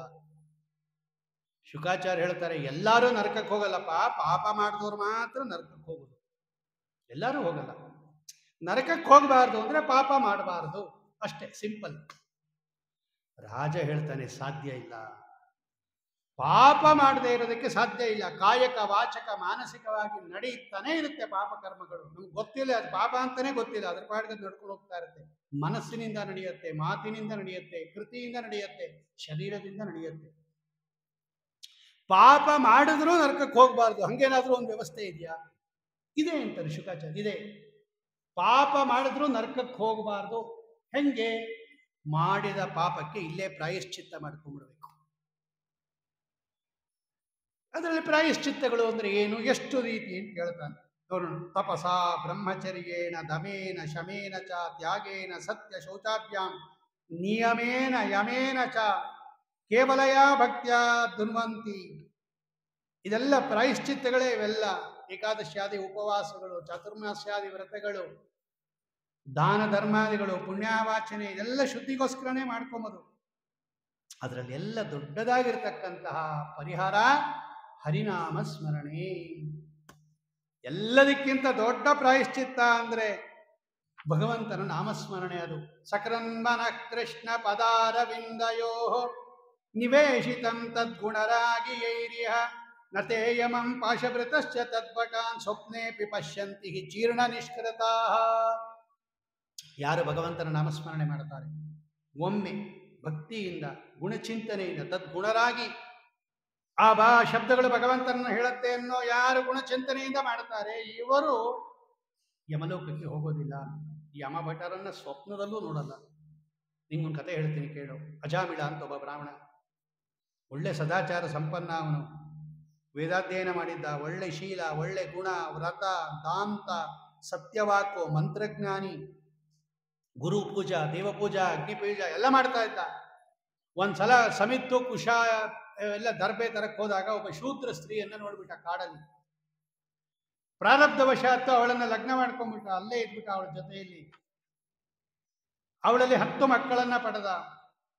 ಮೋಸ, ವಂದ್ಯ, ಚೌರ್ಯ, ಕಳತನ, ಸುಳ್ಳು ಹೇಳೋದು, ತಲೆ ಹೊಡೆಯೋದು, ಇಂಥ ಕೆಟ್ಟ ಕೆಲಸ ಎಲ್ಲ ಮಾಡಕ್ಕೆ ಶುರು ಮಾಡ್ದ, ಕುಟುಂಬ ಪೋಷಣೆ ಮಾಡಕ್ಕೆ ಅಂತ. ಅವನಿಗೆ 10 ಜನ ಮಕ್ಕಳಲ್ಲಿ ಕಡೆಯವನಿಗೆ ನಾರಾಯಣ ಅಂತ ಇಟ್ಟಿದ್ದ. ಅವನ ಮೇಲೆ ಬಹಳ ಪ್ರೀತಿ ಇವನಿಗೆ. ಊಟ ಮಾಡುವಾಗ, ಹಾಲು ಕುಡಿಯುವಾಗ ಭುಂಜಾನಃ ಪ್ರಪಿಬನ್ ಕಾದನ್ ಬಾಲಕ ಸ್ನೇಹ ಭೋಜಯನ್, ಅವನಿಗೆ ತಿನ್ಸಿ ಇವನು ತಿಂತಾ ಇದ್ದ, ಅವನು ಕೂಡಿಸಿ ಇವನು ಕುಡಿತಾ ಇದ್ದ. ಆ ಕೂಸು ಇರಬೇಕು ಇವನ ಹತ್ರ ಯಾವಾಗಲೂ ಆ ನಾರಾಯಣನ ಮೇಲೆ ಪ್ರೀತಿ, ಆ ಕೂಸಿನ ಮೇಲೆ ಮತಿಂಚಕಾರ ತನೆಯಿತು. ಹಿಂಗೆ ಕಾಲ ಕಳೆದೋಯ್ತು. ಇವನಿಗೆ ವಯಸ್ಸಾಗು 88 ವರ್ಷ ಆಗೋಯ್ತು. ಒಂದಿನ ಯಮದೂತರು ಬಂದ್ಬಿಟ್ರು ಕರ್ಕೊಂಡು ಹೋಗಿ. ಅವ್ರು ನೋಡಿದ ತಕ್ಷಣ ಇವನಿಗೆ ಭಯ ಆಗೋಯ್ತು. ಎಲ್ಲ ಊರ್ಧ್ವ ತುಂಡ್ರ, ಬಹಳ ಭಯಾನಕರಾಗಿರ್ತಾರಂತೆ ಯಮದೂತರು. ಇವನಿಗೆ ಆ ಹೆದರಿಕೆ ಆಗ್ಬಿಟ್ಟು ಅಭ್ಯಾಸ ಬಲದಿಂದ ನಾರಾಯಣ ಅಂತ ಹೋಗ್ಬಿಟ್ಟು ಯಾವಾಗಲೂ ನಾರಾಯಣ ನಾರಾಯಣ ಅಂತ ಇದ್ದ. ಹಂಗೆ ಅಭ್ಯಾಸ ಮಾಡ್ಕೋಬೇಕಂತೆ ನಾವು. ಅಂತ್ಯಕಾಲದಲ್ಲಾದರೂ ಆ ಅಭ್ಯಾಸ ಬಲದಿಂದ ಬರಲಿ ಭಗವಂತನ ಅನುಗ್ರಹದಿಂದ ಅಂತ. ಸಂತತಂ ಚಿಂತೆಯೇನಂತ ಅಂತಕಾಲೇ ವಿಶೇಷತಃ ನಾರಾಯಣ ನಾರಾಯಣ ಅಂತಾನೆ ಅಭ್ಯಾಸ. ಇವನಿಗೆ ಆ ಹೆದರಿಕೆ ಬಂದ್ಬಿಡ್ತು. ಯಮಬಿಟ್ಟರು ನೋಡಿ ನಾರಾಯಣ ಅಂತ ಹೋಗ್ಬಿಟ್ಟ. ಆ ಅಂತ್ಯಕಾಲದಲ್ಲಿ ಬರುವ ನಾರಾಯಣ ಶಬ್ದ ಇದೆಯಲ್ಲ, ಅದು ಬಹಳ ಪವಿತ್ರ. ಇನ್ನೇನು ಪ್ರಾಣ ಹೋಗೋ ಸಂದರ್ಭದಲ್ಲಿ ಯಾರು ನಾರಾಯಣ ಅಂತ ಸಾಯ್ತಾರಲ್ಲ, ಇವರು ಮಹಾ ಉತ್ತಮ ಜೀವಿಗಳಿವರು. ಯಾಕೆಂದ್ರೆ ಆ ಸಂದರ್ಭದಲ್ಲಿ ಮಾತೇ ಹೊರಡಲ್ಲ ನಮ್ಮಿಂದ. ನಾರಾಯಣ ಅಲ್ಲ, ಲೋಕದ ಮಾತು ಹೊರಡಲ್ಲ. ವಾಚ್ಯಮಾನೋಪಿ ನಬ್ರೂತೆ ಕಾಲಪಾಶವಶಂಗತಃ ಕಪಿಲೋಪಾಖ್ಯಾನದಲ್ಲಿದೆ. ಮಾತಾಡಬೇಕು ಅಂತ ಆಸೆ ಇದ್ರೂ ಮಾತಾಡಕ್ಕಾಗಲ್ವಂತೆ. ಯಾಕೆಂದ್ರೆ ಆ ವಾಗಭಿಮಾನಿ ದೇವತೆ ದೀನ ಆಗ್ಬಿಟ್ಟಿರ್ತಾಳೆ ಅವಳು. ಅಂಥದ್ರಲ್ಲಿ ನಾರಾಯಣ ಸ್ಮರಣೆ ಬರಬೇಕು ಅಂದ್ರೆ ಭಗವಂತ ಕೊಟ್ರೆ ಉಂಟು. ನಾರಾಯಣ ಅಂತ ಯಾವಾಗ ಕೂಡ್ಬಿಟ್ಟ, 4 ಜನ ದೂತರು ಬಂದರು, ವಿಷ್ಣು ದೂತರು. ಎಲ್ಲ ಅಲಂಕಾರ ಮಾಡ್ಕೊಂಡಿದ್ದಾರೆ, ಕಿರೀಟ ಕುಂಡಲ ಹಾಕ್ಕೊಂಡಿದ್ದಾರೆ, ಪೀತಾಂಬರ ಉಟ್ಕೊಂಡಿದ್ದಾರೆ, ಶಂಖಚಕ್ರಗಳು ಇಟ್ಕೊಂಡಿದ್ದಾರೆ. ಈ ಯಮದೂತರನ್ನ ತಡೀತಾ ಇದ್ದಾರೆ. ಕರ್ಕೊಂಡೋಗಿ ಕೊಡ್ದು ನೀವು ಇವನ್ನ ಅಂತ. ನೀವ್ಯಾರು? ನಾವೆಲ್ಲ ವಿಷ್ಣು ದೂತರು. ನಾವು ಇವನು ವೈಕುಂಠಕ್ಕೆ ಕರ್ಕೊಂಡು ಹೋಗಿ ಬರ್ತೀವಿ, ದೇವರು ಯಮಲೋಕಕ್ಕೆ ಕರ್ಕೊಂಡು ಹೋಗ್ಬೇಕು ಅಂತ ಅವ್ರು ಕೇಳಿದ್ರು. ಯಾಕೆ ಕರ್ಕೊಂಡು ಹೋಗ್ತೀರಾ ಯಮಲೋಕಕ್ಕೆ ಅಂತ ಎಲ್ಲ ಹೇಳಿದ್ರು ಅವ್ರು. ಹಿಂಗೆ ಒಳ್ಳೆ ಬ್ರಾಹ್ಮಣ ಆಗಿದ್ದ, ಸದಾಚಾರ ಸಂಪನ್ನನಾಗಿದ್ದ, ಎಲ್ಲ ಬಿಟ್ಟುಬಿಟ್ಟ. ಈ ಶೂದ್ರ ಸ್ತ್ರೀ ಸಹವಾಸ ಮಾಡ್ದ, ಮೋಸ ಮಾಡಿದಾನೆ, ಕಳತನ ಮಾಡಿದಾನೆ, ಸುಳ್ಳು ಹೇಳಿದಾನೆ, ಗರ್ಹಿತ ವೃತ್ತಿ ಮಾಡಿದಾನೆ, ಇವನಿಗೆ ಶಿಕ್ಷೆ ಮಾಡ್ಬೇಕು, ಕರ್ಕೊಂಡು ಹೋಗ್ತೀವಿ, ಇವನೇನು ಪ್ರಾಯಶ್ಚಿತ್ತ ಮಾಡ್ಕೊಂಡಿಲ್ಲ ಅಂದ್ರು. ವಿಷ್ಣು ದೂತರು ಹೇಳಿದ್ರು, ಅಲ್ಲಲ್ಲ, ಯಮಧರ್ಮರಾಜನ ಶಿಷ್ಯರು ಅಂತೀರ ನೀವೆಲ್ಲ, ನೀವೇ ಹಿಂಗೆ ಮಾಡಿದ್ರೆ ಹೆಂಗೆ? ಮಾಡಿರ್ಬೋದು ಇವನು ಬೇಕಾದ್ದು, ಪಾಪ ಪ್ರಾಯಶ್ಚಿತ್ತ ಮಾಡ್ಕೊಂಡಿಲ್ಲ ಅಂತ ಹೇಳ್ಬೇಡ್ರಿ. ಏನ್ ಮಾಡ್ಕೊಂಡ ಅಂದ್ರು. ಯದಾ ನಾರಾಯಣೋ ನಾಮ ಜಗಾದ ಚತುರಕ್ಷರಂ. ವಿಷ್ಣು ದೂತರು ಹೇಳಿದ್ರು, ನಾರಾಯಣ ಅಂತ ಹೇಳಿದ್ನೋ ಇಲ್ಲೋ ಅವನು ಅಂತ್ಯಕಾಲದಲ್ಲಿ, ಪ್ರಾಣ ಹೋಗೋ ಸಂದರ್ಭದಲ್ಲಿ ನಾರಾಯಣ ಅಂತ ಹೇಳಿದ್ನೋ ಇಲ್ಲೋ, ಅದೇ ಪ್ರಾಯಶ್ಚಿತ್ತ ಅಂತ. ಆ ನಾರಾಯಣ ಅನ್ನತಕ್ಕಂಥದ್ದು ಎಲ್ಲವನ್ನ ಅಳಿಸ್ಬಿಡತ್ತೆ. ಅದು ಅಲ್ಲ, ಅದು ಮಗನನ್ನ ಕೂಗಿದ್ದು. ನೆಪ ಯಾವುದಾನ ಆಗಲಿ, ನಾರಾಯಣ ಅಂತ ಅವನ ಬಾಯಲ್ಲಿ ಬಂತು. ಸಾಂಕೇತ್ಯಂ ಪಾರಿಹಾಸ್ಯಂ ವಾ ಸ್ತೋಭಂ ಹೇಲನಮೇವ ಚ. ಹರಿಕಥಾಮೃತಸಾರದಲ್ಲಿ ಅದನ್ನೇ ಹೇಳೋದು. ಹೆಂಗಾನ ಆಗಲಿ ನಾರಾಯಣ ಅಂತ ಹೇಳ್ರಿ, ಹೆಂಗೋ ಅಭ್ಯಾಸ ಮಾಡಿಕೊಡ್ರಿ ನಾರಾಯಣ ಅಂತ. ಅದು ಸಾಂಕೇತಿಕ ಆಗಲಿ, ಹಾಸ್ಯಕ್ಕಾಗಲಿ, ಸ್ತೋಭ ಆಗಲಿ, ಅವಮಾನ ಮಾಡೋಕ್ಕಾಗಲಿ, ವೈಕುಂಠ ನಾಮಗ್ರಹಣ. ಮಗನ್ನ ಕರೆದಿದ್ದು ನೆಪ ಮಾತ್ರ. ಅವನ ಬಾಯಲ್ಲಿ ವೈಕುಂಠ ನಾರಾಯಣ ಅಂತ ಬಂತಲ್ಲ, ಎಲ್ಲ ಪರಿಹಾರ ಆಗುತ್ತೆ. ಬೇಕಾದ್ರೆ ಹೋಗಿ ಕರ್ಕೊಂಡು ಕೇಳೋಗಿ ನಿಮ್ಮ ಯಜಮಾನನ್ನ ಅಂತ ಹೇಳಿದ್ರು. ಇವನಿಗೆ ಬಹಳ ಪಶ್ಚಾತ್ತಾಪ ಆಗೋಯ್ತು. ನೋಡಿ, ಇದು ಸಜ್ಜನರಿಗೂ ದುರ್ಜನರಿಗೂ ಇರೋ ವ್ಯತ್ಯಾಸ. ಅವನು ಮಹಾಜ್ಞಾನಿ ಜಾಮಿಳ, ಏನೋ ಪ್ರಾರಬ್ಧವಶಾತ್ ಆ ಕೆಟ್ಟ ಕೆಲಸ ಮಾಡಿದ್ದ. ಭಗವಂತ ತನ್ನ ಭಕ್ತರನ್ನ ಎಂದೂ ಕೈ ಬಿಡೋದಿಲ್ಲ ಅನ್ನಕ್ಕೆ ಅಜಾಮಿಳ ಸಾಕ್ಷಿ. ತಪ್ಪು ತಿಳ್ಕೊಬೇಡ್ರಿ ಅಜಾಮಿಳನ ಕಥೆಯನ್ನ ಅಂತಾರೆ ಆಚಾರ್ಯರು. ಏನ್ ಬೇಕಾದ್ರೂ ಮಾಡ್ಬಿಟ್ಟು ಕಡೆಯಲ್ಲಿ ನಾರಾಯಣ ಅಂದ್ಬಿಟ್ರೆ ಆಗೋಯ್ತು. ಹಂಗಲ್ಲ. ಕಡೆಯಲ್ಲಿ ನಾರಾಯಣ ಅನ್ನಕ್ಕಾಗಲ್ಲ ಅನ್ನೋದು ಮೊದಲು ತಿಳ್ಕೊಂಡಿರ್ಬೇಕು ನಾವು. ನಾ ಈಗ ತಾನೇ ಹೇಳಿದೆ, ಏನೂ ಮಾತಾಡಕ್ಕಾಗಲ್ಲ ಅಂತ್ಯಕಾಲದಲ್ಲಿ. ಪ್ರಾಣದೇವರು ಹೋಗಕ್ಕಿಂತ ಮುಂಚೆ ಎಲ್ಲ ಇಂದ್ರಿಯಾಭಿಮಾನಿ ದೇವತೆಗಳು ಹೊಟ್ಟೋಗಿರ್ತಾರೆ. ನಾವು ಆಡಿದ ಮಾತು ಅವ್ರು ಕೇಳಿಸಲ್ಲ, ಅವ್ರು ಮಾತಾಡಕ್ಕಾಗಲ್ಲ. ಏನೋ ನೋಡ್ತಾ ಇರ್ತೀನಿ ಅಂತಾರೆ, ಅವ್ರು ನಮ್ಮನ್ನು ನೋಡ್ತಾ ಇದ್ದಾರೆ, ಯಾರನ್ನೂ ನೋಡಲ್ಲ. ಅವ್ರು ಈ ಕಡೆ ಜ್ಞಾನನೇ ಇರಲ್ಲ ಅವ್ರಿಗೆ. ಎಲ್ಲ ಇಂದ್ರಿಯಾಭಿಮಾನಿ ದೇವತೆಗಳೆಲ್ಲ ಹೊಟ್ಟೋಗಿರ್ತಾರೆ. ಭಗವಂತ ಅನುಗ್ರಹ ಮಾಡಿ ಆ ಶಕ್ತಿಯನ್ನ ನಾರಾಯಣ ಅಂತ ನುಡಿಸಬೇಕೇ ಹೊರತು ನಾವು ಅನ್ನಕ್ಕಾಗೋದೇ ಇಲ್ಲ. ಅವನು ಕೊಡಬೇಕು. ಶರಣು ಹೊಕ್ಕೆನಯ್ಯ ಎನ್ನ ಮರಣ ಸಮಯದಲ್ಲಿ ನಿನ್ನ ಚರಣ ಸ್ಮರಣೆ ಕರುಣಿಸಯ್ಯ ನಾರಾಯಣ ಅಂತಾರೆ ಕನಕದಾಸರು. ಕರುಣಿಸಯ್ಯ. ಅದಾಗದೇ ಆಗಕ್ಕೆ ಬಂದ್ರೆ ಇವನ್ನೇನು ಕೇಳೋದು ಭಗವಂತನನ್ನ? ನಾವೇ ಅನ್ಬಿಡ್ಬೋದಲ್ವಾ? ಯಾಕೆ ಕೇಳ್ಕೊಂಡ್ರು ಕನಕದಾಸರು ನಾರಾಯಣನನ್ನ? ನಿನ್ನ ಚರಣ ಸ್ಮರಣೆ ಕರುಣಿಸಯ್ಯ ನಾರಾಯಣ. ಆಚಾರ್ಯರು ಬರೀತಾರೆ, ಪ್ರತಿ ಸಲ ನಾರಾಯಣ ನಾರಾಯಣ ಅಂತ ಇದ್ದಾಗ ಇವನ ಆ ಮಗನ ಕಡೆ ಗಮನ ಹೋಗ್ತಾ ಇತ್ತು ಇವನಿಗೆ. ಈಗ ಭಗವಂತ ಏನು ಮಾಡ್ದ ಅಂದ್ರೆ ತನ್ನ ಕಡೆ ಗಮನ ಕೊಟ್ಬಿಟ್ಟ. ಮಗನ ಹೆಸರು ನಾರಾಯಣ, ಅವನ ಹೆಸರು ನಾರಾಯಣ. ಇಷ್ಟು ದಿವಸ ನಾರಾಯಣ ಅಂದಾಗ ಅವನ ಗಮನ ಎಲ್ಲ ಮಗನ ಹತ್ರ ಹೋಗ್ತಾ ಇತ್ತು. ಇವತ್ತು ನಾರಾಯಣ ಅಂದಾಗ ಅಲ್ಲಿ ದೂರೇ ಕ್ರೀಡನಕಾಸಕ್ತಂ ಬಾಲೇ ನಾರಾಯಣ ಕ್ವಯೇ. ಭಾಗವತ ಹೇಳುತ್ತೆ ಆ ಮಾತು. ಇವತ್ತು ಅವನ ಬಾಯಲ್ಲಿ ನಾರಾಯಣ ಅಂದಾಗ ಭಗವಂತ ಕನೆಕ್ಷನ್ ಅಲ್ಲಿ ಕೊಟ್ಬಿಟ್ಟ. ಇಷ್ಟು ದಿನ ಕನೆಕ್ಷನ್ ಇಲ್ಲಿ ಕೊಡ್ತಾ ಇದ್ದ. ಇಷ್ಟೇ ವ್ಯತ್ಯಾಸ. ಇಷ್ಟು ದಿವಸ ನಾರಾಯಣ ಅಂದಾಗ ಯಾವ ವಿಷ್ಣುದೂತರು ಬಂದಿರಲಿಲ್ಲ ಅಲ್ವಾ? ಬೇಕಾದಷ್ಟೆಲ್ಲ ಕರೆದಿದ್ದ ಅವನು ಮಗನನ್ನ ನಾರಾಯಣ ನಾರಾಯಣ ಅಂತ. ಯಾವ ವಿಷ್ಣುದೂತರು ಬಂದಿರಲಿಲ್ಲ. ಈಗ ಬಂದ್ರು. ಯಾಕೆಂದ್ರೆ ವಿಷ್ಣುವಿನ ಕಡೆ ಹೋಯ್ತು ಅವನ ಗಮನ. ಅವನು ಮಹಾಭಕ್ತ. ಆಚಾರ್ಯ ಹೇಳ್ತಾರೆ, ಭಕ್ತಿಯಿಂದಲೇ ಕೂಗುದ ಭಗವಂತ. ಅಂತ್ಯಕಾಲದಲ್ಲಿ ತನ್ನ ಜ್ಞಾನ ಕೊಟ್ಬಿಟ್ಟ. ಅಜಾಮಿಳ ಅಂದ್ರೆ ಏನು? ಅವ್ರು ನಿಷ್ಪತ್ತಿ ಬರೀತಾರೆ ವ್ಯಾಖ್ಯಾನಕಾರರು. ಇದನ್ನು ತಿಳ್ಕೊಂಡಿರ್ಬೇಕು ನಾವು. ಅವನು ಮೊದಲು ಅಜಾಮಿಳ, ಆಮೇಲೂ ಅಜಾಮಿಳ. ಅವ್ನಿಗೆ ಯಾಕೆ ಅಜಾಮಿಳ ಅಂತ ಕರೀತಾರೆ ಅಂದ್ರೆ, ಅಜ ಅಂದ್ರೆ ಪ್ರಕೃತಿ, ಅಜ ಅಂದ್ರೆ ಪ್ರಕೃತಿ, ಪ್ರಾರಬ್ಧ ಕರ್ಮ ಅಂತ ಅರ್ಥ. ಪ್ರಾರಬ್ಧ ಕರ್ಮದಿಂದ ಮೀಳ ಅಂದ್ರೆ ತಿರೋಧಾನ ಆಗೋಗಿತ್ತು ಅವನಿಗೆ. ಪ್ರಾರಬ್ಧವಶಾತ್ ಅಜಾಮಿಳನಿಗೆ ತಿರೋಧಾನ ಆಗೋಗಿತ್ತು. ಜ್ಞಾನ, ಭಗವಂತನ ಜ್ಞಾನ ಹೊಟ್ಟೋಗಿತ್ತು. ಅದಕ್ಕೆ ಅವನು ನಾರಾಯಣ ಅಂದಾಗ ಇಷ್ಟು ದಿವಸ ಭಗವಂತನ ಸ್ಮರಣೆನೇ ಬರಲಿಲ್ಲ ಅವನಿಗೆ. ತೆಗೆದುಬಿಟ್ಟಿದ್ದ ಭಗವಂತ. ತಿರೋಧಾನ ಆಗೋಗಿತ್ತು ಅವನಿಗೆ. ಅದಕ್ಕೆ ಅವನಿಗೆ ಅಜಾಮಿಳ ಅಂದ್ರೆ ಏನು? ಪ್ರಾರಬ್ಧವಶಾತ್ ಭಗವಂತನ ಜ್ಞಾನವನ್ನ ಕಳೆದುಕೊಂಡವನು ಅಂತ ಅರ್ಥ ಅಜಾಮಿಳ ಅಂದ್ರೆ. ಈಗೇನಾಯ್ತು? ಪ್ರಾರಬ್ಧ ಕರ್ಮ ಹೋದ ಮೇಲೆ ಆಮೇಲೂ ಅಜಾಮಿಳನೇ ಅವನು. ಅಜ ಅಂತ ಭಗವಂತನಿಗೆ ಹೆಸರು. ಅಜಾಯ ನಮಃ. ಮಾತೃಕಾನ್ಯಾಸ ಮಾಡೋರಿಗೆಲ್ಲ ಗೊತ್ತು, ಭಗವಂತನಿಗೆ ಅಜ ಅಂತ ಹೆಸರು. ಅಜ ಭಗವಂತನಿಂದ, ಮೀಳ ಅಂದ್ರೆ ಉನ್ಮೀಲನ, ಕಣ್ಣು ತೆರೆಯೋದು ಅಂತ ಅರ್ಥ. ನೇತ್ರೋನ್ಮೀಲನ ಅಂತ ಕರೀತಾರೆ ನೋಡ್ರಿ. ಉನ್ಮೀಲನ ಅಂದ್ರೆ ತೆಗೆಯೋದು. ಅಂದ್ರೆ ಭಗವಂತ ಅವನ ಜ್ಞಾನದ ಕಣ್ಣನ್ನು ತೆಗೆದುಬಿಟ್ಟ, ತನ್ನ ಜ್ಞಾನವನ್ನ ಕೊಟ್ಟ. ಜ್ಞಾನವನ್ನ ಕಳ್ಕೊಂಡಿದ್ದರಿಂದ, ಪ್ರಾರಬ್ಧವಶಾತ್ ಜ್ಞಾನವನ್ನ ಕಳ್ಕೊಂಡಿದ್ದರಿಂದ ಮೊದಲು ಅಜಾಮಿಳ. ಪರಮಾತ್ಮನ ಅನುಗ್ರಹದಿಂದ ಜ್ಞಾನವನ್ನ ಪಡ್ಕೊಂಡಿದ್ದರಿಂದ ಅಜಾಮಿಳ. ಅವನು ಮೊದಲು ಅಜಾಮಿಳ, ಆಮೇಲೂ ಅಜಾಮಿಳ. ಭಗವಂತ ಅವನನ್ನು ಉದ್ಧಾರ ಮಾಡಿದ. ಆಮೇಲೆ ಅವನೇ ಹೇಳುತ್ತಾನೆ. ಆಮೇಲೆ ಅವನಿಗೆ ತುಂಬಾ ಪಶ್ಚಾತ್ತಾಪ ಪಟ್ಟು ಎಳ್ಕೊಂಡು ಹೋಗಿರ್ಲಿಲ್ಲ. ಇನ್ನೇನು ಎಳೆಯಬೇಕು ಅಂದಾಗ ವಿಷ್ಣುದೂತರು ಬಂದ್ಬಿಟ್ರು.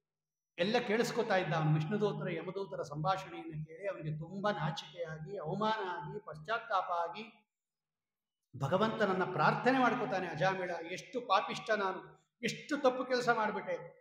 ಅಂತಹ ಪಾಪಿಷ್ಟನ ಮೇಲೂ ನೀನು ಅನುಗ್ರಹ ಮಾಡಿ ಅಂತ್ಯಕಾಲದಲ್ಲಿ ನಾರಾಯಣ ಅಂತ ಅನ್ನಿಸುತ್ತಿಯಲ್ಲೋ ಭಗವಂತ, ಏನು ಮಹಾತ್ಮೆ ಅಂತ ಸ್ತೋತ್ರ ಮಾಡಿ ಅಲ್ಲಿಂದ ಅವನು ಸೀದಾ ಹಿಮಾಲಯ ಪರ್ವತಕ್ಕೆ ಹೋಗಿ ಅಲ್ಲಿ ಗಂಗಾ ಸ್ನಾನ ಮಾಡಿ, ದೊಡ್ಡ ದೊಡ್ಡ ವ್ರತಗಳನ್ನು ಮಾಡಿ, ತಪಸ್ಸು ಮಾಡಿ, ಬೇಕಾದಷ್ಟು ಸಾಧನೆಯನ್ನ ಮಾಡಿಕೊಂಡು ಬಂಗಾರದ ವಿಮಾನವನ್ನ ಏರಿ ವೈಕುಂಠ ಲೋಕಕ್ಕೆ ಹೋದ. ಹೈಮಂ ವಿಮಾನ ಮಾರುಹ್ಯ ಯಯೋ ಯತ್ರ ಶ್ರೇಯಃಪತಿ ಎನ್ನುತ್ತೆ ಭಾಗವತ. ಭಗವಂತ ಅನುಗ್ರಹ ಮಾಡದೇ ಇದ್ರೆ ಅವನು ವೈಕುಂಠಕ್ಕೆ ಯಾಕೆ ಹೋಗ್ತಾ ಇದ್ದ? ಇಷ್ಟೆಲ್ಲ ತಪ್ಪು ಕೆಲಸ ಮಾಡಿದ್ರೆ ಯಮಲೋಕಕ್ಕೆ ಹೋಗ್ತಾ ಇದ್ದ. ಅದರಿಂದ ಗೊತ್ತಾಗುತ್ತೆ ನಮಗೆ. ಅಜಾಮಿಳೋಪಿ ಭಕ್ತಿ ಇವ. ಆಚಾರ್ಯ ನಿರ್ಣಯ ಬರೀತಾರೆ ಅಲ್ಲಿ. ಅಜಾಮಿಳನು ಕೂಡ ಭಕ್ತಿಯಿಂದ ನಾರಾಯಣ ಅಂತ ಉಚ್ಚಾರಣೆ ಮಾಡ್ದ. ಅದು ಅಂತ್ಯಕಾಲದಲ್ಲಿ ಬರಲ್ಲ. ಪ್ರಯತ್ನ ಪಡಬೇಕು, ಭಗವಂತನನ್ನ ಪ್ರಾರ್ಥನೆ ಮಾಡ್ಕೊತಾ ಇರಬೇಕು. ಅಂತ್ಯಕಾಲದಲ್ಲಿ ನಿನ್ನ ನಾಮವನ್ನು ನುಡಿಸು ಅಂತ ನೋಡಿ ಭಗವಂತ ನೆಪ ಮಾಡಿಕೊಂಡು ಮಗನನ್ನ ನೆಪ ಮಾಡಿಕೊಂಡು ನಾರಾಯಣ ಅಂದ್ರೂ ಉದ್ಧಾರ ಮಾಡಿಯಾನೆ ಭಗವಂತ. ಅಂಥದ್ರಲ್ಲಿ ನಿರ್ವ್ಯಾಜವಾಗಿ ಭಗವಂತನನ್ನೇ ಚಿಂತನೆ ಮಾಡ್ತಾ, ಭಗವಂತನ ಅರ್ಥಾನುಸಂಧಾನ ಮಾಡ್ತಾ ನಾರಾಯಣ ಅಂದರೆ ಇನ್ನೆಷ್ಟು ಅಂತ ಭಾಗವತ ಹೇಳುತ್ತೆ. ಈ ಯಮದೂತರೆಲ್ಲ ಹೋದರು ಯಮಧರ್ಮರಾಜರ ಹತ್ರ. ಸ್ವಾಮಿ, ನಾವು ಕರ್ಕೊಂಬರ್ಬೇಕು ಅಂತ ಹೇಳಿದ್ರೆ ಆ ಯಜಾಮಿಳನ್ನ ಕರ್ಕೊಂಬರಕ್ಕೆ ಅಂದರೆ ಹೋದರೆ ಅಲ್ಲಿ ವಿಷ್ಣು ದೂತರು ಬಂದು ಕರ್ಕೊಂಡು ಹೋಗಬಾರ್ದು ಅಂದರು. ಇದೇನಿದು, ನಿಮ್ಮ ಆರ್ಡರ್ ಜಾಸ್ತಿನಾ, ನಿಮಗಿಂತ ಮೇಲೆ ಯಾರಾದರೂ ಜಾಸ್ತಿ ಇದ್ದಾರಾ ಅಂತ ಕೇಳಿದ್ರು. ಏನು ನಿಮ್ಮ ಆರ್ಡರ್ ನಡೀಲೇ ಇಲ್ವಲ್ಲ, ಆಗಲ್ಲ ಅಂದ್ಬಿಟ್ರು ಅವರು ಅಂದ್ಬಿಟ್ರು. ಆಗ ಯಮಧರ್ಮರಾಜ ಹೇಳ್ತಾರೆ, ಪರೋಮಧನ್ಯೋ ಜಗತಸ್ತಸ್ತು ತಶ್ಚ ಓತಂ ಪ್ರೋತಂ ಪಟವದ್ಯತ್ರ ವಿಶ್ವಂ. ನನಗಿಂತ ದೊಡ್ಡವನಿದಾನಪ್ಪ, ಇಡೀ ಜಗತ್ತು ಅವನಲ್ಲಿ ಓತಪ್ರೋತವಾಗಿ ತುಂಬಿದೆ. ಹೇಗೆ ಬಟ್ಟೆಯಲ್ಲಿ ನೂಲಿಲ್ಲದೆ ಇರೋ ಜಾಗನೇ ಇಲ್ಲ, ಹಂಗೆ ಭಗವಂತ ಈ ಜಗತ್ತಿನಲ್ಲಿ ಓತಪ್ರೋತವಾಗಿ ತುಂಬಿದಾನೆ. ಹೆಂಗೆ ಪಟ ಇಡೀ ನೂಲನ್ನ ಆವರಿಸ್ಕೊಂಡಿದೆ, ಬಟ್ಟೆ ಇಲ್ಲದೆ ಇರೋ ಜಾಗ ಇಲ್ಲ, ದಾರ ಇಲ್ಲದೆ ಇರೋ ಜಾಗನೂ ಇಲ್ಲ. ಹಂಗೆ ಭಗವಂತ ಒಳಗೆ ತುಂಬಿದಾನೆ, ತನ್ನಲ್ಲಿ ಎಲ್ಲವನ್ನು ಇಟ್ಕೊಂಡಿದ್ದಾನೆ. ಇನ್ನು ಮೇಲೆ ಅವನ ಹತ್ರ ಹೋಗಬೇಡ್ರಿ ಅಂತಾರೆ ಯಮಧರ್ಮ. ನಾವೆಲ್ಲ ಅವನನ್ನು ತಿಳ್ಕೊಂಡಿಲ್ಲ, ಯಾರು ಭಗವಂತನನ್ನ ಪೂರ್ತಿ ತಿಳ್ಕೊಂಡಿಲ್ಲ, ಎಲ್ಲ ಸ್ವಲ್ಪ ಸ್ವಲ್ಪ. ಅಹಂ ಮಹೇಂದ್ರೋ ನಿರೃತಿ ಪ್ರಚೇತ ಸೋಮೋ ಅಗ್ನಿ ಈಶಃ ಪವನಃ ಅರ್ಕಃ ವಿರಿಂಚಃ ಆದಿತ್ಯ ಸಾಧ್ಯ ಮರುದ್ಗಣ. ಕೆಲವರು ಮಾತ್ರ ಅವನನ್ನು ತಿಳ್ಕೊಂಡಿದ್ದೀವಿ, ಅವನ ಹತ್ರ ಹೋಗಬೇಡ್ರಿ ಅಂತಾರೆ ಅವರು. ಮುಟ್ಟದಿರಿ ಮುಟ್ಟದಿರಿ ಮುರಹರನ ಬಕುತರನು ಕಟ್ಟು ಮಾಡಿದ ಯಮನು ತನ್ನ ದೂತರಿಗೆ. ಇನ್ಮೇಲೆ ಇವರ ಹತ್ರ ಹೋಗಬೇಡಿ ಅಂತಾರವರು. ಈ ಯಾರು ಭಗವಂತನ ಸೇವೆ ಮಾಡ್ತಿರ್ತಾರೆ, ಯಾರು ಭಗವಂತನ ಪೂಜೆ ಮಾಡ್ತಿರ್ತಾರೆ, ಅವರ ಹತ್ರ ಹೋಗಬೇಡ್ರಿ, ಅವರು ಭಗವಂತನ ಗದೆಯಿಂದ ರಕ್ಷಿತರಾಗಿರ್ತಾರೆ. ಜಿಹ್ವಾನ ಭಕ್ತಿ ಭಗವದ್ಗುಣ ನಾಮಧೇಯಂ ಚೇತಶ್ಚನ ಸ್ಮರತಿ ತಚ್ಚರಣಾರವಿಂದಂ ಕೃಷ್ಣಾಯನೋ ನಮತಿ ಯಚ್ಚಿರ ಏಕದಾಪಿ. ಯಾರ ನಾಲಿಗೆ ಭಗವಂತನ ಸ್ಮರಣೆ ಮಾಡಲ್ಲ, ಯಾರ ತಲೆ ಭಗವಂತನಿಗೆ ನಮಸ್ಕಾರ ಮಾಡಲ್ಲ, ಯಾರ ಮಾತು ಯಾರ ಕಿವಿ ಭಗವಂತನ ಕತೆ ಕೇಳಲ್ಲ, ಅವರನ್ನ ಕರ್ಕೊಂಬನ್ನಿ ಅಂತೇಳಿ ಅವತ್ತಿನಿಂದ ಯಮದೂತರು ವಿಷ್ಣು ಭಕ್ತರ ಹತ್ರ ಬರಕ್ಕೆ ಹೆದರ್ಕೋತಾರೆ ಅಂತ ನಾನು ಇದನ್ನು ಅಗಸ್ತ್ಯ ಋಷಿಗಳಿಂದ ಕೇಳಿದ್ದೆ ಅಂತ ಹೇಳಿ ಉಪದೇಶ ಮಾಡ್ತಾರೆ. ಆಮೇಲೆ ಷಷ್ಠಸ್ಕಂದದಲ್ಲಿ ಬಂದಿರತಕ್ಕಂಥದ್ದು ಎಲ್ಲವನ್ನೂ ಹೇಳೋಕ್ಕಾಗದೇ ಇದ್ರು ಕೆಲವನ್ನಾದರೂ ಹೇಳ್ಬೋಣ, ಇವತ್ತು ಅದನ್ನು ಮುಗಿಸ್ಬಿಡ್ತೀನಿ. ಷಷ್ಠಸ್ಕಂದದಲ್ಲಿ ಬಂದಿರತಕ್ಕಂತಹ ಒಂದು ದಿವ್ಯವಾಗಿರತಕ್ಕಂತಹ ವಿಷಯ ಅಂದರೆ ಇದು ನಾರಾಯಣ ವರ್ಮ. ಯಾಕೆ ನಾರಾಯಣ ವರ್ಮ ಬಂತು ಅಂದರೆ, ಇಂದ್ರದೇವರು ಒಮ್ಮೆ ಬೃಹಸ್ಪತ್ಯಾಚಾರ್ಯರಿಗೆ ಅವಮಾನ ಮಾಡಿಬಿಡ್ತಾರೆ. ಅವ್ರು ಬಂದಾಗ ಎದ್ದು ನಿಂತ್ಕೊಳ್ಳೋದಿಲ್ಲ, ಇಷ್ಟೇ ಅವ್ರು ಮಾಡೋದು. ಬೃಹಸ್ಪತ್ಯಾಚಾರ್ಯರು ಗುರುಗಳು, ಯದ್ಯಪಿ ತಾರತಮ್ಯದಲ್ಲಿ ಚಿಕ್ಕವರು ಬೃಹಸ್ಪತ್ಯಾಚಾರ್ಯರು ಇಂದ್ರಿಗಿಂತ, ಆದರೆ ಗುರುಗಳಾದ್ದರಿಂದ ಅವ್ರದ್ದು ಪೊಸಿಷನ್ನೇ ಬೇರೆ. ಪ್ರತಿದಿನ ಎದ್ದು ನಿಂತ್ಕೋತಾ ಇದ್ರು ಇಂದ್ರದೇವರು. ಇವತ್ತು ಎದ್ದು ನಿಂತ್ಕೊಳ್ಳಿಲ್ಲ ಒಂದು ದಿವಸ. ಬೃಹಸ್ಪತ್ಯಾಚಾರ್ಯಕ್ಕೆ ಕೋಪ ಬಂದ್ಬಿಡ್ತು, ಸ್ವಲ್ಪ ಅವಮಾನ ಆಯಿತು, ಯಾಕೆ ಎದ್ದು ನಿಂತ್ಕೊಳ್ಳಿಲ್ಲ ಅಂತ ಹೊಟ್ಟೋದ್ರು. ವಾಪಸ್ ಬರ್ತಾ ಇದ್ದವ್ರು ವಾಪಸ್ ಹೊಟ್ಟೋದ್ರು. ಇಂದ್ರದೇವ್ರಿಗೂ ಗೊತ್ತಾಯ್ತು ಎಂತ ತಪ್ಪು ಮಾಡಿಬಿಟ್ಟೆ ಅಂತ. ಅವ್ರು ಹಿಂದೆನೇ ಹೋದ್ರು, ಕರ್ಕೊಂಬರ್ತೀನಿ ಏನಾದರೂ ಮಾಡಿ ಕಾಲಿಗೆ ಬಿದ್ದು ಅಂತ. ಆದರೆ ತಮ್ಮ ಯೋಗ ಸಾಮರ್ಥ್ಯದಿಂದ ಇಂದ್ರದೇವರಿಗೆ ಕಣ್ಣಿಗೆ ಕಾಣಿಸ್ದೇ ಇರೋಂಗೆ ಮರೆ ಆಗ್ಬಿಟ್ರು ಬೃಹಸ್ಪತ್ಯಾಚಾರ್ಯರು. ಯಾವಾಗ ಇಂದ್ರದೇವರು ಗುರುಗಳನ್ನ ಅವಮಾನ ಮಾಡಿದ್ರು, ಅವರಿಗೆ ಶೌರ್ಯ ಪರಾಕ್ರಮ ಧೈರ್ಯ ಎಲ್ಲ ಹೊಟ್ಟೋಯ್ತು. ದೈತ್ಯರು ನೋಡಿದ್ರು, ಓ ಇಂದ್ರದೇವರಿಗೆ ಈಗ ಬಲ ಇಲ್ಲ, ಗುರುದ್ರೋಹ ಮಾಡಿಬಿಟ್ಟಿದ್ದಾರೆ ಅಂತೇಳಿ ಆಕ್ರಮಣ ಮಾಡಿಬಿಟ್ರು. ಇಂದ್ರದೇವರನ್ನ ಸೋಲಿಸ್ಬಿಟ್ರು, ಸ್ವರ್ಗ ವಶ ಮಾಡ್ಕೊಂಡ್ಬಿಟ್ರು ದೈತ್ಯರು. ಈ ಇಂದ್ರದೇವರು ಬ್ರಹ್ಮದೇವರ ಹತ್ರ ಹೋದರು. ಬ್ರಹ್ಮದೇವರು ಹೇಳಿದ್ರು, ಎಂಥ ಕೆಲಸ ಮಾಡಿದೆ ಇಂದ್ರ ನೀನು, ಎಂತಹ ಜ್ಞಾನಿಗಳವರು, ಬ್ರಹ್ಮಿಷ್ಟಂ ಬ್ರಾಹ್ಮಣಂ ದಾಂತಂ ಐಶ್ವರ್ಯಾತ್ ನಾಭ್ಯವಂದತ. ಈ ಐಶ್ವರ್ಯ ಬರುತ್ತೆ ಹೋಗುತ್ತೆ, ಅಂತ ಐಶ್ವರ್ಯ ಮದದಿಂದ ನೀನು ಒಳ್ಳೆ ಬ್ರಾಹ್ಮಣರಾಗಿರ್ತಕ್ಕಂತಹ ಅವರನ್ನು ನೀನು ಅವಮಾನ ಮಾಡಿಬಿಟ್ಟು ಇವಾಗ ಅವ್ರು ಬರೋದಿಲ್ಲ, ನೀನು ಏನು ಮಾಡಿದ್ರು ಬರೋದಿಲ್ಲ, ಬೇರೆ ಯಾರನ್ನಾರು ಪುರೋಹಿತರನ್ನ ಇಟ್ಕೋ ಅಂದ್ರು. ಅವರು ಯಾರನ್ನ ಇಟ್ಕೋಬೇಕು ಅಂದಾಗ ವಿಶ್ವರೂಪಾಚಾರ್ಯರು ಅಂತ ಒಬ್ಬರಿದ್ದಾರೆ, ಅವ್ರ ಹತ್ರ ಇಟ್ಕೋ ಅಂದ್ರು. ಅವರು ತ್ವಷ್ಟ್ರ ಅಂತ ಒಬ್ಬ ಆದಿತ್ಯ, ದ್ವಾದಶ ಆದಿತ್ಯರಲ್ಲಿ ತ್ವಷ್ಟ್ರ ಅಂತ ಒಬ್ಬ, ಅವರ ಮಕ್ಕಳು ಅವರು ವಿಶ್ವರೂಪಾಚಾರ್ಯ. ಅವ್ರ ಹತ್ರ ಹೋದ್ರು. ನಮಗೆ ನೀವು ಪುರೋಹಿತರಾಗಿ ಬರಬೇಕು, ಗುರುಗಳಾಗಿ ಬರಬೇಕು. ಅವ್ರು ಬರಲ್ಲ ಅಂದ್ರು. ಬರಲ್ಲ ಯಾಕೆ ಅಂದರೆ ಈ ಪೌರೋಹಿತ್ಯ ಅನ್ನೋದು ಅತ್ಯಂತ ಗರ್ಹಿತ ವೃತ್ತಿ ಅಂತಾರೆ ಅವರು ವಿಶ್ವರೂಪಾಚಾರ್ಯರು. ಇದು ಬೇಡ ಬೇಡ, ಇದು ತುಂಬ ತೊಂದರೆ ಕೊಡೋದು. ಪೌರೋಹಿತ್ಯ ಅಂದರೆ ಎಲ್ಲರೂ ಚೆನ್ನಾಗಿ ದುಡ್ಡು ಕಾಸು ಬರುತ್ತೆ, ವಸ್ತ್ರ ಎಲ್ಲ ಬರುತ್ತೆ ಅಂತಾರೆ. ಅದರಷ್ಟು ಗರ್ಹಿತ ವೃತ್ತಿನೇ ಇಲ್ಲ ಅನ್ನತ್ತೆ ಭಾಗವತ. ಅದು ತಪಸ್ಸು ಹಾನಿ ಆಗತ್ತೆ, ತೊಂದರೆ ಆಗತ್ತೆ. ಬೇಡ, ಅಷ್ಟು ಮಂತ್ರಸಿದ್ಧಿ ಇರಬೇಕು, ತಪಸ್ಸಿದ್ಧಿ ಇರಬೇಕು, ಆ ದಾನವನ್ನು ತಗೊಳ್ಳೋ ಶಕ್ತಿ ಇರಬೇಕು. ಬೇಡ ಬೇಡ ನಂಗೆ ಬೇಡ ಅಂತಾರೆ ವಿಶ್ವರೂಪಾಚಾರ್ಯ. ಬೇಡಪ್ಪ ಬೇಡ, ಅದು ಸಲ್ಲದ ಪುರೋಹಿತಕ್ಕೊಳಗಾದರು ಅಂತಾಳೆ ಲಕ್ಷ್ಮೀದೇವಿ ಲಕ್ಷ್ಮೀ ಶೋಭಾನೆಯಲ್ಲಿ. ಸಲ್ಲದ ಪೌರೋಹಿತ್ಯಕ್ಕೆ ಒಳಗಾದರು. ಆ ವಸಿಷ್ಠ ವಿಶ್ವಾಮಿತ್ರ ಬೃಹಸ್ಪತ್ಯಾಚಾರ್ಯನ ಕುರಿತು ಹೇಳ್ತಾರೆ ಅವರು. ಇಲ್ಲ ನಮ್ಗೇನಾದರೂ ಮಾಡಿ ನೀವು ಪುರೋಹಿತರಾಗಬೇಕು ಅಂತ ಒಪ್ಪಿಸ್ತಾರೆ. ಆಯಿತು, ಒಪ್ಕೊಂಡು ಬಂದರು. ಮೊದಲು ಉಪದೇಶ ಮಾಡ್ತಾರೆ ಅವರು. ವಿಶ್ವರೂಪಾಚಾರ್ಯರು ಮಾಡುವ ಉಪದೇಶ ಅದು. ಈಗ ಮೊದಲು ಸ್ವರ್ಗ ವಾಪಸ್ ಬರಬೇಕಲ್ವಾ, ನಿಂಗೊಂದು ಸುಂದರವಾಗಿರ್ತಕ್ಕಂತಹ ಮಂತ್ರ ಹೇಳ್ಕೊಡ್ತೀನಿ ಅಂತ ಹೇಳಿ ಆಗ ಉಪದೇಶ ಮಾಡೋದೇ ನಾರಾಯಣ ವರ್ಮ. ವರ್ಮ ಅಂದರೆ ಕವಚ. ಭಗವಂತನ ಬೇರೆ ಬೇರೆ ರೂಪಗಳು ಬೇರೆ ಬೇರೆ ಸಂದರ್ಭದಲ್ಲಿ ನನ್ನನ್ನು ರಕ್ಷಣೆ ಮಾಡಲಿ. ಹರಿರ್ವೇದಾಧ್ಯಾತ್ಮ ಸರ್ವ ರಕ್ಷಾ ನ್ಯಸ್ತಂಗ್ರಿ ಪದ್ಮ ಪತಗೇಂದ್ರ ಪೃಷ್ಠೆ ದರಾರಿ ಚರ್ಮಾಸಿ ಗದೇಶು ಚಾಪ ಪಾಶಾಂತದಾನೋ ಅಷ್ಟಗುಣೋಷ್ಟಬಾಹು. ನೀರಿನಲ್ಲಿ ಮತ್ಸ್ಯಮೂರ್ತಿ ರಕ್ಷಣೆ ಮಾಡಲಿ, ನೆಲದ ಮೇಲೆ ಹೋಗ್ತಾ ಇರುವಾಗ ವಾಮನ ರಕ್ಷಣೆ ಮಾಡಲಿ, ಅಂತರಿಕ್ಷದಲ್ಲಿ ಹೋಗುವಾಗ ತ್ರಿವಿಕ್ರಮ ರಕ್ಷಣೆ ಮಾಡಲಿ, ಗೊಂಡಾರಣ್ಯದಲ್ಲಿ ಯುದ್ಧದಲ್ಲಿ ಶತ್ರುಗಳ ಮಧ್ಯದಲ್ಲಿ ಇರುವಾಗ ನರಸಿಂಹದೇವರು ರಕ್ಷಣೆ ಮಾಡಲಿ, ಅಡವೆಯಲ್ಲಿ ಇರ್ತಕ್ಕಂಥ ಕಾಲದಲ್ಲಿ ರಾಮದೇವರ ರಕ್ಷಣೆ ಮಾಡಲಿ, ಯಜ್ಞವ ದೇವರ ರಕ್ಷಣೆ ಮಾಡಲಿ, ವಿಪ್ರವಾಸ ಪ್ರಯಾಣದಲ್ಲಿರುವಾಗ ಭರತಾಗ್ರಜ ರಾಮದೇವರ ರಕ್ಷಣೆ ಮಾಡಲಿ, ಪರಶುರಾಮ ದೇವರ ರಕ್ಷಣೆ ಮಾಡಲಿ, ಪ್ರಮಾದ ಮಾಡಿದಾಗ ದತ್ತ ನರನಾರಾಯಣ ರಕ್ಷಣೆ ಮಾಡಲಿ, ಸನತ್ಕುಮಾರೋ ಅವತು ಕಾಮದೇವಾತ್, ಕೆಟ್ಟ ಕಾಮ ಬಂದಾಗ ಕೆಟ್ಟ ಪದಾರ್ಥಗಳಲ್ಲಿ ಅಪೇಕ್ಷೆ ಬಂದಾಗ ಸನತ್ಕುಮಾರ ಅಂತಕ್ಕಂಥ ಭಗವಂತನ ರೂಪ ರಕ್ಷಣೆ ಮಾಡಲಿ. ದೇವರ್ಷಿವರ್ಯ ಪುರುಷಾಂತರಾರ್ಚನಾತ್, ಬೇರೆ ದೇವತೆಗಳನ್ನ ಸರ್ವೋತ್ತಮ ಅಂತ ಏನಾದರೂ ಪೂಜೆ ಮಾಡಿಬಿಟ್ರೆ ಅಂಥ ಸಂದರ್ಭದಲ್ಲಿ ದೇವರ್ಷಿವರ್ಯ ಅಂದರೆ ಮಹಿದಾಸ ಅನ್ನತಕ್ಕಂತಹ ಭಗವಂತ ಏನಿದ್ದಾನೆ, ಈತರ ದೇವಿಯಲ್ಲಿ ಅವತಾರ ಮಾಡಿದ ಐತರೇಯ, ಅವನು ನಮ್ಮನ್ನು ರಕ್ಷಣೆ ಮಾಡಲಿ. ಆಮೇಲೆ ಹಯಶೀರ್ಷೋಮೇ ಮಾಂ ಪತಿ ದೇವಹೇಳನಾಥ್. ಏನು ಹಂಗಂದ್ರೆ ಅಂದರೆ ಪತಿ ದೇವಹೇಳನ ಅಂದರೆ ದಾರಿಲಿ ಹೋಗ್ತಾ ಇರುವಾಗ ಭಗವಂತನ ದೇವಸ್ಥಾನಗಳೇನಾದರೂ ಬಂದರೆ ಅದನ್ನು ಹಾಗೆ ತಿರಸ್ಕಾರ ಮಾಡಿ ಹೋಗಬಾರ್ದು ಅಂತ ನಿಯಮ. ದೇವಹೇಳನ ಅವಮಾನ ಅಂತ ಅರ್ಥ. ದೊಡ್ಡ ಜ್ಞಾನಿಗಳು ಪ್ರತಿಷ್ಠಾಪನೆ ಮಾಡಿದ ಅಥವಾ ಸ್ವಯಂ ವ್ಯಕ್ತ ಸ್ಥಳಗಳೇನಾದರೂ ಬಂದರೆ ಹಾಗೆ ಹೋಗಬಾರ್ದು ನಾವು. ಈಗ ಮೈಸೂರಿಗೆ ಹೋಗ್ತಾ ಇರ್ತೀವಿ, ಬೆಂಗಳೂರಿಂದ ಶ್ರೀರಂಗಪಟ್ಟಣ ಇದೆ, ದೊಡ್ಡ ದೇವಸ್ಥಾನ, ಅದು ಭಗವಂತನ ಮೂರ್ತಿ. ಅದನ್ನು ನೋಡ್ಕೊಂಡು ಮುಂದೆ ಹೋಗಬೇಕು ಅಂತ ಶಾಸ್ತ್ರ. ಹಂಗೊಂದು ವೇಳೆ ಹೋಗೋಕ್ಕಾಗಲಿಲ್ಲ ಅಂತ ಇಟ್ಕೊಳ್ರಿ, ಆವಾಗ ಏನು ಮಾಡಬೇಕು ಅಂದರೆ ಹಯಗ್ರೀವ ದೇವರನ್ನ ಸ್ತೋತ್ರ ಮಾಡಬೇಕಂತ. ಹಯಶೀರ್ಷೋಮೇ ಪತಿ ದೇವ, ಪತಿ ಅಂದರೆ ದಾರಿ, ದೇವಹೇಳನಾಥ್. ದೊಡ್ಡ ದೊಡ್ಡ ದೇವತೆಗಳನ್ನು ನೀವೇನಾದರೂ ಅವಮಾನ ಮಾಡಿಬಿಟ್ರೆ ಅದಕ್ಕೆ ಬಂದ ಪ್ರಾಯಶ್ಚಿತ್ತಕ್ಕೋಸ್ಕರವಾಗಿ ಹಯಶೀರ್ಷ ಹಯಗ್ರೀವ ದೇವರನ್ನ ಸ್ಮರಣೆ ಮಾಡಬೇಕು. ಹಾಗಾದರೆ ಮೈಸೂರಿಗೆ ಹೋಗುವಾಗೆಲ್ಲ ಶ್ರೀರಂಗಪಟ್ಟಣದಲ್ಲಿ ಇಳಿದು ಕಾವೇರಿ ಸ್ನಾನ ಮಾಡ್ಕೊಂಡು ಹೋಗೋಕ್ಕಾಗತ್ತಾ ಅಂತ ಕೆಲವರು ಪ್ರಶ್ನೆ ಮಾಡ್ತಾರೆ. ಅದಕ್ಕೆ ಇವ್ರು ಹೇಳ್ತಾ ಇರೋದು ಅಟ್ಲೀಸ್ಟ್ ಎದ್ದಿರ್ಬೇಕಂತೆ ಆವಾಗ. ಅಂತ ದೊಡ್ಡ ಕ್ಷೇತ್ರ ಬಂದಾಗ ಎದ್ದಿದ್ದು ಬಸ್ನಲ್ಲಿ ಕೂತ್ಕೊಂಡೋ ರೈಲಲ್ಲಿ ಕೂತ್ಕೊಂಡೋ ಆ ಗೋಪುರ ಆದರೂ ನೋಡಿ, ಕಾವೇರಿ ನದಿಯನ್ನು ನೋಡಿ ಅಲ್ಲೇ ನಮಸ್ಕಾರ ಮಾಡಿ ಹೋಗ್ಬೇಕಂತೆ. ಅಮ್ಮ ಇಳಿದು ಹೋಗ್ಬೇಕಾಗಿತ್ತು, ಸ್ನಾನ ಮಾಡಬೇಕಾಗಿತ್ತು, ಮಾಡಲಿಲ್ಲ, ತಪ್ಪು ಕ್ಷಮ ಮಾಡು ರಂಗನಾಥ, ನನ್ನ ತಪ್ಪನ್ನು ಕ್ಷಮ ಮಾಡು ಅಂತ ಅಲ್ಲೇ ಕೂತ್ಕೊಂಡು ಪ್ರಾರ್ಥನೆ ಮಾಡಾದರೂ ಹೋಗ್ಬೇಕಂತೆ. ಹಂಗೆ ಹೋಗಬಾರ್ದು. ಅಂಥ ಸಂದರ್ಭದಲ್ಲಿ ಹಯಗ್ರೀವ ದೇವರು ನನ್ನನ್ನು ರಕ್ಷಣೆ ಮಾಡಲಿ.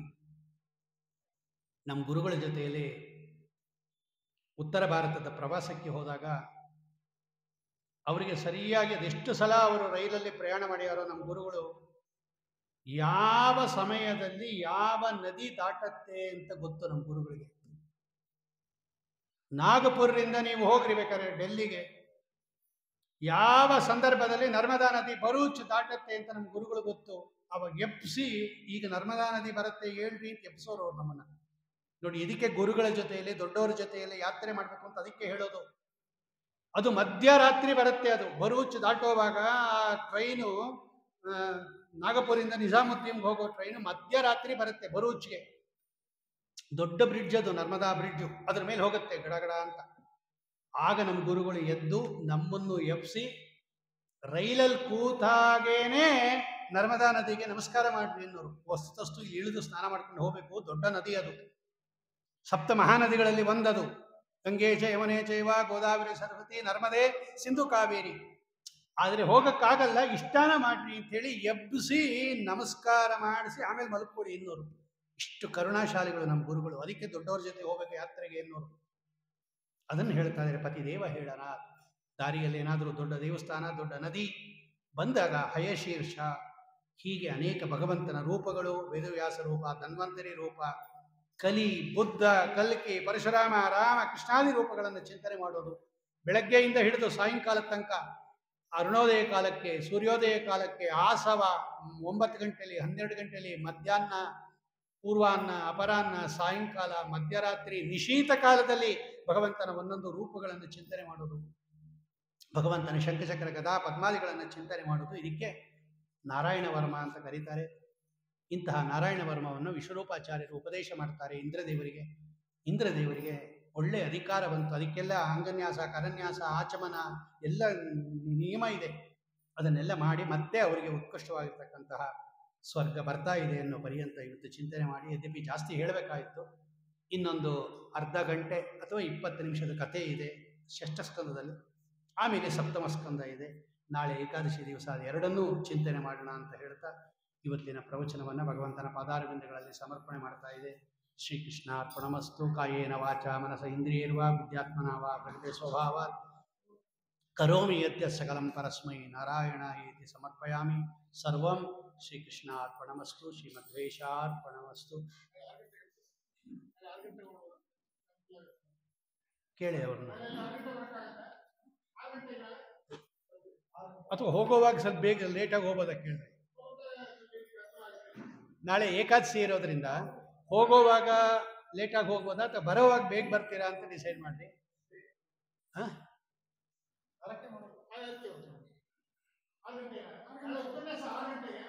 ಬೆಳಗ್ಗೆ ಇರಲ್ಲ ಅಂತೇಳಿ. ನಾಳೆ ಏಕಾದಶಿ ಉಪನ್ಯಾಸ, ಪ್ರತಿ ಏಕಾದಶಿ ಮಾಡೋದು ಮುದ್ರಾಧಾರಣೆಗೆ ಒಬ್ಬೊಬ್ರಿಗೆ ಒಂದೊಂದು ಸಮಯ ಇರೋದ್ರಿಂದ